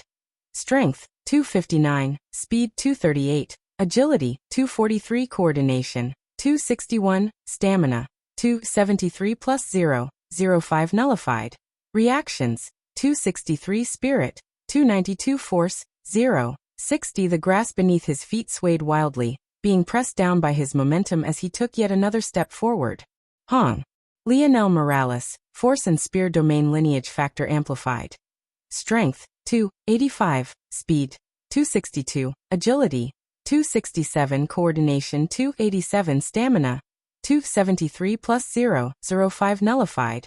Reactions, 290 spirit, 292 force, 0, 66. With Lionel as the center, billowing winds spread out, leaving a trail of concentric circles as though a helicopter was descending from above. At that moment, Lionel smiled lightly. I haven't gotten back to Aina yet. I have no intention of dying in this place. I'm sure you all heard that. Lionel said without turning back. Aim well. Lionel dashed forward, his speed so swift that it almost looked like his feet weren't touching the ground. To his back, the youths clenched their jaws. By now, in the chaos of the moment, those of the eastern and southern lookouts didn't have the luxury of continuing to remain separated. King of Seas and Pisces were still fuming over what happened earlier, but did they have much of a choice? If they didn't band together now, wouldn't their slim chance at survival become even slimmer than it already was? Still, despite the situation, those of the southern lookout had complicated feelings of their own. They couldn't help but feel odd about Lionel's actions to this point. Wasn't he supposed to be arrogant and insufferable? Someone with those kinds of personality traits would probably use their superior power to force them to act as meat shields. If it came down to it, and Lionel forced them to take the vanguard, would they even be able to say no? Where would they go? Without a pillar of support like Lionel, what were their odds of survival? Lionel crossed the last line of grass and stepped onto the gravel-like land of death. To him, it simply didn't matter whether those to his back followed him or not. He was a person with a soft heart. This was precisely why he had taken on the role of their vanguard. However, it was impossible for him to put himself in any more danger should they choose to hesitate. The loose land beneath his feet was kicked up into the air as his hair whipped about wildly. There was something freeing knowing that all of his opponents were just beasts, as though an inhibition on his heart had been removed, and he could finally let loose. At that moment, a familiar roar sounded behind Lionel, causing his lip to curl into a more prominent smile. It seemed that they had finally decided to follow. Call of the Wind. The ease with which Lionel used this technique simply couldn't be compared to the first time he had done so. It looked as though he had only casually flicked his wrist a few times, yet several lines of white curled in the air, finding the gap between the head and thorax of several spiders in the blink of an eye. Lionel could at most use this technique a few times in the past. But now, using it over 100 wasn't an issue. Before he had even met the front line of the charging legion, almost a dozen large spiders had already fallen, their mandibles chopping at empty air. As expected, the smaller ones have the same weakness as the larger one. How could all of these spiders be of the same subspecies? Things would never be so convenient. Let alone this spider legion. Even the legion of the tiger and bear weren't completely homogeneous. But what stood true was that like converged with like. The spider legion was mostly made up of various mutated arachnids and different kinds of insects. The Tiger Legion was most constructed of large cat-like beast. So on and so forth. Now that Lionel had a firm grasp of their weakness, he wouldn't allow them to stop his path forward. Especially not now that he had support coming to his back. In another few strides, Lionel had met the Spider Legion. The youths charging closely to his back couldn't help but be shocked by his dauntlessness. But if they knew that Lionel's first trial in this world was facing an army of Spaniards with no weapon outside of a bicycle, they would think much differently. This fearlessness, this dauntlessness, the firmness of his stride and the straightness of his back. He had earned them all with his blood, sweat and tears. Lionel's movements became ethereal, his steps carrying a bit of the elegance of the primitive woman. As devastating as Call of the Wind was in the long range, in the short range, it was even more so. Lionel carved a path, sliding past the sharp legs and chomping pincers of insects and spiders around him. If all he had to do was make it past, he would have long since stepped through the air. However, he held his ground firmly, every pierce of his spear reaping another life. Suddenly Lionel took his left hand off the staff of his spear, flipping his palm to reveal his pistol. His hips spun as he fired a single shot. In the distance, Precious' moment had fallen. She scrambled to pull back, ignoring the hard gravel scraping across her palms and bottom as she hurried back. The mandibles of a mantis-like creature snapped toward her, not caring for the tears and snot running down her face. Emilia! Seer roared from a battle to her side, but he knew he wouldn't make it in time. Disregarding himself, he pointed his staff toward the mantis, blowing it away. But before he could sigh in relief, he realized the spider he had been fighting was now free to attack him. A leg glistening like steel shot toward his chest. He could almost see the scene of his chest being pierced right through. However, he could have never expected a single shot to find its mark at that very moment. The spider had hardly raised its legs before it fell limply to the ground, unable to get up again. Seer looked toward the direction of the shot, only to find Lionel's back looking back at him. A feeling of gratefulness welled up in his chest. He fired that shot even before I saved Emilia. Just how did he predict what would happen? Unfortunately, this wasn't the time for him to ask this question, because his savior was facing his own problems now. After seeing Lionel take out so much of its own, the Spider King, which had been taking a back seat, suddenly couldn't any longer. Lionel's jaw steeled. Give me a rundown of this spider's abilities. You're tuning in to the Li Mei's Sword of Destiny YouTube channel. We're so grateful for your support, and don't forget to subscribe to join us on this incredible journey through captivating stories. Your generosity through donations truly makes a world of difference, as it's the primary source of revenue that allows me to expand and enhance this channel for you. Thank you from the bottom of my heart for being a part of this adventure.